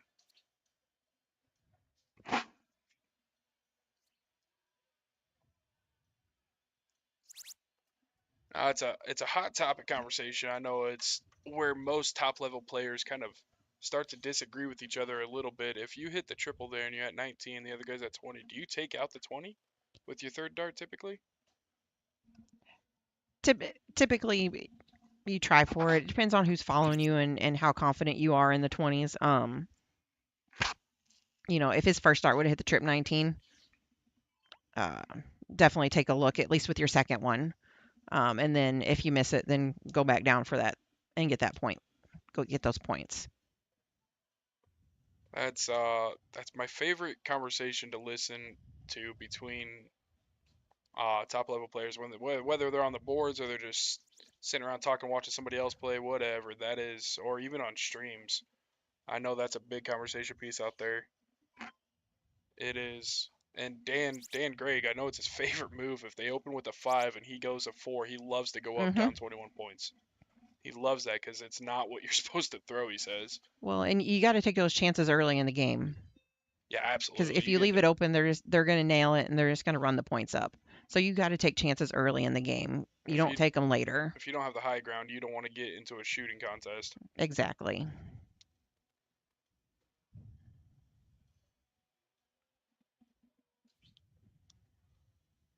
Garrels looking at 19.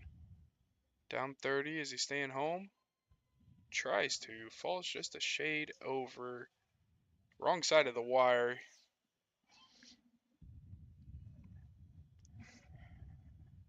And Wes, he sticks to triple. Does he move?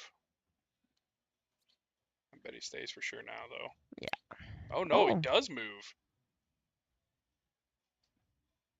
I think that all had to do with his confidence level right there. That's got to be confidence. Didn't even hesitate when he missed either. He said, it was the right dart to throw.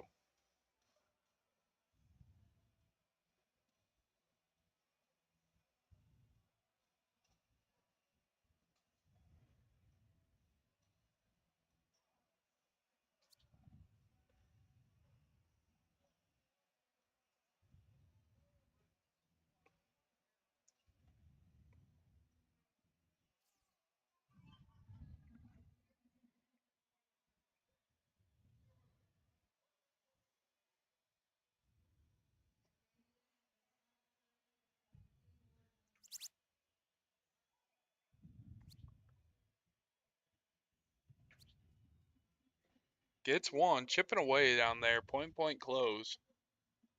That's another conversation piece. Kind of learn some of the ideology behind it, but point close. I mean, I'm sorry, point close or point close point. I think it all depends. I was always taught 2 to close, 1 to point. That's how I learned. Do I do that always? No. It depends on where I'm at with points. If I'm only a single of whatever number I have open, if I'm only down by a single of that, then I'm going to go try to close their number. You know, I'm a firm believer in I'm going to make you throw your darts to beat me. Absolutely. I'm not going to let you have anything. So, um,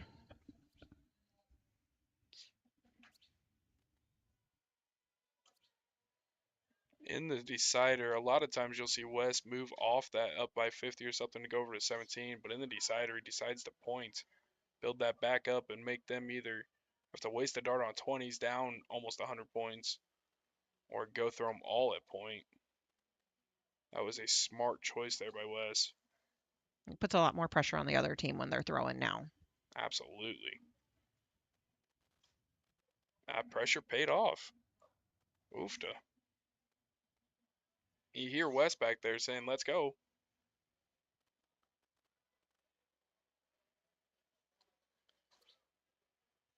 I think he hits the triple here. Does he stay or does he go to 17? Does stay, okay. You hit one triple, you might be able to hit two. You already got your marker in place. Yeah, I'd rather stay up there because if I go down to the 17, I only hit one. It doesn't really do a whole lot. True, very true.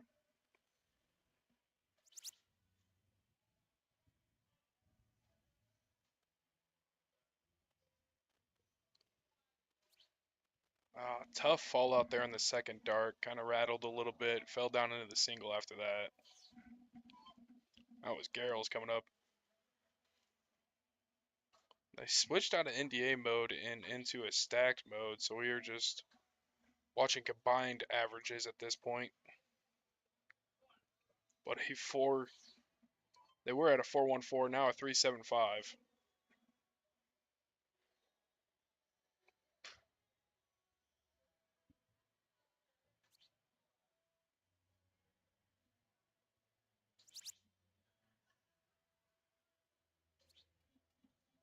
Solid 5 mark. Digging the way back in. Down 46 now.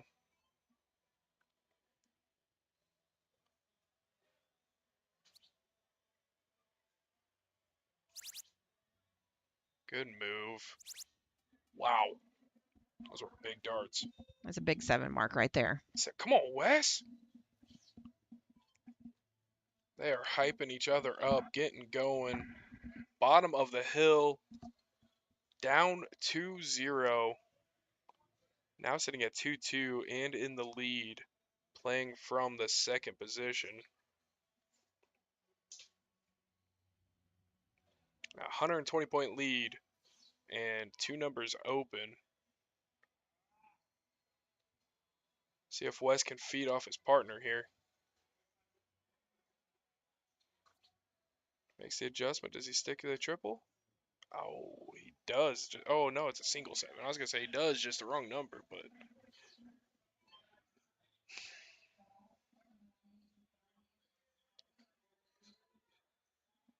Triple 16 here adds 32 points. That's going to push him up to a solid 400.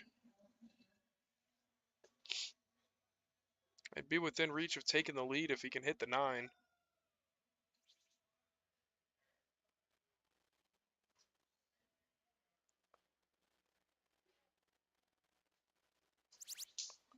It's a 9. It's just a fake 9. It's slipping into the triple 8 by 1 mark there. Those were big darts, though.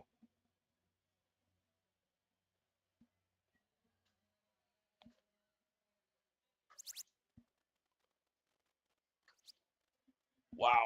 That's a big 5 mark right there by Derek. Wow, and that's where that double in, double out gets handy. You're so used to throwing the double 16. Yes. If you don't throw the 16, you typically throw the 15. Just depending on where you're looking, but that 9 mark's going to leave him 10 points shy of the lead. Ooh, almost got it in there. That's a big 7.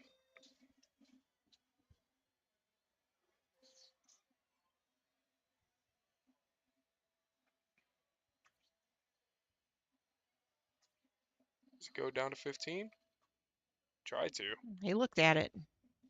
Hit the triple 10. Still checking to make sure it wasn't in it. I don't blame you, buddy. I thought it was there.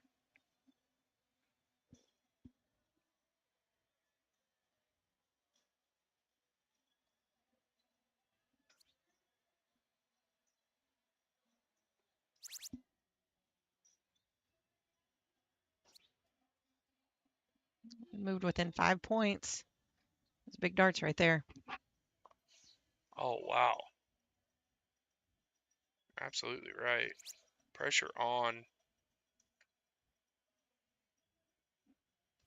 Pressure makes diamonds just as often as it busts pipes, though. That's 120.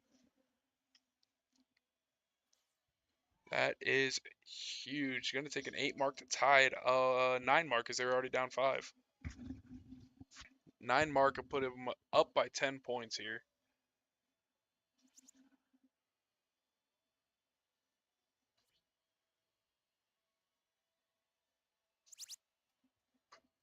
Got pretty close there. 105. Oh, I lied. I would have put him up 20 points. No, I don't know. Math is hard. Either way, Wes is tossing him. That was a tough round for him. Questioning why he's getting 2 marks. Fair question, Wes. Fair question. I'm usually a little meaner to the questions I ask myself, so I respect the way you handled that, buddy.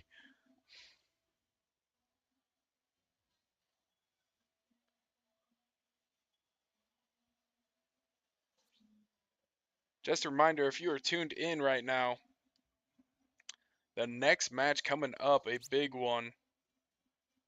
Probably some ladies you're probably pretty familiar playing against, I'd imagine. I am. We are going to have the bottom of the hill match in the women's doubles coming up. That's a big 6 mark right there by Derek. Takes the Wow. lead back with that. Still got 2 numbers open, too. Do you close the numbers now to prevent them from stacking? I don't know. That's tough. I mean, both of them are capable, but Wes having the off round, I think I might go that way. Lex not to.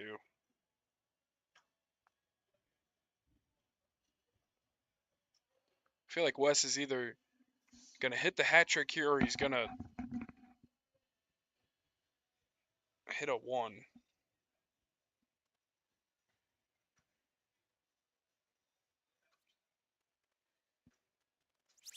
was a good move after that. My Make first that one a missed. 4. I agree. That was, you're not going to close it unless you hit 2 perfect darts.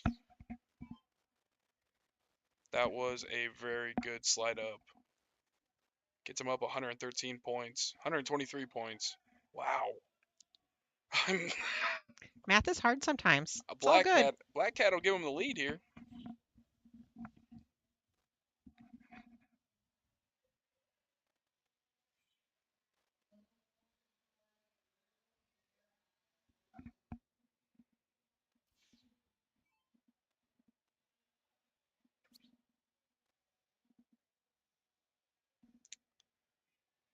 Upset about that, but he did fall into a 20, so he gained some value out of the miss. 1 and done.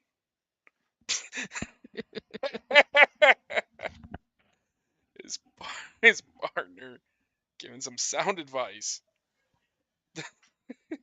What an incredible match. Down 0-2, come back to win 3 straight from the second seat. Well, two straight in the back half from the second seat. Tough matches. They are going to the top of the hill. Wes White and Derek Hinkle. thank you. You're I was about to welcome. grab the laptop, which is surprising because I think I've called 3 or 4 matches for him today alone. And they've all been bangers like that between singles and doubles. So you tell us a little bit more about yourself, Shelly. Shelly Amerman again. My name is Dan Pete Fish. We're here in Jefferson at Wild Rose. Shelly, you mentioned that you're in the military? I was. I did just under 17 years as a combat medic in the Army. Loved every bit of it. I won't say every bit of it. Loved it for the most part. You know, every job there's these little pieces that you don't like. And it Yeah. was tough being away from home, and it was kind of, it was something different. And my kids got to travel all over and see all kinds of places. And it was just, I love our country, so anything I can do to support it and keep it safe, and that's what I did. And then I got out. I medically retired from the Army. Um, right before COVID hit, of course. So I spent a little bit of time at home with the kids because I'd never been at home with them. So, and then I got offered a job up at the VA in Des Moines, Iowa, and moved up here, and it's been great. I love working at the VA. I love working with the veterans and making sure we all get the greatest care that we can get. Um, I grew up in small town Missouri, so about 6 hours from here. Um, so I go home when I can, and love the Midwest. And I just, you know, um, got two of my boys that are in the military. One's in the Army and one's in the Marine Corps. So What branch were you in? I was in the Army. In the Army? Yep. So That is it's a lot of experiences. it is. It is. Some of them good, some of them bad. But I wouldn't trade it for anything. I think it's made me a better person. It makes most people better people.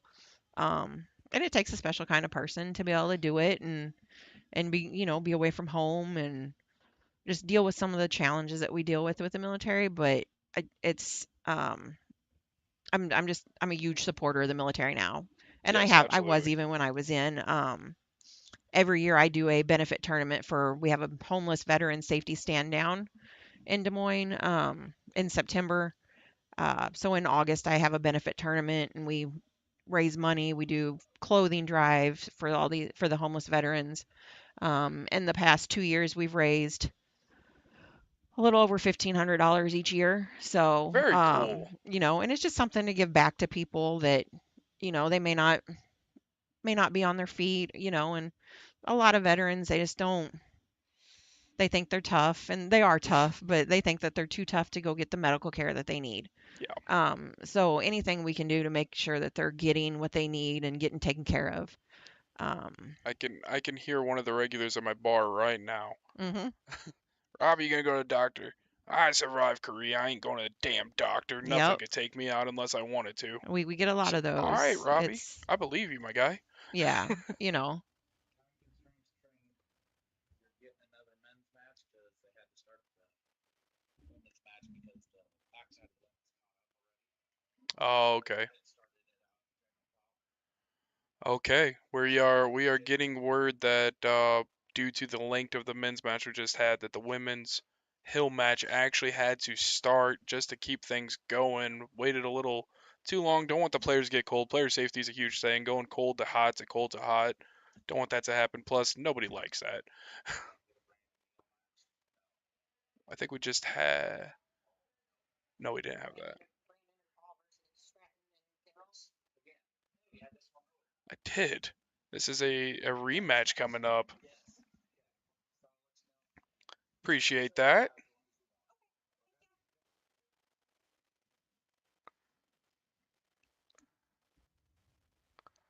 All right. Stratton, and we are actually in the third place decider. Mhm. The loser of this contest is going to receive third place. So everybody playing right now, guaranteed some hardware, guaranteed some cash, guaranteed some bragging rights as well. But this is a rematch from earlier on in this same tournament with Stratton and Garrels and Schwindeman and Neal. And that was a bit of a burner if I remember. I know that it went 3-0, but it was all three matches were just right there with each other. You got to think Schwindeman and Neal want a little want to find some blood in the water, They take a do. bite. They want some revenge.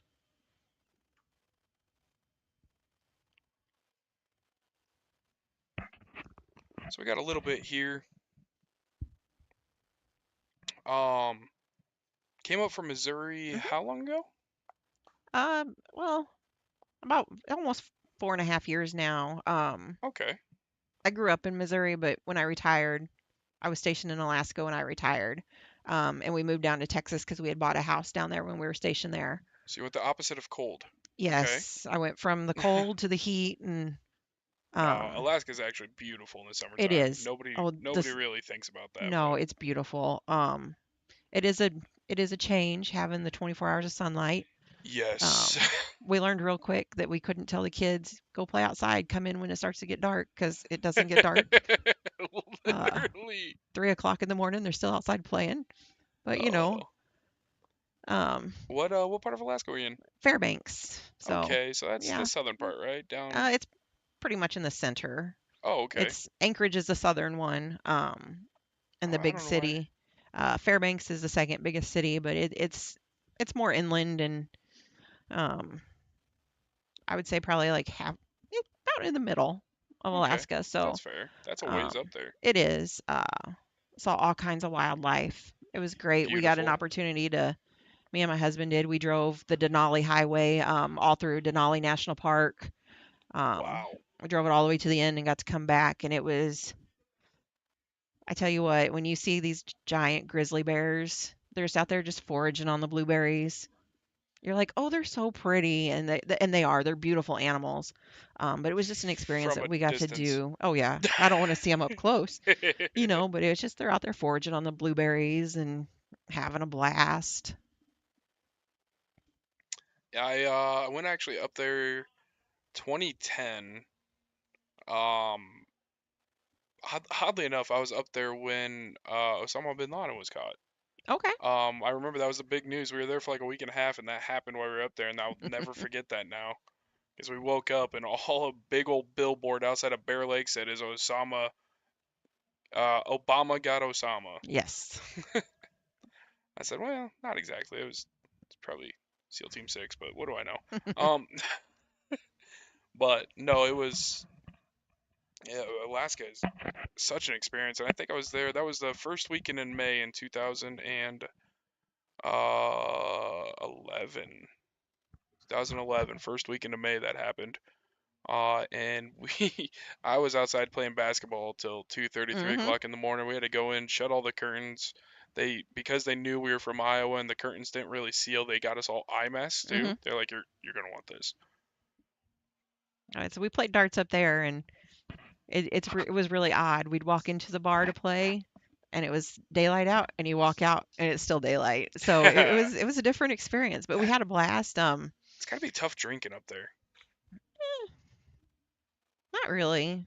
Yeah, but if I don't want to go to bed when the sun's up when I'm drinking. Well, that's what they make blackout curtains for. Oh, I think I'd be outside grilling at 3:30 in the morning just thinking it's noon. I Well, also probably need to stay off liquor. Um, that might be part of it. No. no, it's we loved Alaska. It was beautiful. We just, I always tell my husband I'll go visit. I don't want to live there again, but it's You could pick the season pick the when you visit. season. And honestly, the winters weren't bad. The snow was beautiful. It's cold. It gets down to -50. You just don't go anywhere. Or if you do, you just bundle up really well and And that's what's wild is as beautiful as it is, the winter is bad. it is.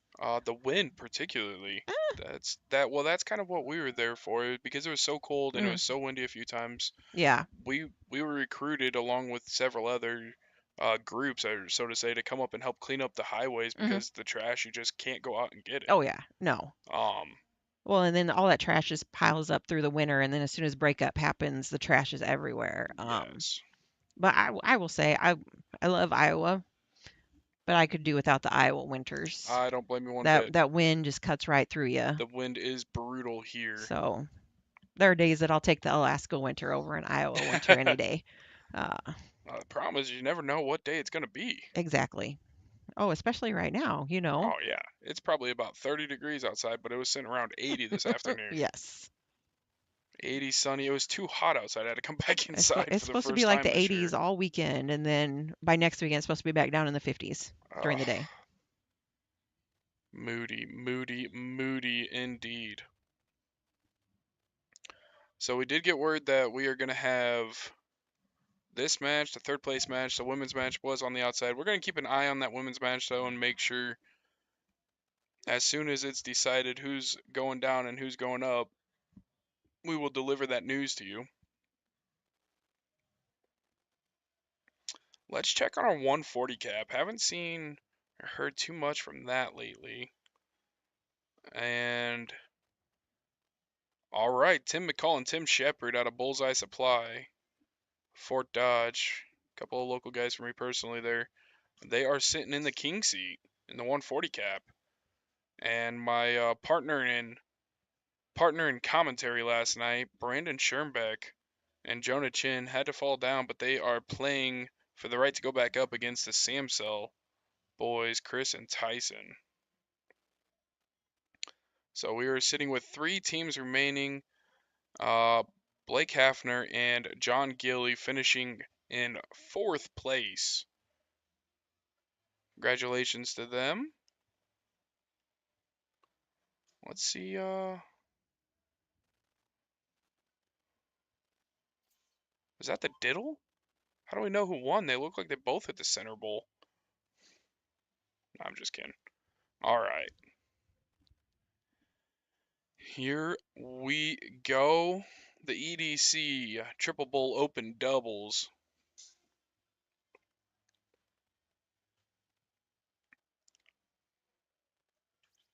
Sticks with the 20 look there. Able to get in.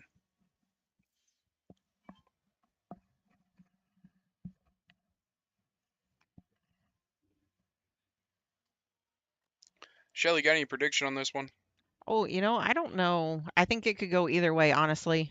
I've known Schwindeman for years, so I'd probably have to say that I favor his team.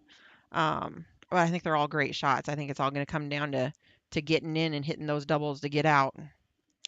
Absolutely, and we're seeing a little bit of a struggle from the home team in that. Took 2 darts to get in there, 3 for the first. And this is Paul Schwindeman. This is Schwindeman right here, yes.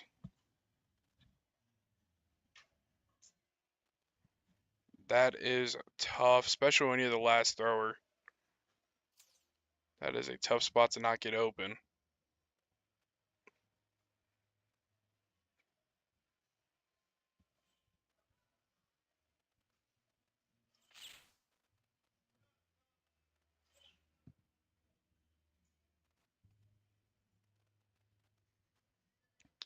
Massive hat trick coming. See if we find an answer. Just outside there, but a 106 quality. Get the low ton, keep the point advantage there on getting low. And Garrels has an opportunity to cause some real havoc here if he can sneak out a low ton.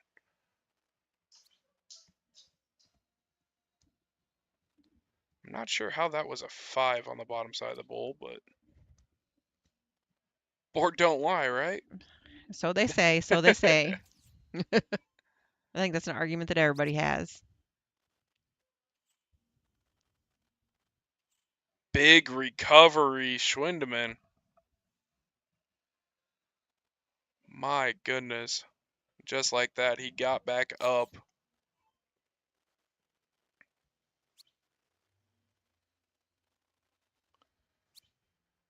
So you're super involved, 515 darts out of the Des Moines area, running these tournaments, that sort of thing. Where do you run the tournaments at if you don't have a brick and mortar yet? So right now we run them out of Backroads Lounge, out of one of our local bars. Okay. I run my women's tournament. It's on a Saturday every month. It varies from the Saturday to Saturday. And then we started it. Sign-ups at noon, start at 1. And then I always have a tournament afterwards. Okay. So that way everybody else can come in, and if they couldn't make it at noon, they can be there a little later. And sometimes we'll do a true blind draw. Sometimes we'll do a ladies advantage. Ladies advantage, what is that? So a ladies advantage just means that no woman will draw another woman unless there are more women than men. And then, of course, if there are more women, I'll move some of those higher statted women over to the men's side. Okay. But so you balance it out. I try to balance it out, I like that.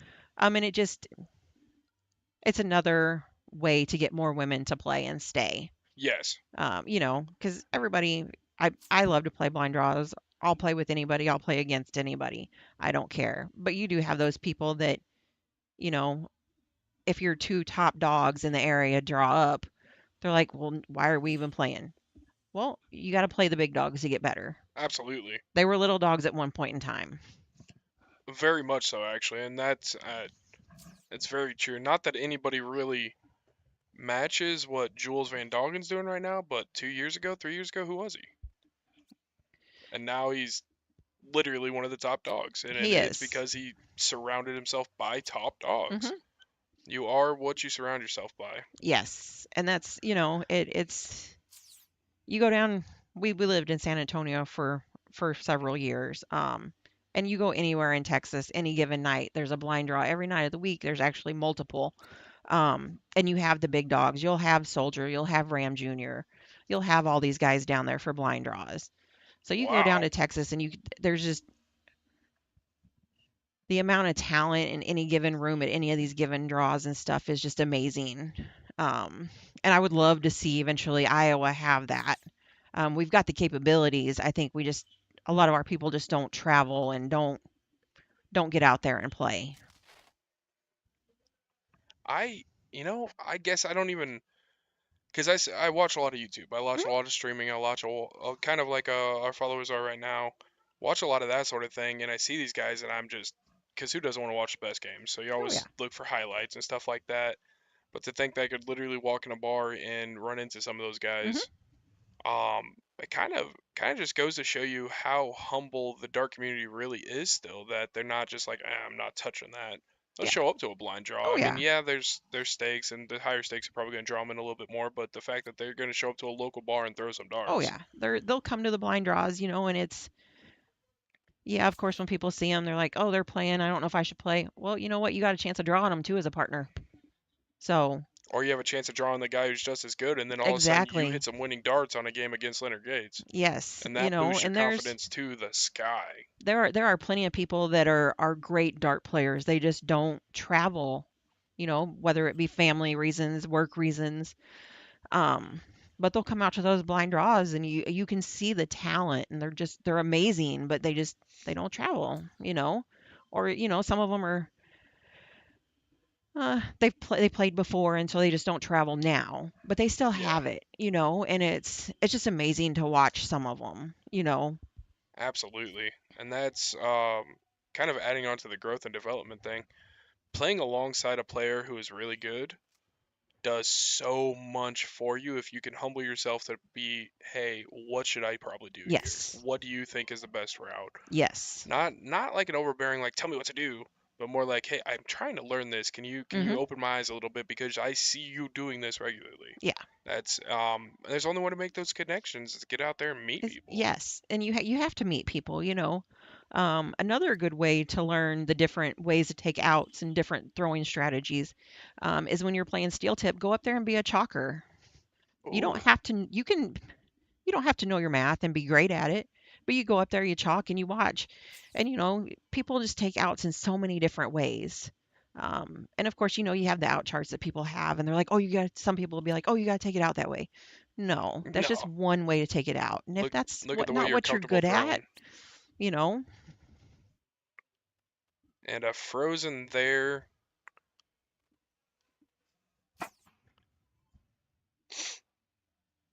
67 for the out. What do you look at here first? You try to go double 19? Ah, no, nobody wants to throw a double 5 on purpose, so triple 19 kind of not the right one, I guess, but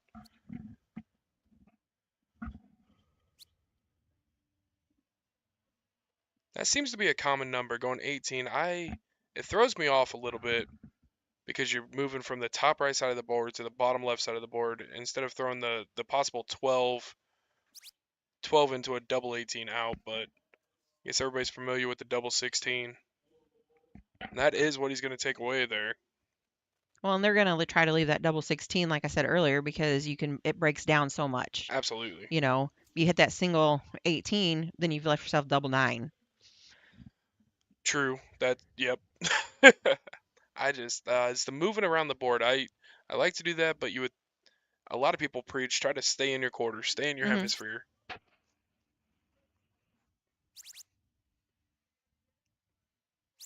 That was a big 9 mark to open up right there. That's one way to start the game when you lose the first one. I believe that was Stratton putting that work in there.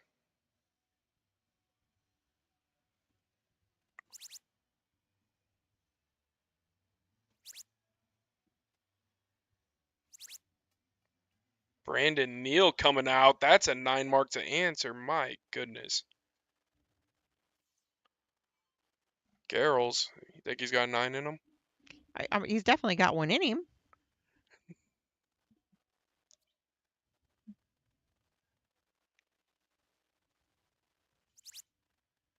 Think he'll settle for a 7 right now. You think he goes down?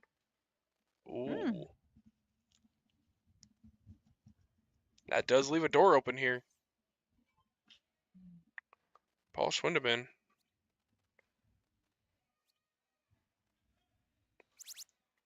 Does get the 5 in, up by 9.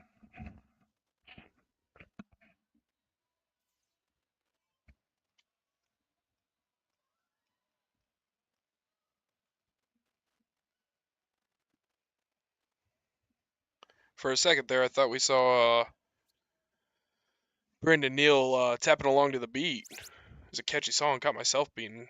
It is. The beat's very catchy.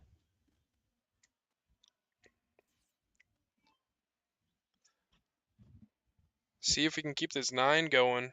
Even a 7 will keep him up to 8. That's a huge number to be riding out through 2 rounds.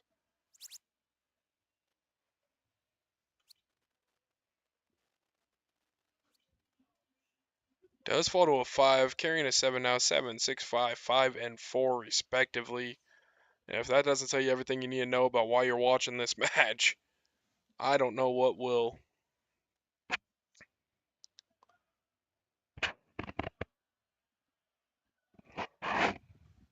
I believe, if I'm not wrong, they're written down somewhere, these are all 4 Iowa guys as well. I think we have 2 from Jefferson. Maybe it's 2 from Dubuque. I think Schwindeman's from Kansas, the Kansas City area. Oh, I am definitely wrong then. Oh yeah, that was a completely different match. That was between the Duck and Crack Corn. Those guys are from Dubuque, who would have guessed? And then Moses and Double A. That's what I was thinking of. That was our 4. I knew this was a rematch from earlier. I guessed about it being the wrong rematch.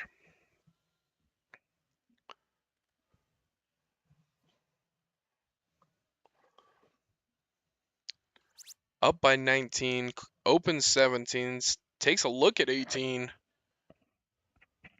By the look on his face, he was pretty disgusted with how far off that was. Kind of gave a little, almost a growl, like, ugh. Yeah, he was definitely not happy with that third dart. No.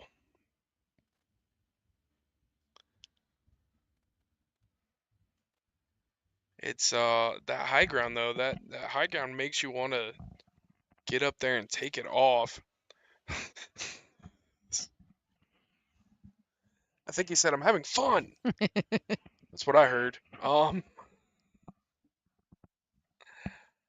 317, 335, 18-point difference here. I do imagine that we are probably, if this match goes 5 legs, I'm guessing our next match will probably be the women's final. Oh, If it pushes out. I know they're playing the. they're playing for the hill now. Oh, maybe not then. Maybe we watch the men's final and then the women's final. Because this is the backside, I believe. Yes. So this is the 3rd place match. Of course, just a reminder, hardware has already been earned. It's just how big and little the number is on hardware and how big the payouts go. That's what they're fighting for now. And this is a rematch from earlier, so of course bragging rights. Thank you very much, Jerry. Brandon Neal is actually from Omaha and Paul is from KC. absolutely had that messed up. Fortunately, oh, Regina throwing it out there. Bull on third dart isn't a bad choice either when you're up on points. Mm-hmm. And that was Derek Kinkle that started first. I feel like I'm just messing everything up here, but I appreciate y'all jumping in here in the comments. Just a reminder, when you do comment on the YouTube or the Facebook stream, you are eligible to win a prize pack from Raptor Darts. Raptor Darts giving away a sling bag full of dart supplies and goodies. I got myself a koozie this weekend. One of those hard can ones. That's nice. That held my can of water cold for a while. That is a 9 mark in the bed when they needed it most. A massive, massive 153 when they were down by 133 points.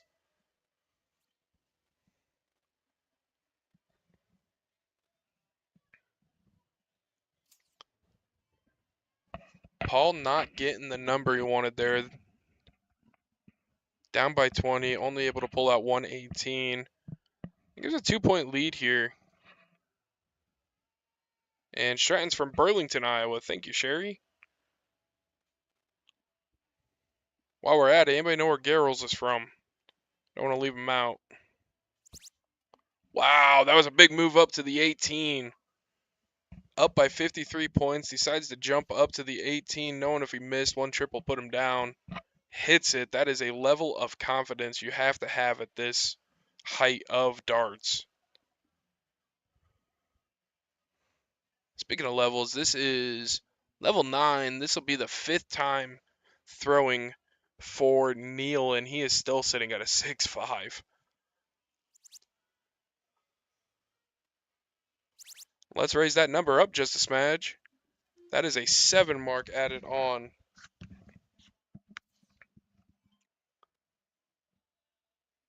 There we go. We found it. Burlington, Iowa. Alex Garrels, Burlington, Iowa.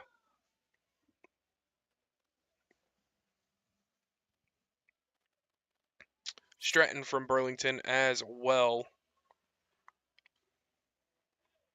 And then Omaha and KC for Brandon Neal and Paul.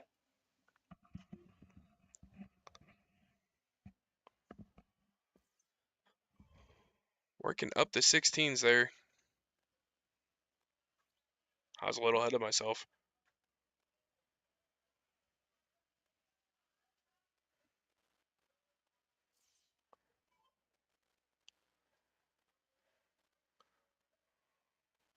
Paul's going to have to find a way to work through the little bit of struggles he's having. I know he's throwing a 3-4, but he's occasionally throwing in a 2 mark, and it's dragging him down just a little bit there. I think he's from the sounds of what he was doing to people last night in some game that I'm not familiar with the name of it, but I guess he was wrecking things last night. It tells me he's a great thrower, and what I've seen so far today, if he can come out, he is very capable of coming and hitting the 7s, 8s, and 9s. One of those would be huge the next time he steps to the line.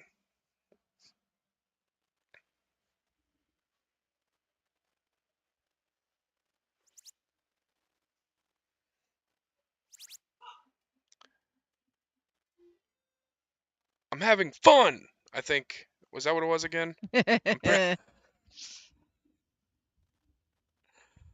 Oh, Lordy. You know, we talked, trying to talk Bushy into putting some mics hanging down like a theater program. But I think we're going to have to put that on a private page. Probably have to put it on Twitter so it doesn't get taken down. Definitely. Will be I don't even think YouTube's going to allow that. nothing but bleeps. No bleeps. Just let it ride. Just got to rate as 17 mature. I think some of those 15, 16-year-olds nowadays cuss more than some of us adults. You ain't lying. You are not lying.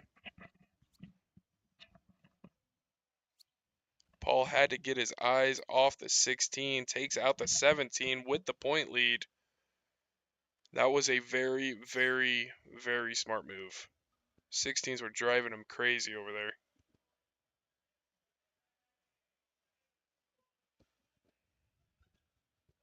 and I don't think he was anticipating that. I So don't think so either, but he had to go for those 15s with Brandon following him. yeah, absolutely, absolutely. I'm just not sure. I think he thought he was definitely going to be throwing 17s when he came back up, Mhm. and it kind of rattled his little first start there.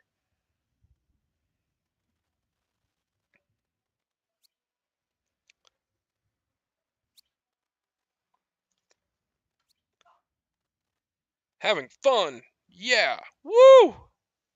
Oh, that's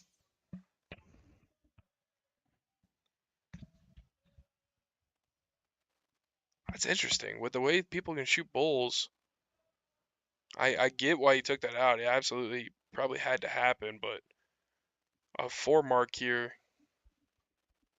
Oh, and he's not going to get it, so Schwindelman's going to have an opportunity to come up here, get this done.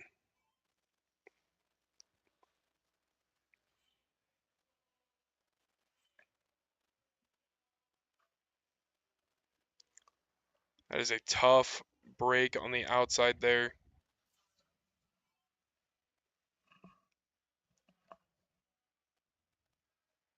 A double will do.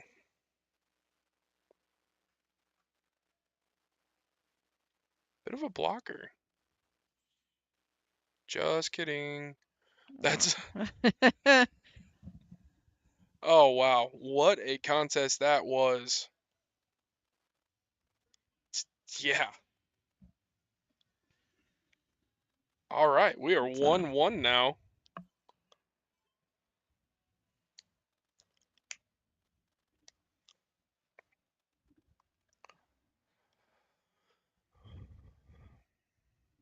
What was the name of that local bar? Backroads Lounge. Where is that at? It's in Johnston, Iowa. Okay, up kind of northwest area. Yeah. It's just off of 3580 right there. Um, got 7 dartboards, Okay, 2 pool I was wondering tables. that. You told me some of the Yeah. numbers at your tournaments, and I was Yep. like, Yep. how many? And We got you 7 start at boards. 1 a.m. No, I'm just playing. We usually start about 7. Sign-ups at 6, start at 7. And it makes for a very long day because we're usually not out of there till about 2 o'clock. But, I can't complain with the numbers. And then, of course, if the numbers get too big, then I do make it triples instead of doubles for that one, just to make things go faster. And do you treat that like an ABC? It depends on what the format of the tournament was. If it was a true blind draw, then it's just a true blind draw triples. If it's a ladies' advantage, then every team has a woman on it at least, and um, I'd love to do an ABC, but you got so many people that play at the local blind draws that don't have stats. So then it's a where do I put them? That's fair. Um, That was a so that's always a struggle, just looking to see where you put people that don't have stats, because that some of them you've watched them throw, they just don't throw league. So it's like, okay, you're not a C player, um, but yet I don't have anything to back up, yeah, putting you at a B or where an you should A. be. And Yeah, then if you go with, well, I'll put you in at what new player stats are, well, you know that some people are not to that point yet. yeah.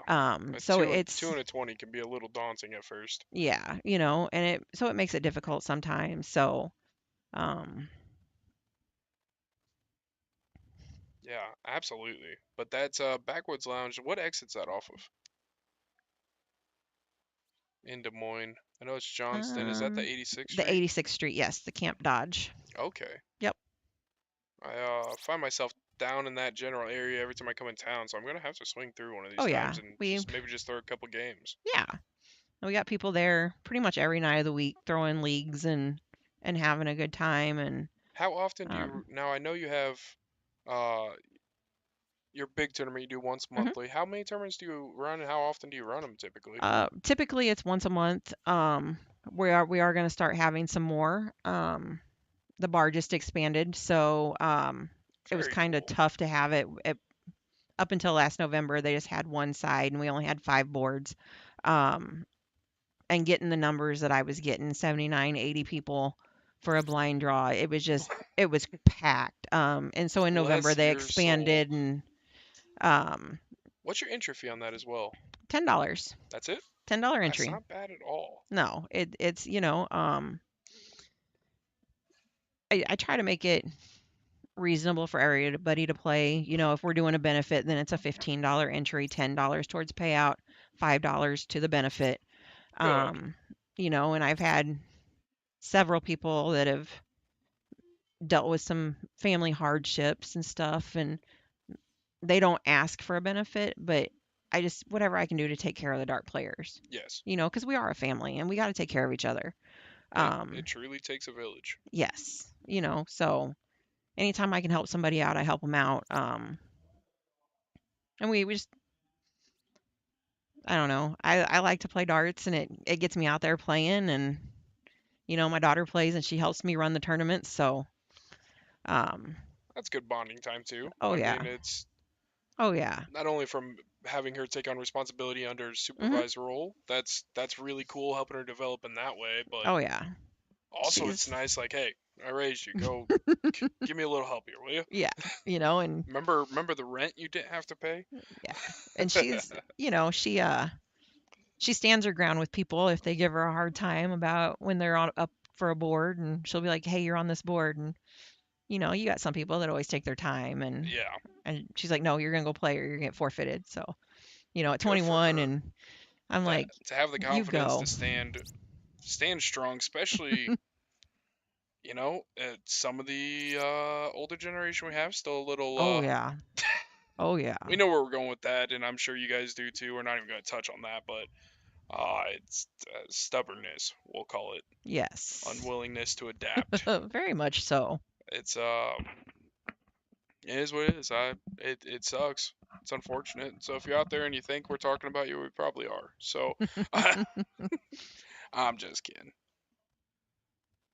Tony Flat giving you a shout out. Said thought that was you, Shelly. Oh yes, Tony, it's me.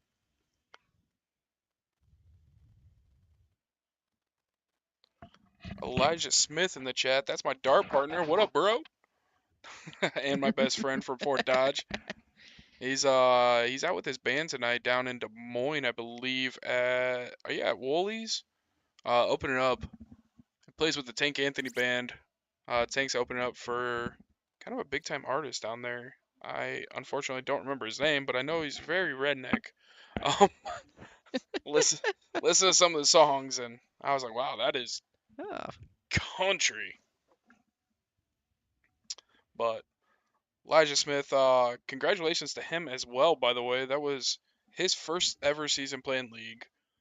We went to state, went to doubles, ended up taking third place in doubles 01 for our division. And we are not 01 players. But that did take us till about 2 a.m. to lose out at the bottom of the hill and fall into the backside. But so shout out to you, bro. We also just finished second in league. It's a handicap. We went in the A division and got second. And I'll take credit for losing us that one by 4 games, based only on the games I've closed while frozen this season, because the not having the freeze on the screen. oh, it messes with people. Yes, it does. Yeah, last time I threw league was 2021, and the freeze was there. I remember it because I saw it a lot. hmm It was not good. I think it depends on the boards and how they're set up and stuff. So, And it might have been possibly just an update that they're like, well, whatever, it's just useless. Maybe it's taking up too much space for the computer to have to be able to process that or something, or I think it people really just got tired of seeing the big word freeze across the screen. I'm getting tired of not seeing it. So is my partner.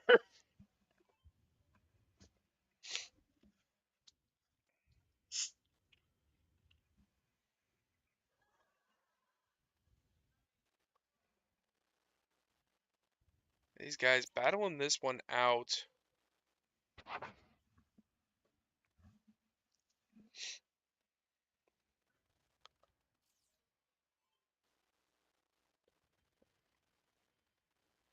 Possibly going 2-1 back to the. Or was that. They're 1-1, right? They're 1-1, yeah. Yes, okay.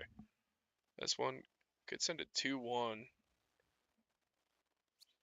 Will send it 2-1. I don't know what I was trying to say there. It will send it 2-1 no matter what, but gonna see who's gonna end up with the 2 and who's gonna end up with the 1 here. Either way, we're going back to 0-1.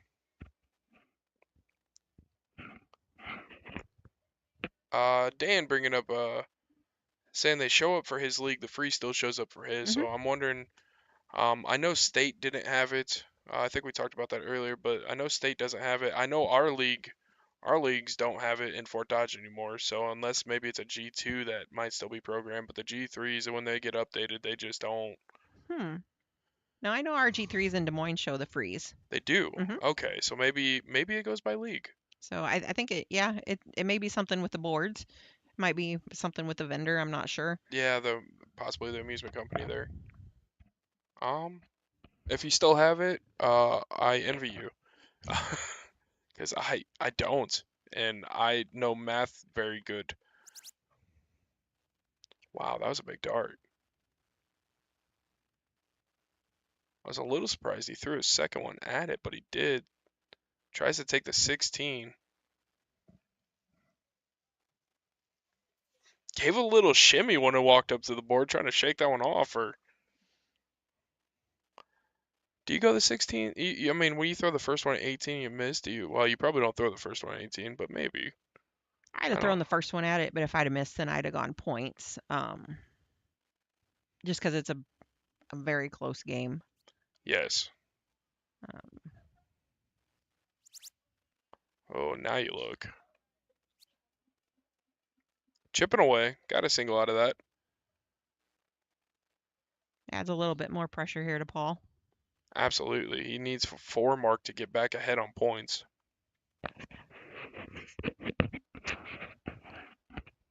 Tony saying, pretty sure it's an update in the board. Tony, I think you're probably right. But I guess, I don't know. I don't know. I have no idea. I'm curious to figure it out, though, because I really miss it. 588, down by 8 points.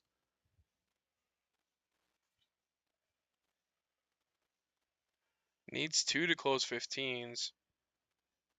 Doesn't throw that one on. He's got to stay now, right? Yeah. Does.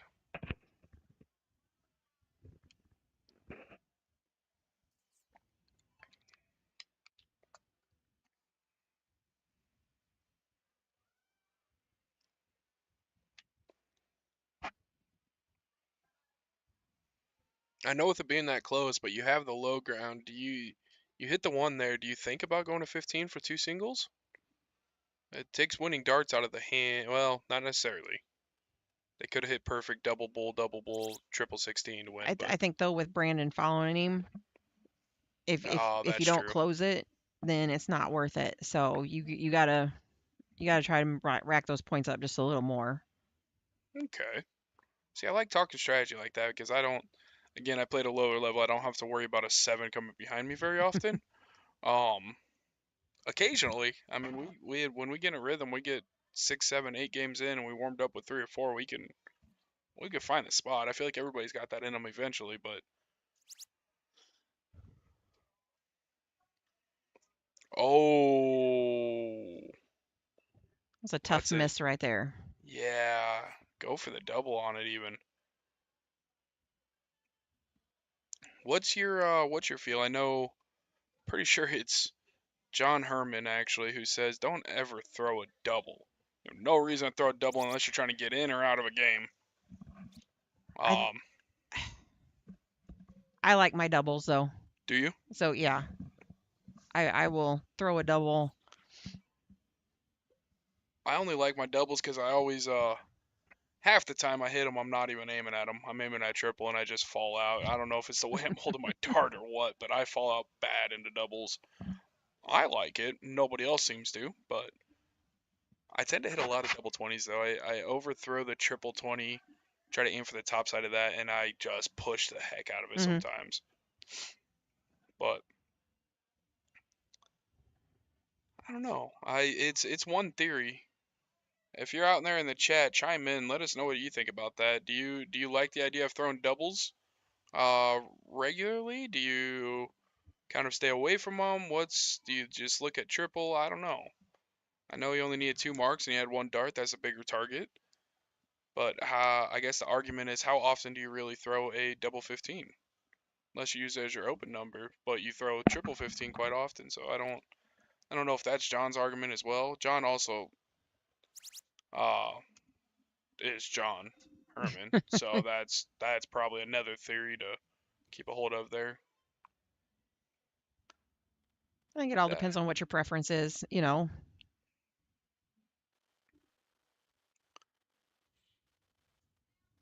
that last round was a killer, putting them up 62 points in closing numbers. That was a good close. Even if Paul was to hit a single 15 there on a fallout from Bull, that would have put another bullseye required to get up there. That was some big darts. Wowzers.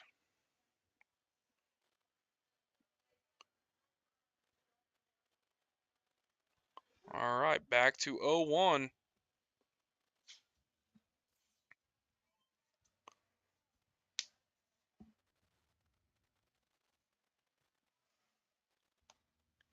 All right, in your women's doubles, Donna Tony. Gagan and Crystal Anderson won the hill. So you've got Heidi Nelson and Sammy Hastings versus Liz Tynan and Trish Romero for that 3rd place match. I feel all of them are capable, but just the history that in this tournament alone that Liz and Donna have with each other already, and the way they've matched up, I kind of really want to see that rematch. Yes, that is definitely a match that a lot of people want to see.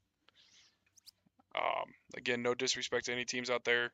I just personally have watched both of them back and forth so much, and it only seems fitting that that's their last match of the night, last match of the tournament. Mm-hmm. Struggle getting in for the home team here. He can work this down to a 419 though, and he does just that. We are in game 4, 3rd place match. Winner goes up, gets to deal with I believe it's Wes White and Derek Hinkle. Derek Hinkle? Hinkle. Mm-hmm.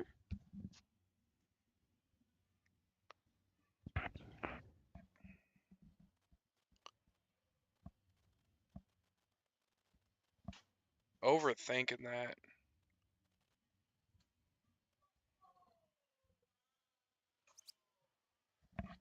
That's a good stick. Needed that.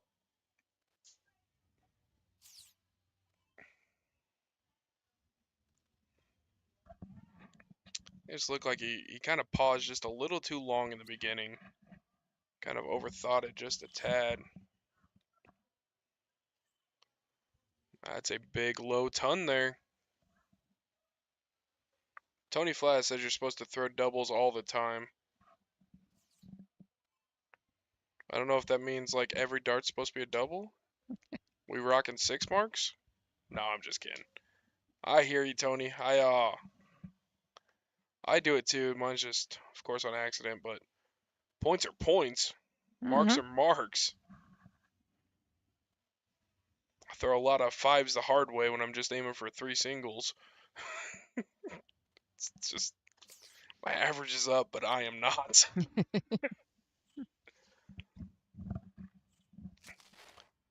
Big darts coming from Paul.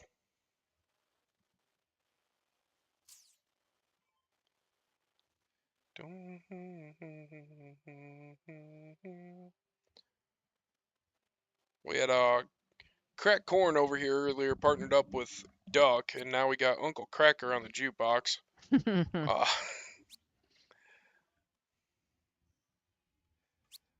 So if you're wondering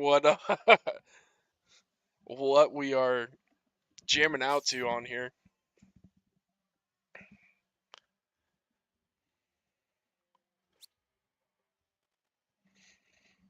Saw Brandon Neal find the rhythm before he came up. We're going to blame Uncle Cracker for that round.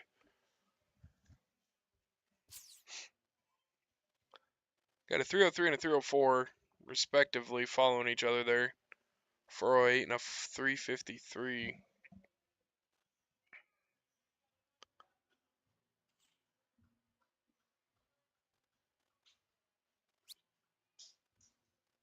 Open that bowl back up, though. That was a ideal fallout, I guess you could say. Knocked your bowl free and got the 20.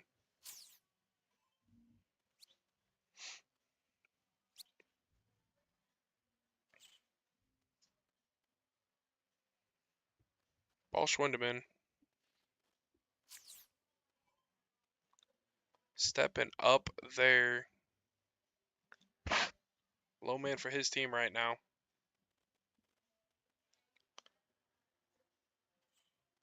Hat trick pulls him right back in this contest if he's able to sink that. Even a low 10 got him there. Gotta avoid that freeze rule here.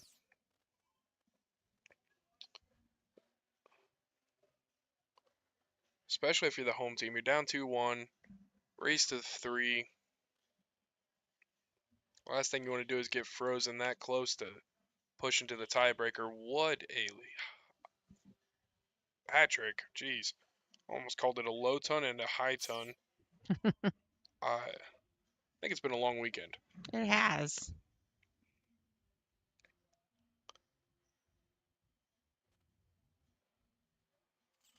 All right. Let's see.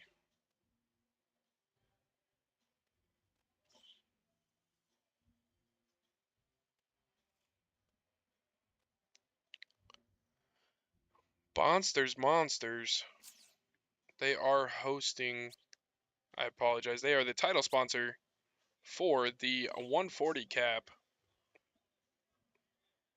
And that 140 cap, they are sitting on the championship match. Not assigned to a board yet. But that's Brandon Schermbeck working his way up. With Jonah Chin, it's going to be a rematch from the bottom of the hill with Tim McCall and Tim Shepard. That'll be a fun one. That was a big round to stay unfrozen. A 180 could freeze. Mm-hmm. I think that's about it, though. You gotta wonder if he's gonna take that first look at 20. I think they're back there talking about it. You almost have to, don't you? Yeah. I mean, otherwise you're surrendering the rights over to the 69 to finish.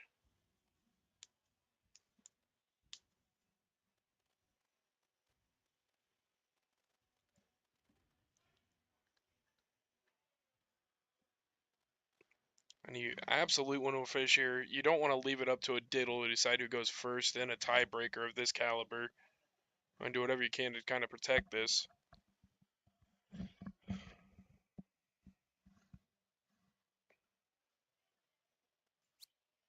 Did take the look. He's going to have to go back down now, though.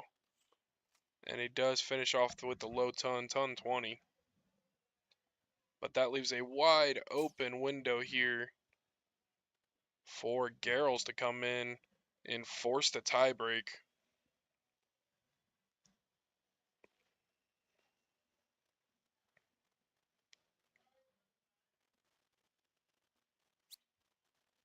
Throws the 19. Gonna look at the 18. Back down.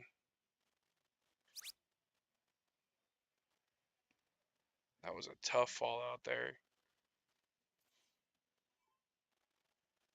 Staying alive though, just like that method you said, breaks down really well. Mm-hmm.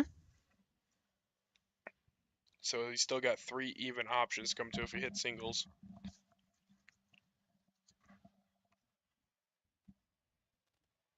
You go for the hat trick, try to get low, do you go for the win? Is there an out from 155?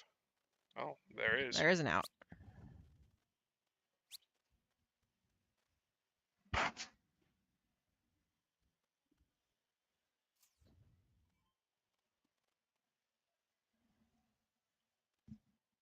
Hat trick here would freeze both of them on the other side. I mean, it leaves you with 35, but holy smokes, that was a huge round. Sitting at 51. Not going to be able to take this out, but is going to have an opportunity to get low enough. Give his partner a chance.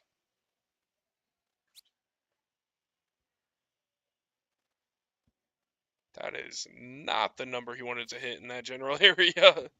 Beats a triple, but a 5 is not fun.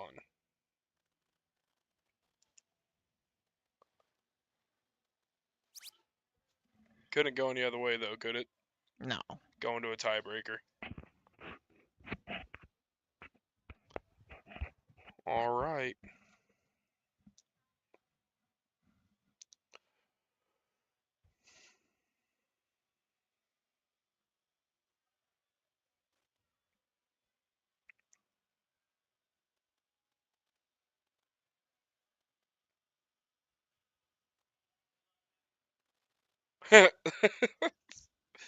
Brandon Neal throws 7 holes out and says, hey, good luck, man. Little gamesmanship there. Doesn't work, but it's the overly nice method. Hey, man, you're going to do great. You're throwing so well. No, miss. At least every time I tell myself I'm doing good, I suck. No.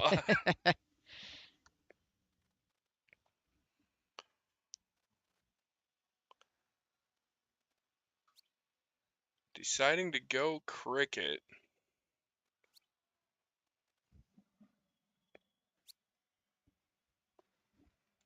Close on the 20. Not what you want to start, but much better than the alternative of not closing.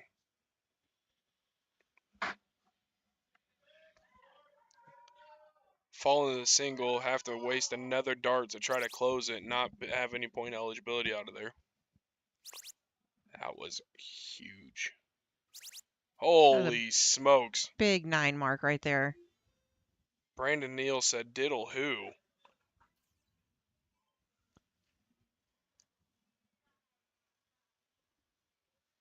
Garrels, top performer in the last 0-1 game, closing it out, forcing the tiebreaker here. He's got to be riding a high coming into this one.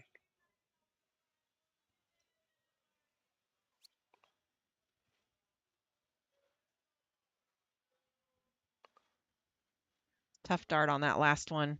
Yeah, and he got two on the bottom side. He's a little bit shorter, so he's kind of got the blocker there because of that. Mm-hmm.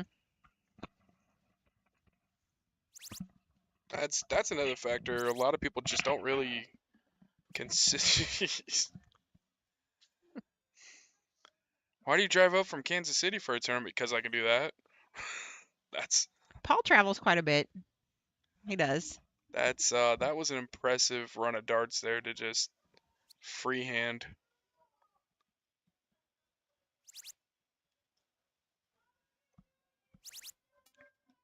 Big answer. Got that point lead back. It's definitely a Saturday night on a dart tournament weekend by the sound of things out there, though. I think everybody's out there having a great time. Absolutely. We do got a few more big matches coming up. So I feel that we are going to be back here for a while, but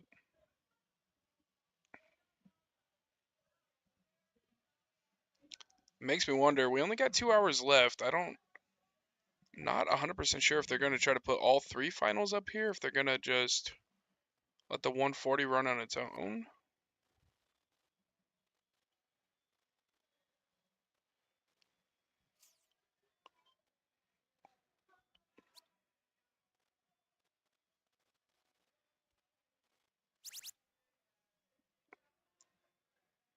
They haven't assigned the board, though, for Tim and Tim versus Brandon and Jonah.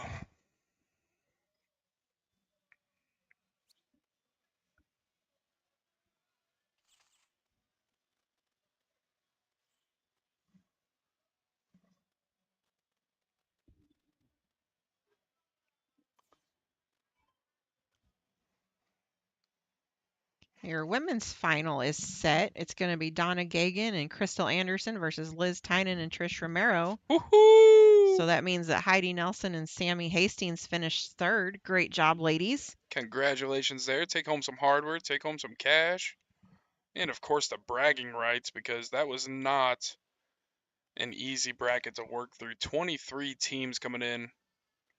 Had to be 20 of them to find some hardware. Absolute congratulations there.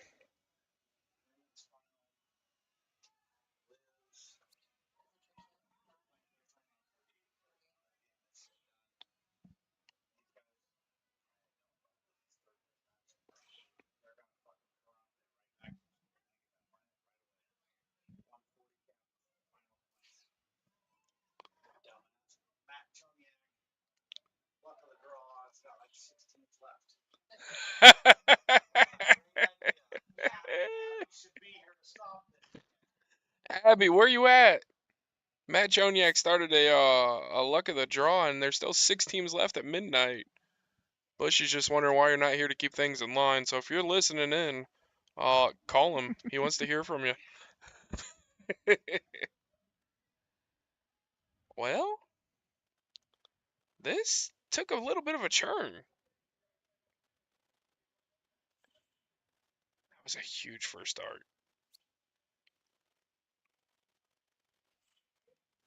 Wow, okay. Just when he thought it was over with.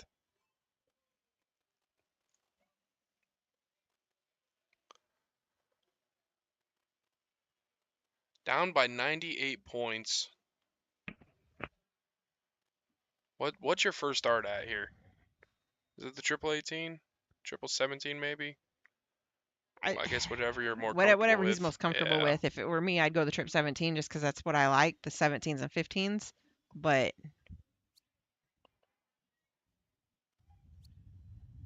Winning darts in hand coming up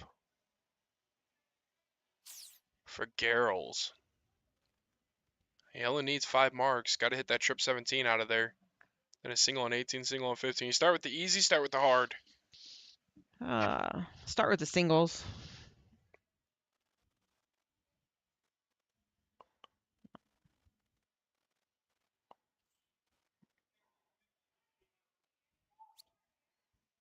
He could hear his partner in the background saying, pick one, pick one. Yeah. You got a big lead. And on the flip side, 2 triples of any number you got open still. Take that bowl away.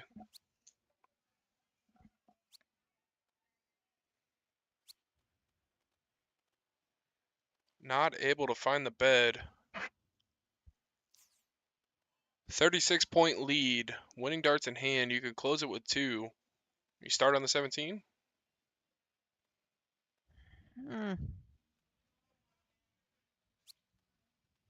Go to bull? Or you stay on 17? Oh, he stays on it.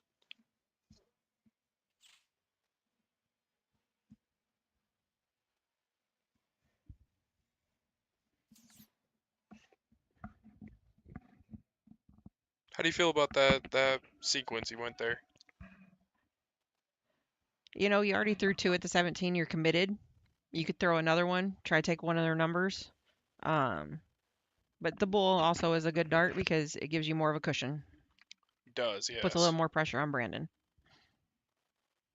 Because now, how many points is that? 22, 39, 61. You need 61 points. That's a 4 mark on the 17s. That is a 4 mark on the 17s. Holy That is. smokes. Wow.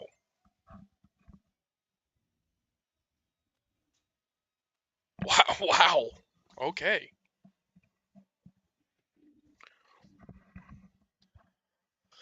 Well, I tell you what, the women's final playing on board 37 right now.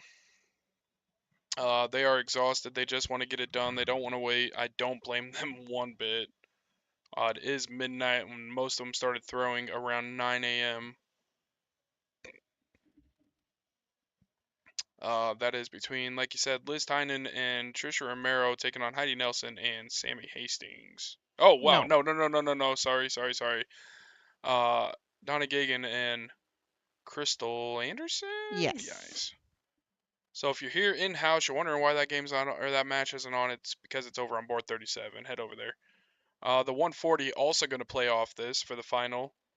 That was Tim and Tim taking on somebody. Tim McCall and Tim Shepard taking on Brandon Schoenbeck. That's who it was.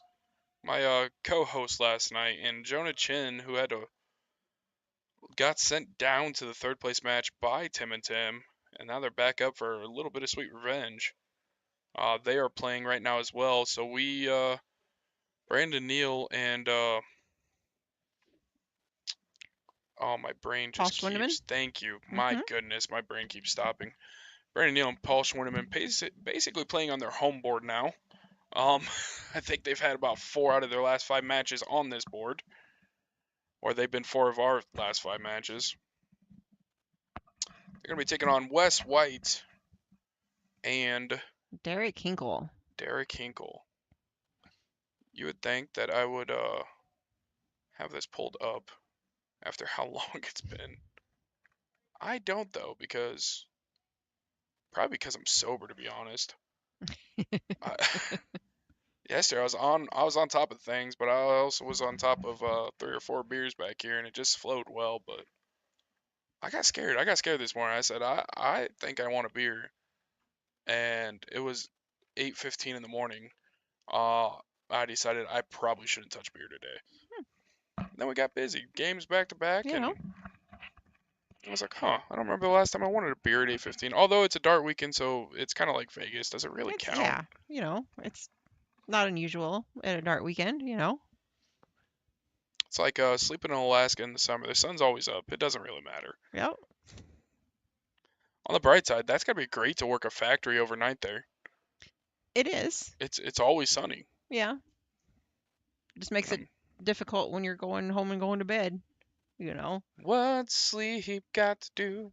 Got to do with it. Well, No, I'm just playing. we always sleep when we're dead, so Race you there. it's okay if we miss a couple hours here and there now. Oh, absolutely.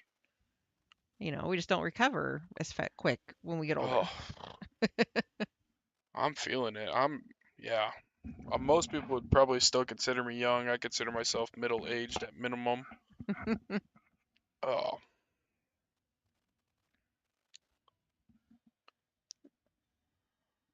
All right. Paul Schwindeman, Brandon Neal working their way back up to challenge for the throne. Wes White, Derek Hinkle.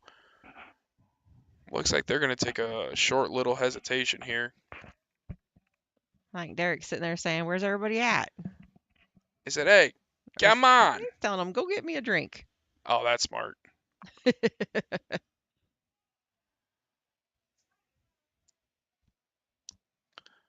Oh, I think I actually need to take a moment to stretch my legs as well. Are you comfortable sitting on? Maybe sharing a little bit more about what you got going Yeah. on down in Des Moines? Definitely, I'm All good. right. It is. I trust you on the mic. You are. And even if I didn't, it doesn't really matter. Have fun. All right, thank you. All right. Again, this is. I don't want to butcher your last name. Is it Ammerman. Ammerman? I keep thinking of cameraman. It's not though. We don't even have No. cameramen. Shelly Ammerman, 515 darts. Big advocate for pushing women's darts growth. She's gonna be on the mic here as we hold on and wait for the final from the open doubles. Yes. Absolutely. So, Shelly, take her away. Awesome. Thank you so much. Absolutely. Oh, and our players are starting to come up there. Are going to get warmed up, I guess.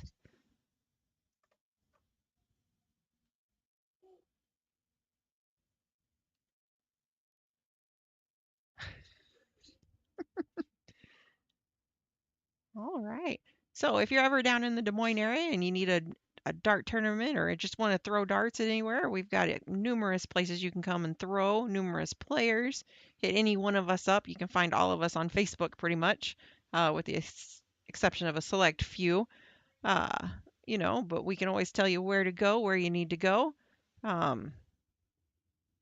If we've got any tournaments going on, of course, we've got some on Friday nights when we're down there. We've got them on Saturdays. Every once in a while, we'll throw a Sunday fun day tournament in there, um, just to have a little bit of difference in where we get to play and when we get to play. But at any of those tournaments, all skill levels are welcome. We encourage everybody to attend and just come out, have fun, and play darts.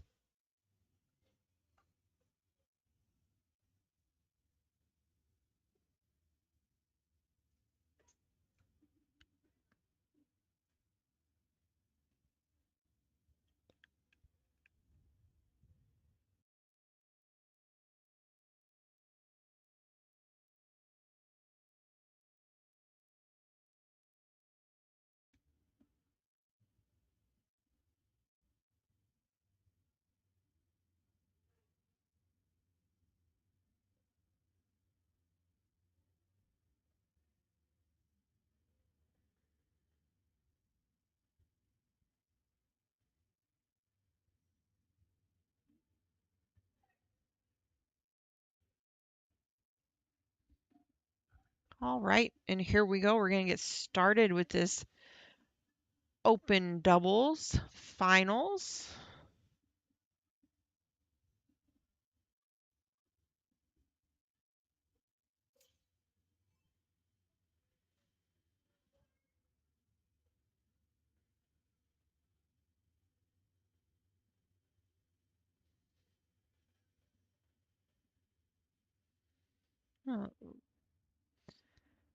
Looks like Brandon Neal and Paul Schwinneman got that diddle.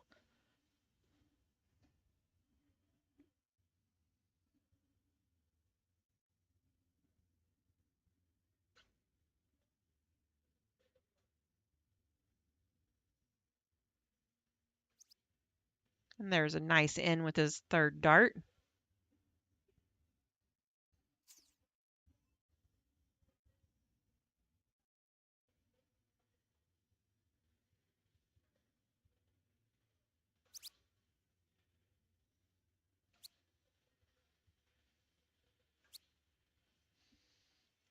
Derek gets in on his first dart and throws two at the bull, and just a little bit of a miss right there.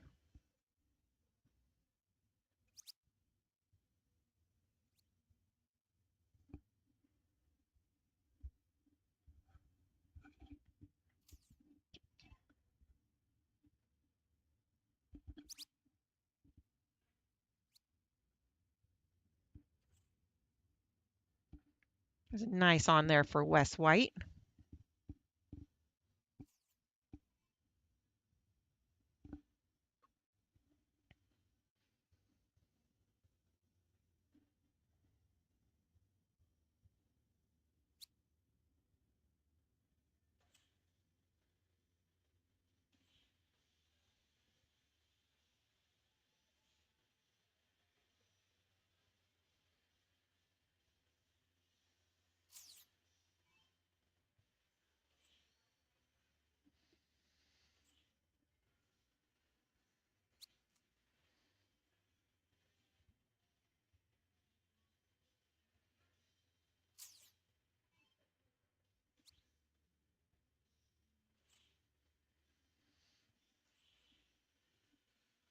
Nice low ton there by Paul.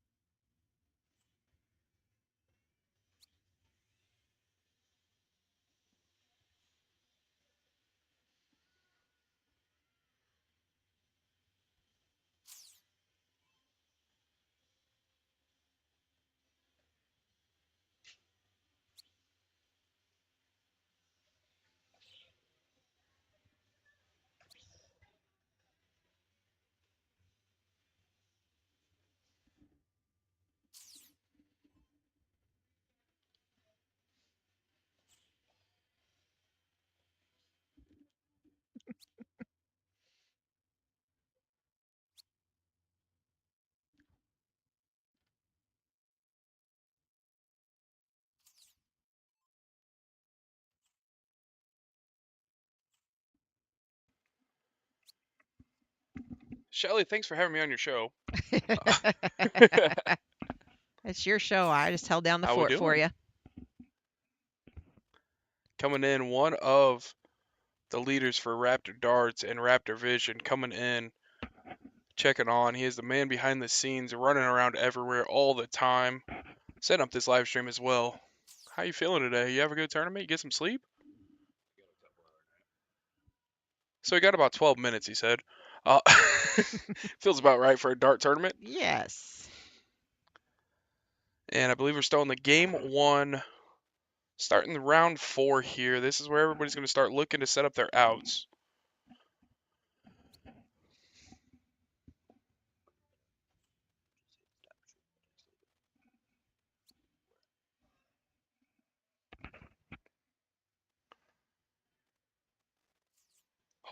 This is where everybody's hoping to start setting up their outs. Yes. They're gonna do their best. I don't blame them if they're tired. The men's single, the singles for that was a big round. Not thrilled about that single one in there, but I got him down to under the 180 mark. No double bull out though. Of course, same format as we've been following all day. That's the first real out to look at. 160 is your max potential, which I just learned. Thank you, Shelly. Mm-hmm. 170 if you're playing split bull. See, I hope you guys are learning as much as I did this weekend, because I learned a lot and I did not know much as I thought I might have, but we're working through it. Got a lot of great support system, and that just goes back to how it's a village. Yes. Because nobody knew me from Adam, and I've had a ton of incredible people, Shelly included, coming on here talking about what they got going on in the dart community. If you are unfamiliar, if you don't leave your town very often, it's huge and it is spread wide and far, and they're all doing good things. They are all in favor of growing darts, whether it's steel tip or soft tip. I'm very excited to see some steel tip tournaments in Iowa, somewhat local. I'll make the drive for that though.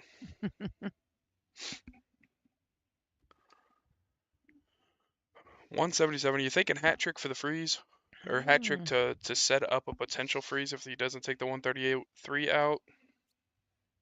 Yeah. I mean, that's probably one of your safest bets. And he left himself 59. That's a good setup. Do you go 17, 16 double? What's the best route there? You try to hit a triple? Well, 17 will leave you 42 What? Oh. from 59. Oh. And just when you think you have it down, it turns out you do not. All right, this is going to be big factor here. Wes, knowing he can't take a 161 out, also knows he can get low. Could have got down to 11 there. Doesn't put the freeze on. Missed it by 8 points. No. Yes. I don't know. You guys got calculators.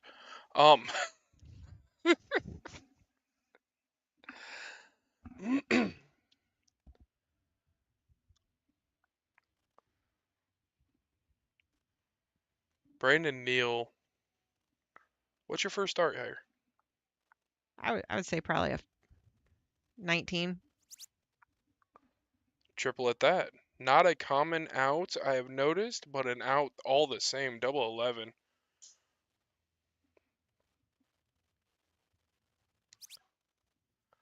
Big kill there.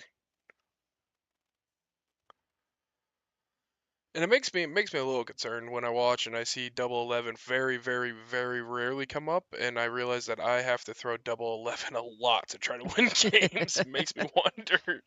Maybe I'm just there are some not people, setting up the way I need to. but there are some people that really like that. They like and I those do. uncommon outs and those uncommon doubles. It's right around the eye level for me.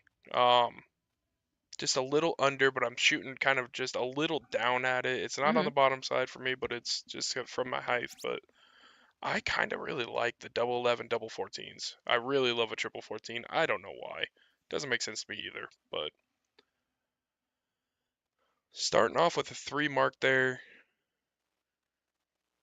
Neil has multiple times came out swinging when somebody just hits a close or a 4 mark on 20s to start. Kind of have a little touch of the Dan Gregg in him there. I only keep referencing Dan because that's just one of the top playing guys in my area. Just somebody I'm familiar with. That is the same style he throws.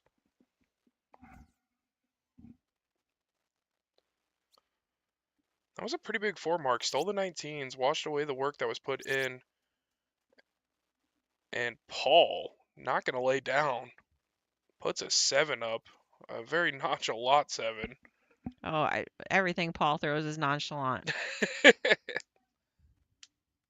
So if I see emotion from him at all, it's probably not a great thing. If he's super calm up there and You know, I've known him for years, and I don't think I've ever seen any emotion. really, He always is very, very focused, very go up there and throw.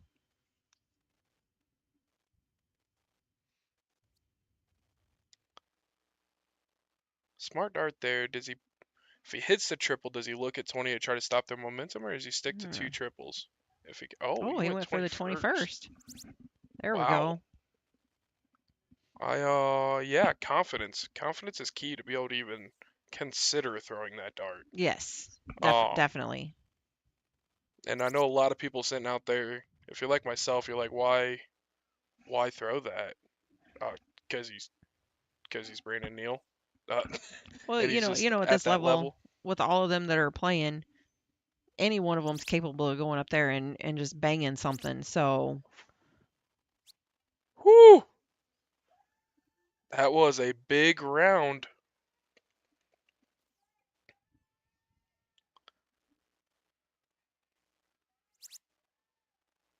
Paul feels like he's really. I feel like we watched his last 2 or 3 matches in a row here. Paul feels like he's really finally finding that rhythm that yes, he he had in the is. beginning for sure. Um, I know he struggled a little bit on a couple 0-1 games, a little bit on a couple crickets, but he hit the big darts when he needed them. Now it seems like he's just hitting them, Yes, and that's just kind of. They're just there. It's like yes. the darts are getting, or the board's getting real big the later it goes for him. Yeah, I think he's a little more focused and a little more let's do this, you know.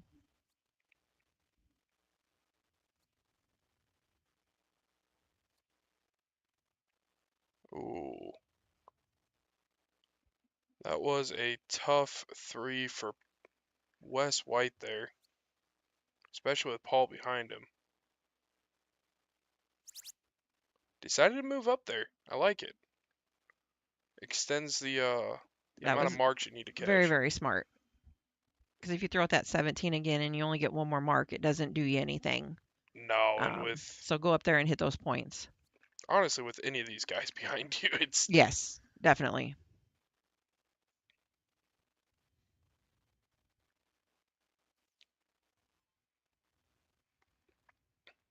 these guys all thrown about the same except for Paul. 367, 367, 375, and a 6. That is really your difference maker in this one right now. Did well to get the 17s out with the point lead. Throws an 18. That was a good sequence of darts. They need a 6 mark to tie on points for what's still available now if they go after the 16s.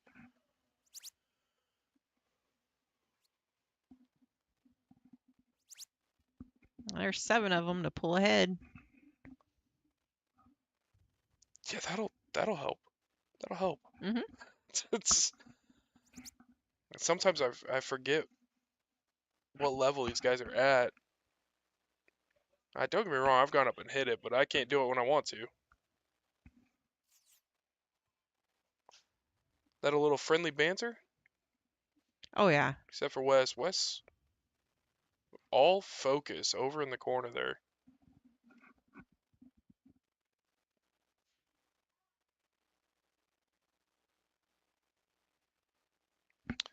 feel like everybody has their thing they do with their darts when they're waiting. Mhm. I tend to twiddle. I don't know why. I just like to hold one and kind of just rock it back and forth. A lot of people like to roll them. Some people just toss them. I tap them against my leg to the music. Okay. All right. So, I like it. It's just another factor in there. Not that it necessarily changes anything, but it's kind of fun to just see how different people are that do the same things. well, and then you look at everybody's so different in between throws, how they interact with the other team and their teammate, you know? Some people like to just focus on the game and, they don't say a whole lot, they don't joke around, and then you've got some people that they're hooting and hollering and having a grand old time. Absolutely. And I think that goes to what feeds your focus. Yes. Some people need hyped up. They like that hyped up. I might have a heart attack, and I don't know if there's always a defibrillator, so I just no, I probably need to have a little more fun, to be honest. I still kind of new, still kind of, I'll just say I'm a little mean to myself sometimes. I think I we can all be mean to ourselves with our darts, It's it's just how you recover from it, and I don't know, it's a game. Darts is a game. You got to have fun with it. You know, those were big darts. and there are some people that if they are quiet and watch the game, it really takes them out of their game because then they focus too much. Some of them just need to they throw their darts, they walk away, and then when it's their turn again, then they come up with their game plan of what they want to do, you know, and that's when they focus. What's your go-to? Do you kind of stick to your own, or you like to chat a little bit? So it depends on where I'm playing and who I'm playing. That's fair. At my women's tournaments, I have a good time. I talk to everybody while I'm throwing. Very much a social atmosphere. Yes, and I think in doubles, I'm more social. When it comes to singles, I'm a little more focused and a little more let's okay. I'm just gonna calm down and um, 'cause I think with doubles, your partners feed off of each other. Yes, So very much so. And I tend to struggle with. I'm not diagnosed officially with it, but a touch of the ADHD. I get mhm, distracted really easily. So if there's a certain sound that's just kind of repeating, or if there's a movement in my peripheral, mhm, it throws me way off, and I'm bugged. I'm annoyed. I mhm, try it, so I try to just not focus at all until mhm. I'm on the line. And I'll put in headphones and I'll be rocking out hard to some very country music Yeah. that I probably shouldn't be rocking quite like that too, but people are like, "Oh, what do you listen to?" I just pulled out Cody Johnson, the painter, and great song by the way. And there we go, West White with the win. Holy They're now smokes, 1-1. 3 averages above 4 there. Third one just knocking on the door of it as well. These guys are throwing some very, very good darts.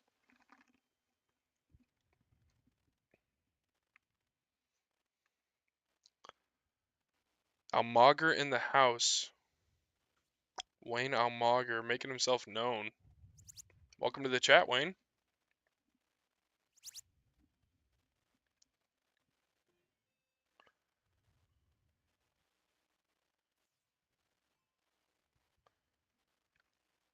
If you're out there listening, we're curious to know what's your kind of your tick, your method. Do you like the silence? You like the party? You like the music? Maybe you like just hooping and hollering and rallying each other up. Kind of curious. This is a open conversation. Shelly and I having a good time here, but we love to hear from you guys as well. As Paul goes up and does some damage. Puts a good side of working on the triple, 20 in the single, pulling a 4 there, and then moving down to the 19. Thought he was going to close that one. Ends up with just a single. Your 140 cap is complete. Winners were Tim McCall and Tim Shepard. And then your second place was Brandon Schrimbeck and Jonah Chin. Oof. That's was that done in one? That's what it looks like. Let's And see. so well, shout out to Yep. Brandon and Jonah finishing second, only falling to the champions there. They fell down from the bottom of the hill, went back on their way to go back up. Uh, feels like a true 1-2-3 when that happens. Mhm. Um, big way to close the tournament there. Also for Tim and Tim McCall and Tim Shepard Jr. Tim McCall owns Bullseye Supply, and Tim Shepard Jr. is a sponsor player and a good friend of his. So that is a cool segue there for a pretty young company as well. Closed the 19s. That was a big dart. I was gonna say closed the 19s while down 47, but just takes a 6, and he knows his partner is very, very capable of a 6. So our best case scenario was a close on, well, no close on 20s, but even with the close on 20s, he's still looking pretty open.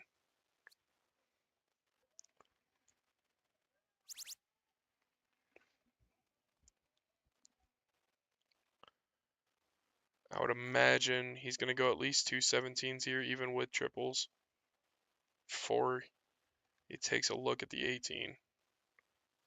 I've been wrong before, though. That was a good first start in the 18, and that confidence on a million right now. Give him a 7.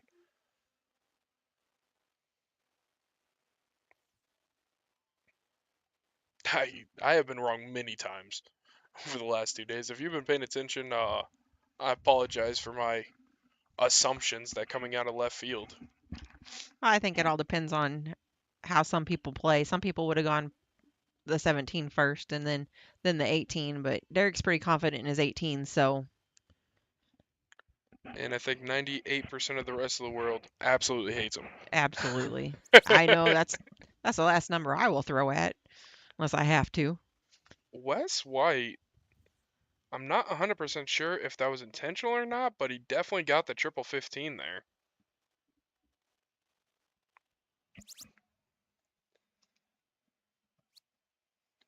And he's going to force them to go 16s at 16s only. Working up. Think we see another first start close? With 2 numbers open?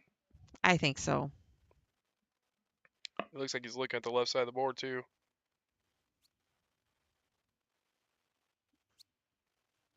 You're there. Got to commit.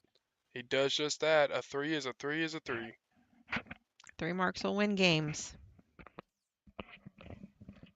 I'll tell you what, I don't average a 3.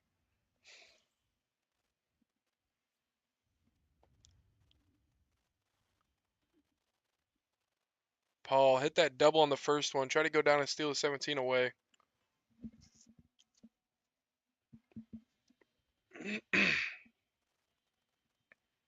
In big matches, you have to throw big darts. That was going to be a round of them for him.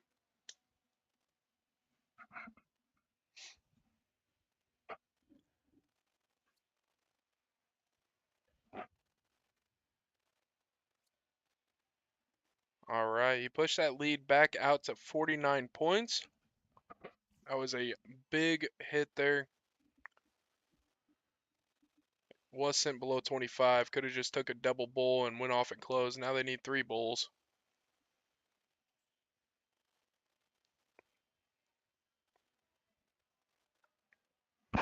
Got 2.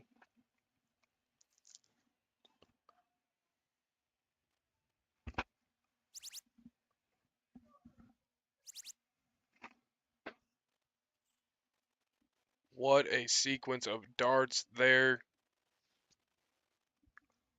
My goodness. And that put him up 6 bowls.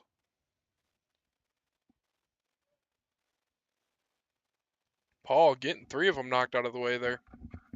They're trying to battle.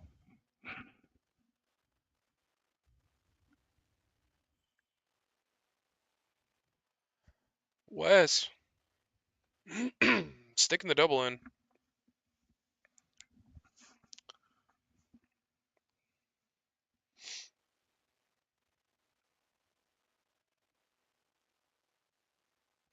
Gotta go back to 0-1 here. And I believe Wes just put them up 2-1. 2-1, yes.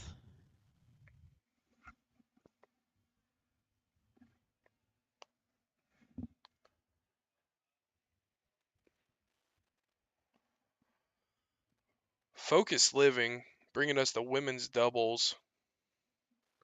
And I believe Liz and Trish are taking on Donna and Crystal over on board 37. Mm-hmm. That is a good one. They're going to have to double dip, though. Liz and Trisha have to pull the double dip if they want to take home the first place hardware and first place prize money. Keep you updated on that as that progresses. Last start, but he got in the first round. That's going to be very important.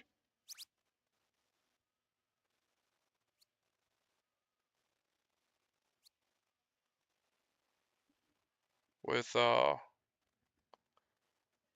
and Brandon backs against the wall right now.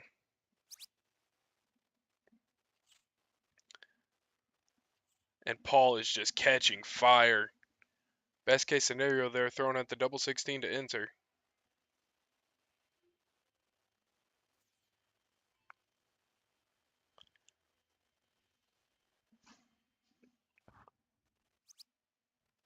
That was a tough second dart, but that third dart, it's an in. An in is all we need at this point. That's now you got to start running though. Sin at 485. Mr. Neal absolutely has it in him to go crazy here. Probably pull out a ton 17 from this. Oh, I might have cursed him on the commentator's call. Sorry about that. We did that way too much last night. I need to stop trying to predict. But it's been very rare to see him hit one bull with his second dart and not hit And the not second. hit the. Yep. It's the old adage: if one goes, they all go. That's a nice hat trick there by Derek. That set them up very well. Paul taking a breath.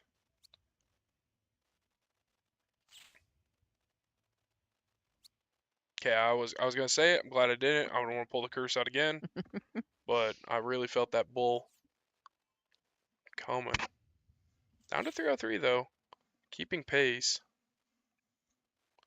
And West just made the difference there. He's got a 100-point advantage now for his squad. But Neal gets to throw first. He's gonna have to focus in.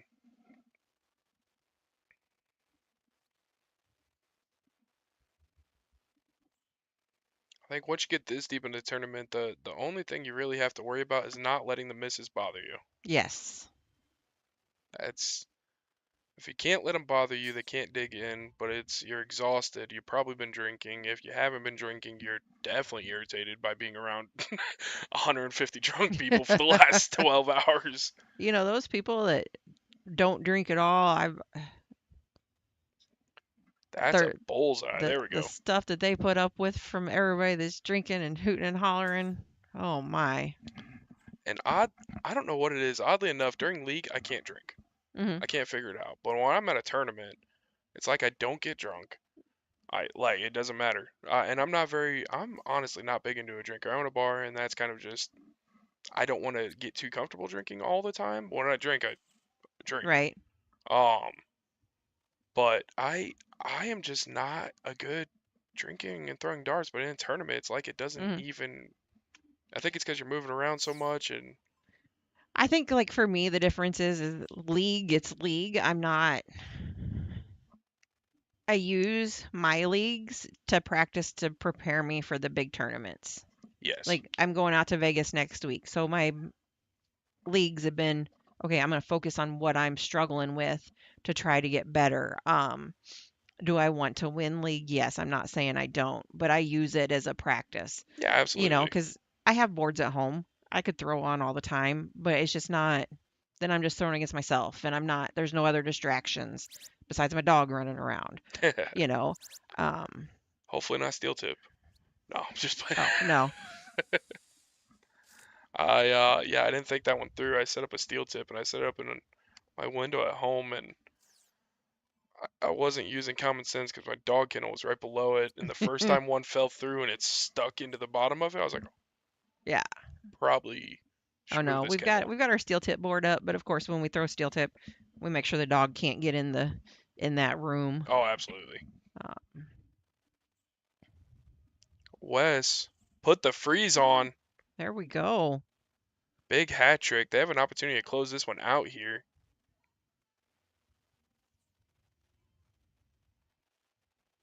Neil, good sportsmanship there. Sitting at 196, not in and out. Gave a high five for the hat trick coming in, recognizing how difficult that could be. Sitting at 200 to wash that away out of the brain and just hit it. And is this going to end? There we go. Turns out to be yes. That is a championship dart. Congratulations to everybody throwing in that one. 37, 5, 38, 5, 31, 5, and hitting a 25 as well. Those are all big numbers. Those are all numbers we'd all like to have. Yeah, I'll trade you for any one of them, guys. Actually, no. Please don't. I can't do that again.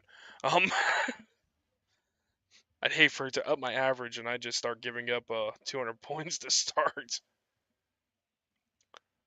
That'll do it though. Wow.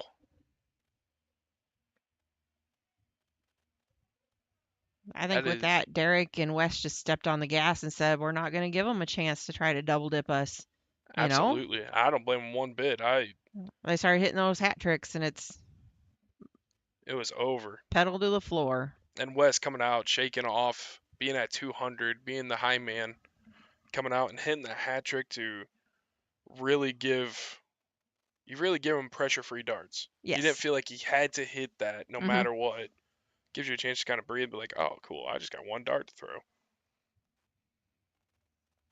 Congratulations to Paul Schwindeman and Brandon Neal. Both guys traveling away. Brandon Neal from Omaha, Paul Schwindeman from Kansas City.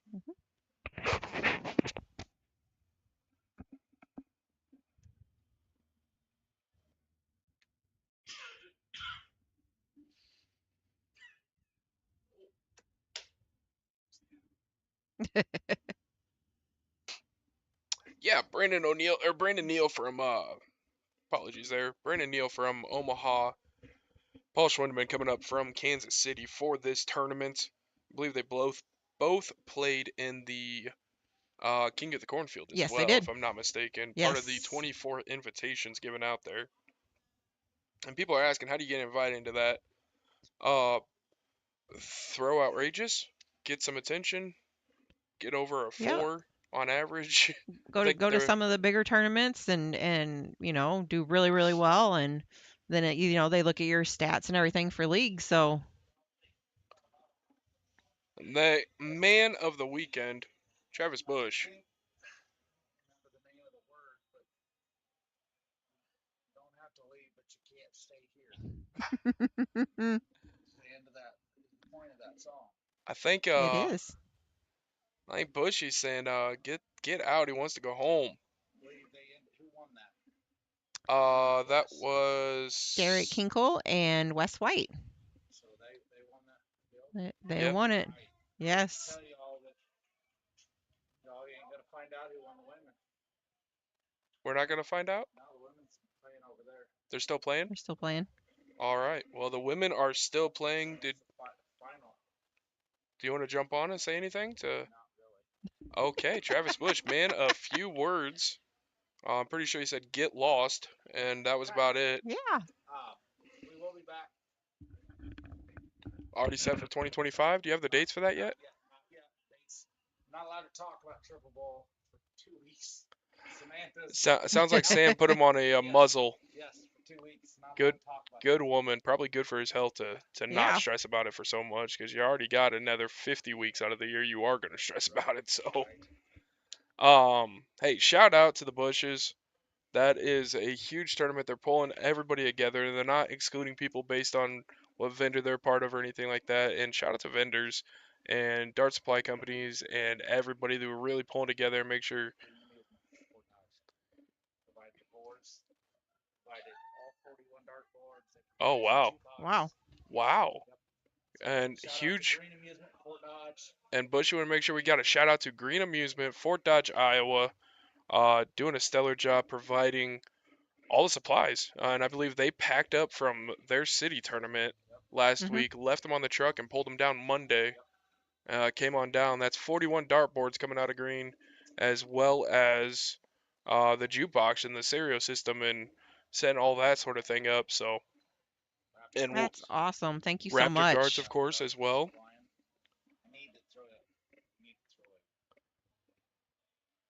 Um, and a shout out to Monster Clothing.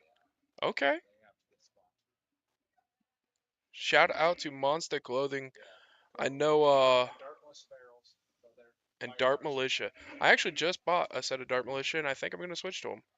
I've been throwing short darts for a long time, and I did the cardinal sin and might have left my dartboard sitting dart sitting in a dartboard at state, and they got put in the wrong lost and found. So I Oh. found out about 27 minutes before a match. Tournament started, and I had to go buy a set, and they served me pretty well. They served me pretty well. I was hitting darts, but I was so in my head about it that I couldn't be consistent. But it wasn't the darts' fault, because the darts are doing really well for me now when I have a clear head. So Dart Militia got great material. I am happy with the darts I bought from them. I recommend you stop by. Maybe come to one of these tournaments, or go out to Vegas or something and stop by the Raptor Darts table. I believe we have Raptor Vision going out to Vegas too. Maybe not. I don't know if that's true. Mm-mm. No. Okay. Raptor Vision not going out to Vegas, but Raptor Darts is No. not going out there either. I have so many things mixed up in my head, but I appreciate y'all tolerating me anyways. Thank you so much. Yeah, huge shout outs. We're going to throw our sponsors on the screen here at the end. Please stick around for a minute. Just check out everybody who is feeding into the sport we all love. Not only just showing up, playing, bringing people, but putting their money where their mouth is. They're juicing the tournaments, they're juicing the payouts, they're providing all kinds of things. They're making it so we can get top level players that want to come in here and want to put it on the map. And the only way to get to be a top level player is to play against top level players. And they created that opportunity for a lot of guys and girls this weekend. And with that, moving people up into that bracket, you got other players moving up in the other division. So huge shout out to everybody, and thank you, Shelly. You stepped in here for a couple of hours. I don't know anybody who can sit around me for a couple hours unless they're as crazy as I am, and you seem pretty level-headed. If you'd met my husband, you'd know exactly why I have a level head. You And know. You know. all right, Papa Ammerman. Yes. Shout But out thank to you for having me. I appreciate it. Hey, absolutely. You know. And if you're ever in Des Moines area and you need a dart tournament, hit me up, and You will we actually will probably definitely hear get from one me. set up. You will hear from me soon. I am certain of it. I will probably find myself in Des Moines. Okay. I look often, forward to it. So I got a lot of family down there, so Good. I probably need to visit them a little bit more. Sorry, Grandma, if you're listening. I know you're not, because technology. But yeah, I think that's gonna go here. We're gonna pop in this commercial for our sponsors and just appreciate all of them. I'm gonna sit here on the line and just kind of talk about a few of them, starting with 515 Darts. Shelly herself here right now. Don't forget, Shelly has not only 515 darts, but she's grown the game. If you are a lady out there, if you know any ladies who like to throw, it does not matter if they're throwing at 0.5 or they're throwing at 3.5. These tournaments are designed to create opportunities to play more darts in a comfortable environment. Definitely stop down there. Queen of the drawing pad. I'm gonna add that right now. Not that I'll go, but I definitely have some people who need to go.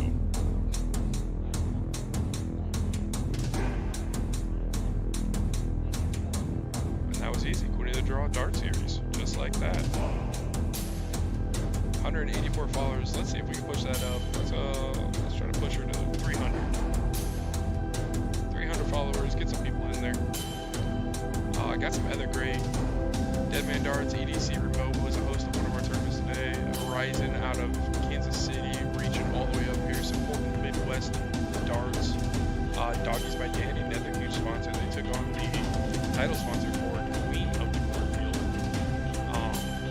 that's a big one. I think they added an extra $500 in there.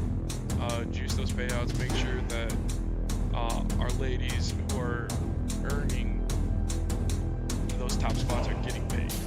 We like to see money flying around. That's what I mean. We do it for free, but who doesn't love to win money? It's very enticing.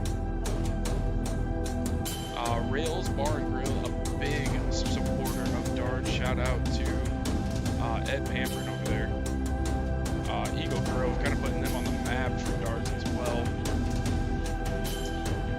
Raptor Darts, of course, their sponsor for many things this weekend. Shout out to Danny and her husband. He's so quiet. He's so quiet. I think